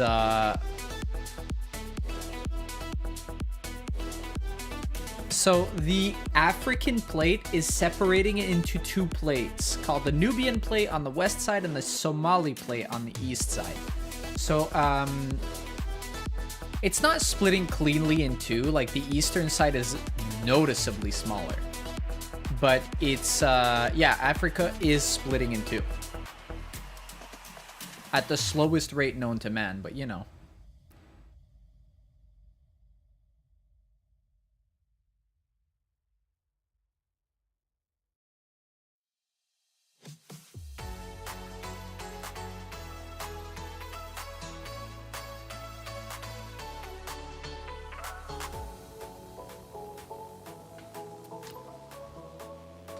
Let's claim our rewards, jazz hands. I got a racing helmet, guys. You know what that means?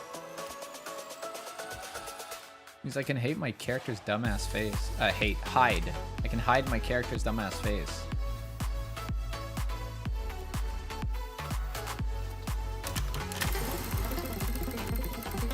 Give me yellow. Scan. Roll again. Is there yellow in here? Give me purple. Scammed! Holy! Super scammed.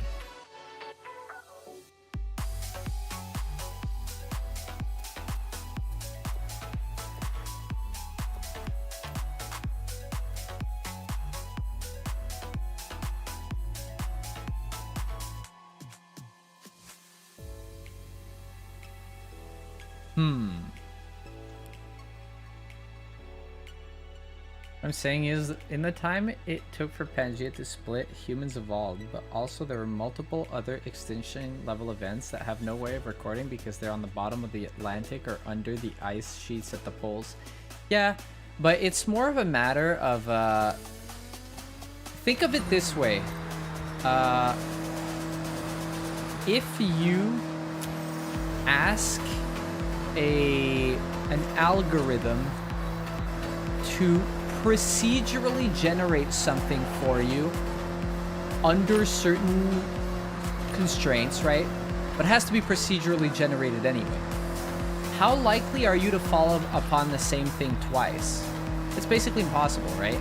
And it's kind of the same thing here, right? Like there's a specific set of environmental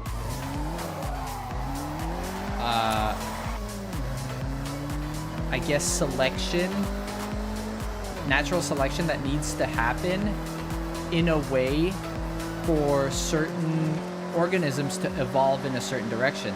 If you don't have all of the other environmental factors, you're not going to get the same outcomes.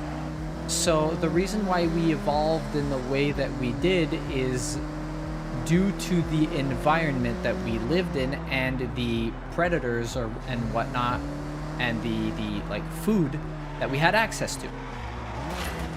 There's certain things advantaged us, certain things disadvantaged us, and the organism learned to evolve with, well, thousands of years, hundreds of thousands of years, millions of years, evolved with the environment in that direction. So we would have to have been in environments that were very, very similar to evolve in that direction. Like, to give you an idea, right? Early humans originated somewhere in Africa. And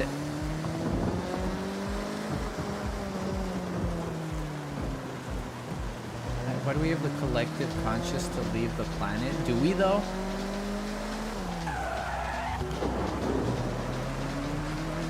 Have we left before to escape continental drift events? Yeah, but the continental drift events aren't catastrophic, necessarily. That's why I referenced Everest and everything. If we talk about continental drift events, there's one happening right now. It's astronomy. Why do we look to the sky? For the same reason, like, we're just curious, right? I don't think it's more specific to astronomy than it is to music and engineering and art and anything else. I think humans just have a drive to learn.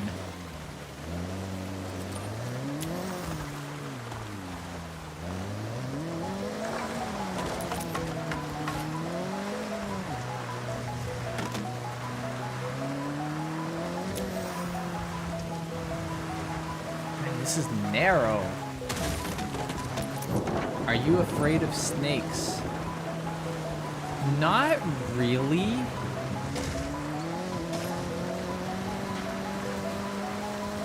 Maybe a little.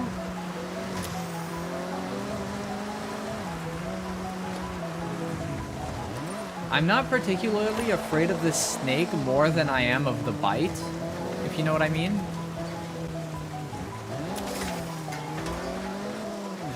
Kind of in the same way that I'd be scared of a cat if it were,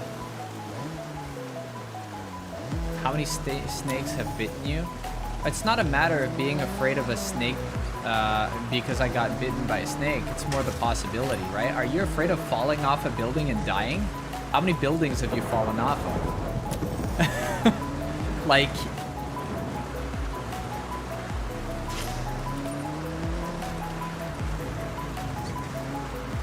Do you drive a car? Yeah.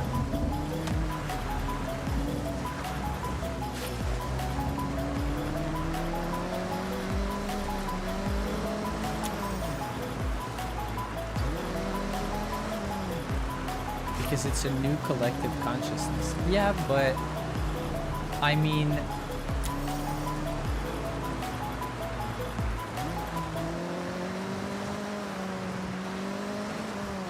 I think it's... So I'm not a very spiritual person, mind you. Like,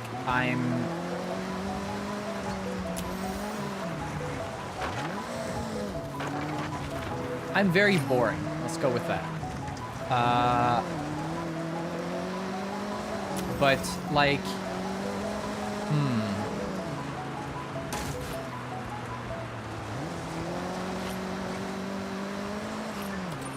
The Shimanoyama Damn, dude. region is beautiful around this I'm time of thinking year. right now. But I guess you already know that. Because, I don't want to get deep into the, like, spiritual or anything kind of beliefs part of the conversation, because this is explicitly something I don't want to talk about on stream. But I don't know, man. I don't know how to actually phrase this. The only thing connecting us is survival and everything else, not only us. Survival and reproduction is basically the only thing connecting every single organism on the planet.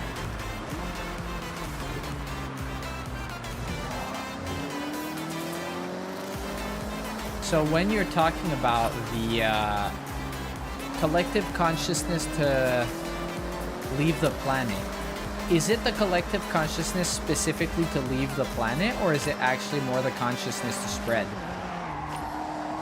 The consciousness to just explore, find new environments. You know what I mean? Like, why have humans always...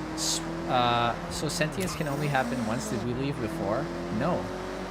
Sentience can't only happen once, but...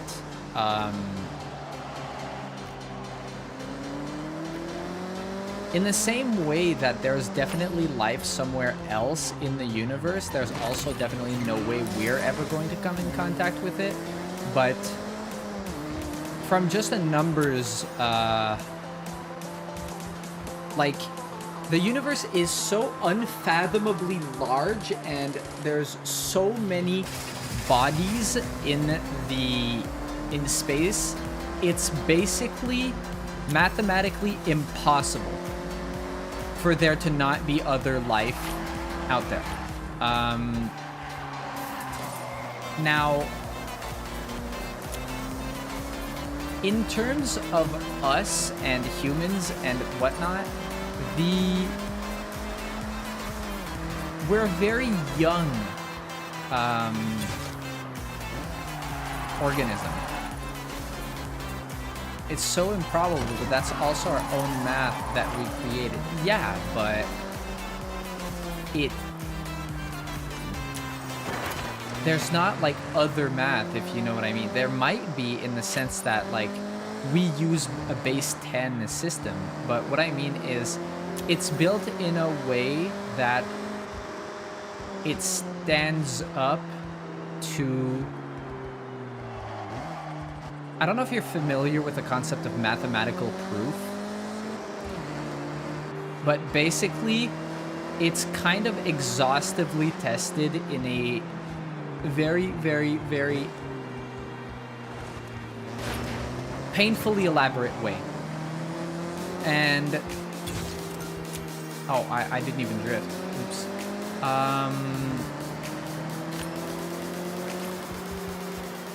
I'm not a math guy, okay? I am a little bit, like I like probability and statistics, but I'm not like a calculus and a mathematical proof kind of math guy.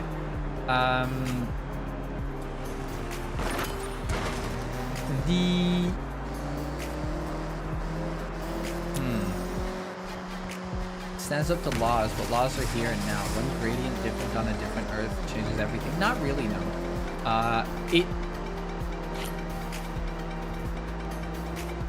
The best way I can tell you is it's a language. It's a language. Just because English and French are different languages, it doesn't mean that they don't communicate the same thing. So in the same way that our math is our system of dealing with equations and numbers, if there would be another set of mathematics from any other like sentient species or anything like that, their system would communicate the same thing in the same way that a different language communicates the same words and, well, the same words, the same meaning across their own words in those languages, right?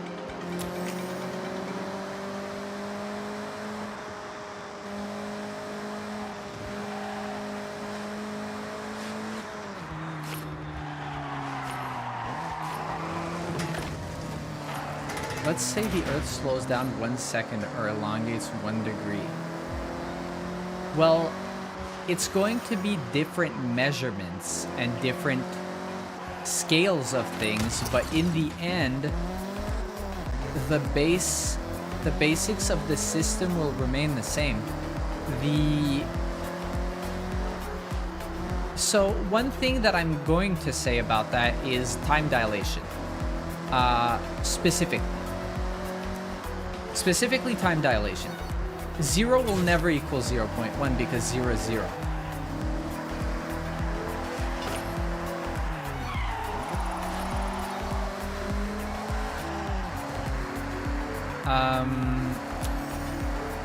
The only thing that would make any kind of noticeable difference is time dilation. Basically, you know how they say that your perception of time slows down the closer you get to the speed of light, right? Well, depending on how fast the Earth and the solar system and the Milky Way are moving through space, this does have an effect. This does have an effect because it changes the speed at which protons can move in space.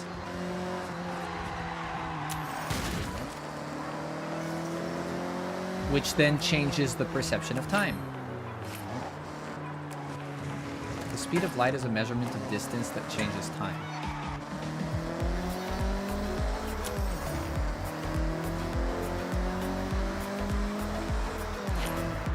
A light year is a measurement of distance. Um, Dude, these cars are trolling. They're trying so hard to get in the middle of my path. Like, the game literally artificially manipulates them to try to collide with me.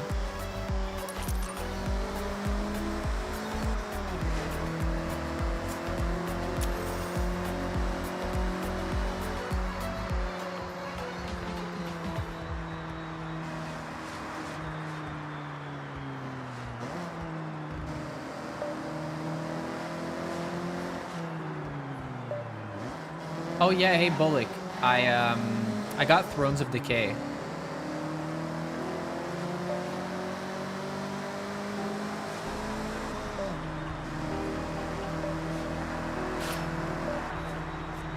I got Thrones of Decay.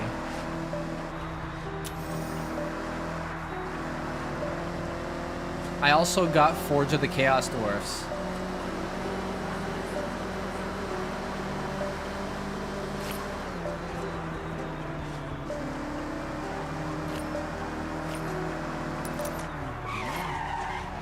So our next two campaigns are going to be Nurgle and then Chaos Dwarfs.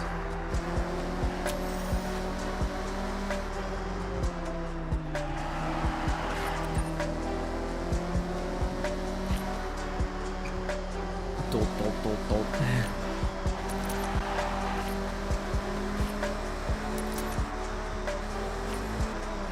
You're a little narcissistic. Oh, do it. I heard. I was reading Dolt because capital I.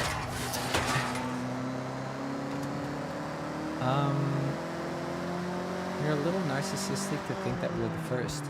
I mean, I don't think it's narcissistic to think that we're the first on this planet, necessarily. But in space, in the universe, there's absolutely no fucking way that we're the first.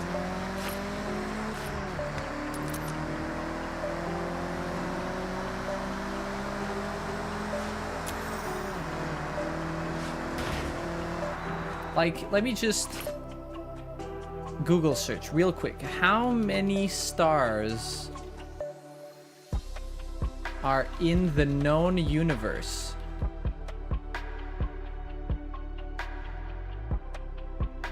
$200 sextillion to 1 septillion stars. Do you have any idea how big this fucking number is?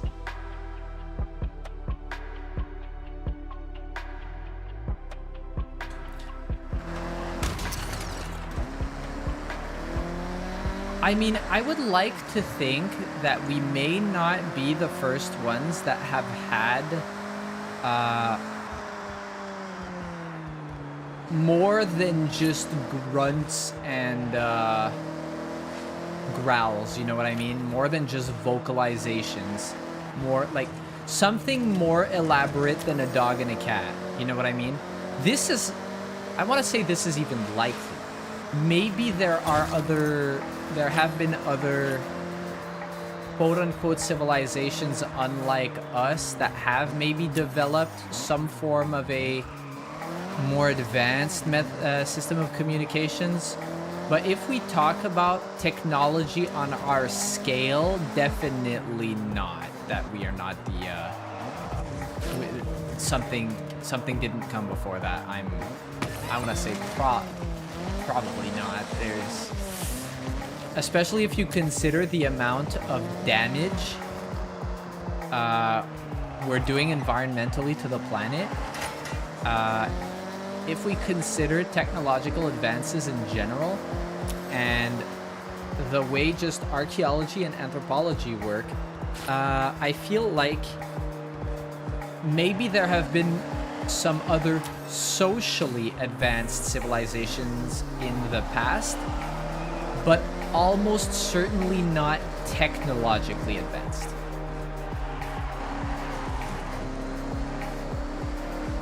Because, like, what is the oldest thing that we have found of any kind of proof of any civilization using tools?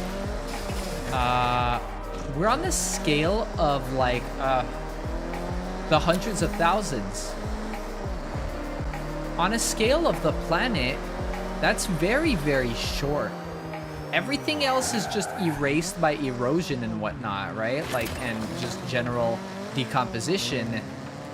So there's no real way of us to know if there were other potential civilizations or whatnot that had some kind of social development, that used tools, that had any languages or whatever, without taking into account our personal industrial and whatnot advancements, right? So, I mean, there may be a real possibility that that did happen in the past. I think it's not unlikely.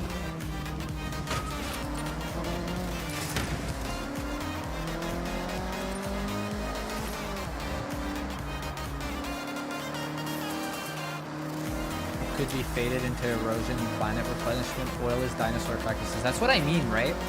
Like,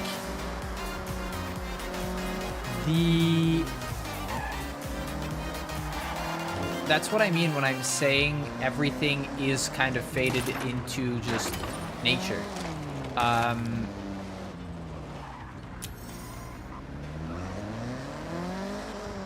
But the reason why I say it's unlikely when we talk about technological advancements and things like that, it's because it's unlikely that we as humans will ever be extinct from this planet as long as it sustains life in any manageable way. Because we'll just find a way to make it work at this point with our technology. That's why I'm saying maybe some species had evolved the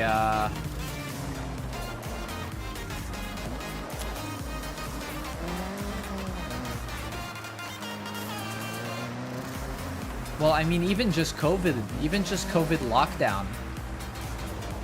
The lockdown reclaimed a lot of stuff in like just a few months.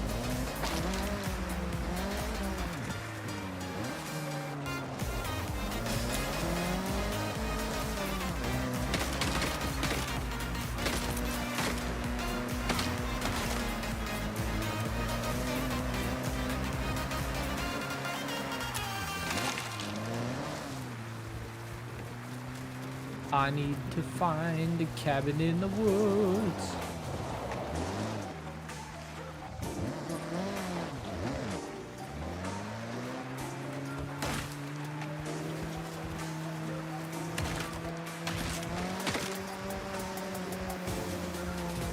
I don't think it's necessarily unlikely at all, but the reason why when we talk about technology and things like that and just industrialization and whatnot, the reason why I think it's unlikely is because we can tell what we can see all of the changes in just the soil. This is so exciting. Hopefully it's the car we Maybe No, no, around you the want this? Great We can Extinction film it, then events, look back at the process. something happened. Like, we're Ready? triggering one manually. Like, humans are currently Oh, Nissan. manufacturing the next Great Extinction this event, has and to it's be not the going car, to right? stop. We are going to It go looks really fucking pretty hard in the paint classic. with that one. Yes, definite.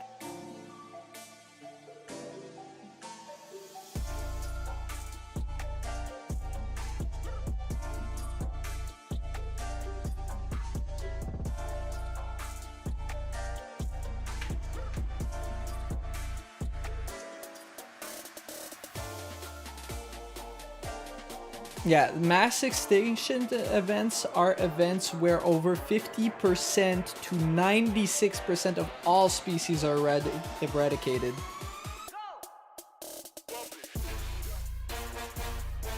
Takes a lot of effort for us to keep nature back. What if something takes out everything like a virus or volcano? Yeah, I mean, fair. That one, the volcano is very fair.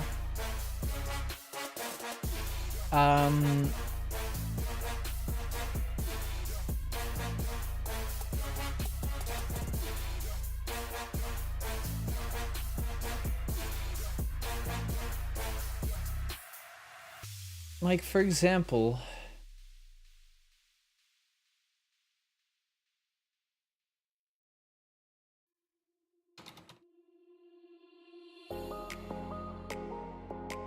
Yellowstone, right?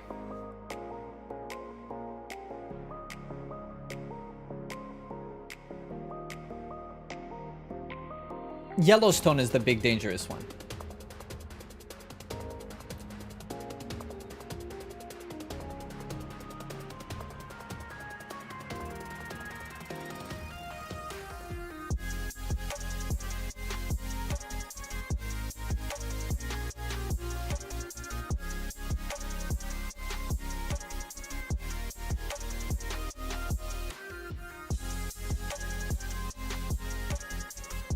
Yellowstone could just eradicate all of North America.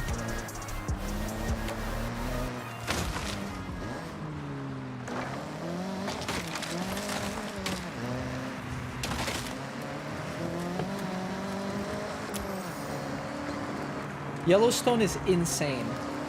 It can release like 1,000 cubic kilometers. Cubic kilometers, guys. 1,000.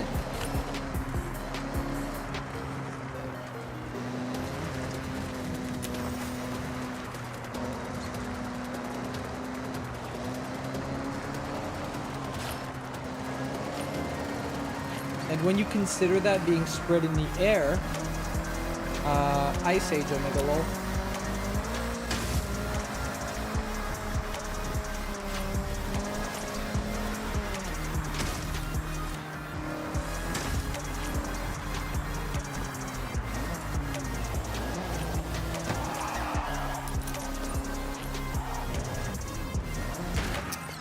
Nice tempo. Look at that.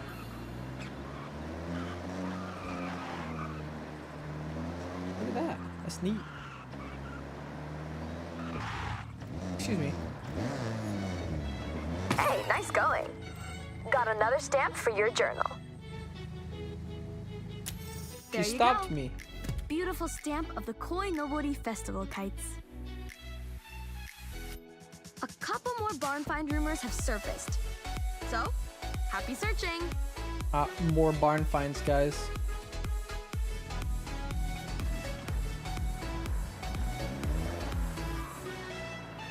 Look at this temple. Oh my god, there's people. People exist in this game? That's crazy.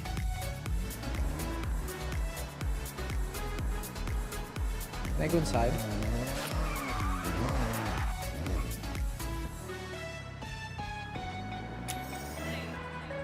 Can I go up the stairs? No. Game hates me.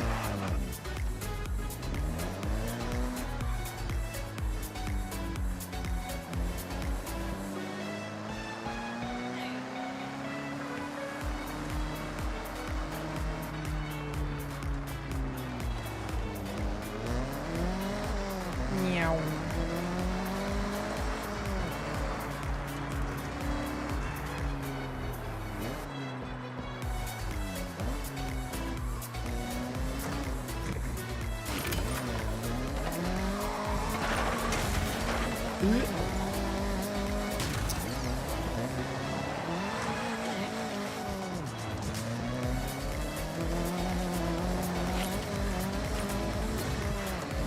Barn.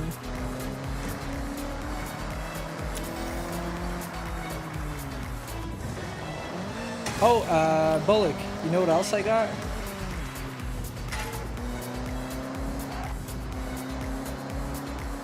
I got Total War 3 Kingdoms.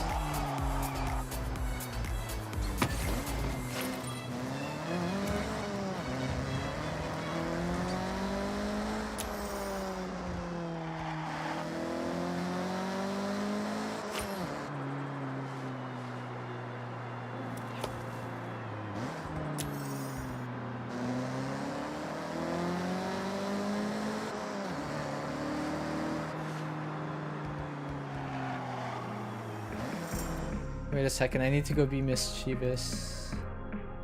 Mischievous.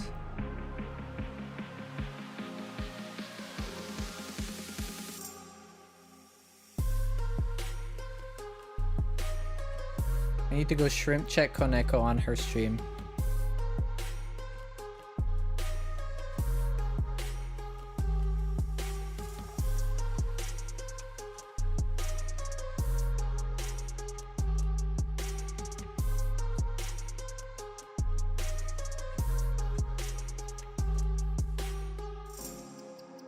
Let's see what she says.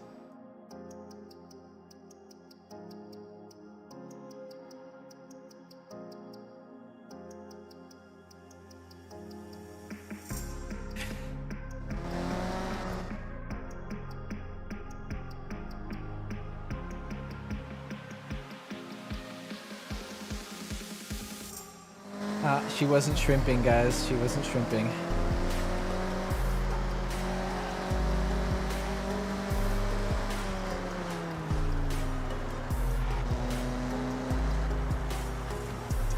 We're so sad, guys. I tried to shrimp check Koneko and she wasn't shrimping. Isn't that sad? Saddest shit ever.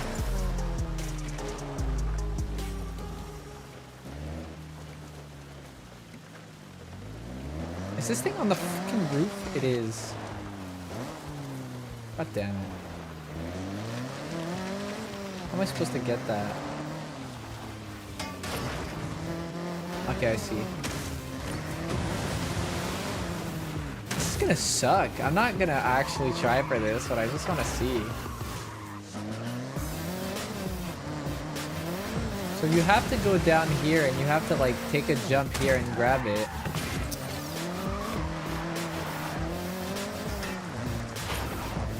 That's too much pain for me.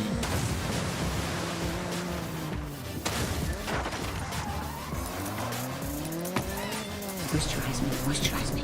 I'm being moisturized. Oh, Bolik is dead, guys. He's dead. No, we're not shrimping.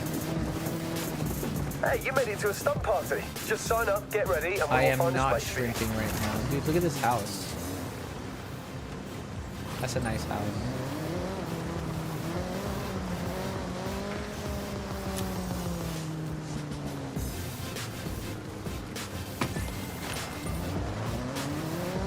Bonk.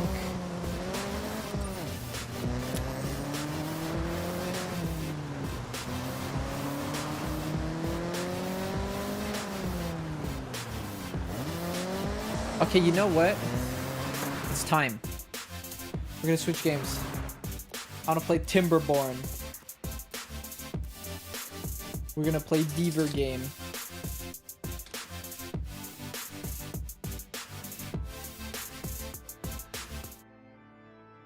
Who messaged me?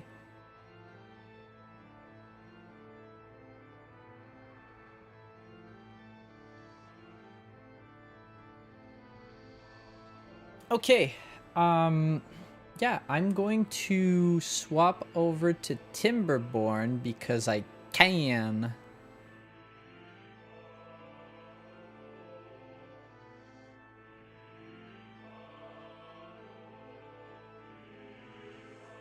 Peak house right there. I might live in it. Yeah, you think so?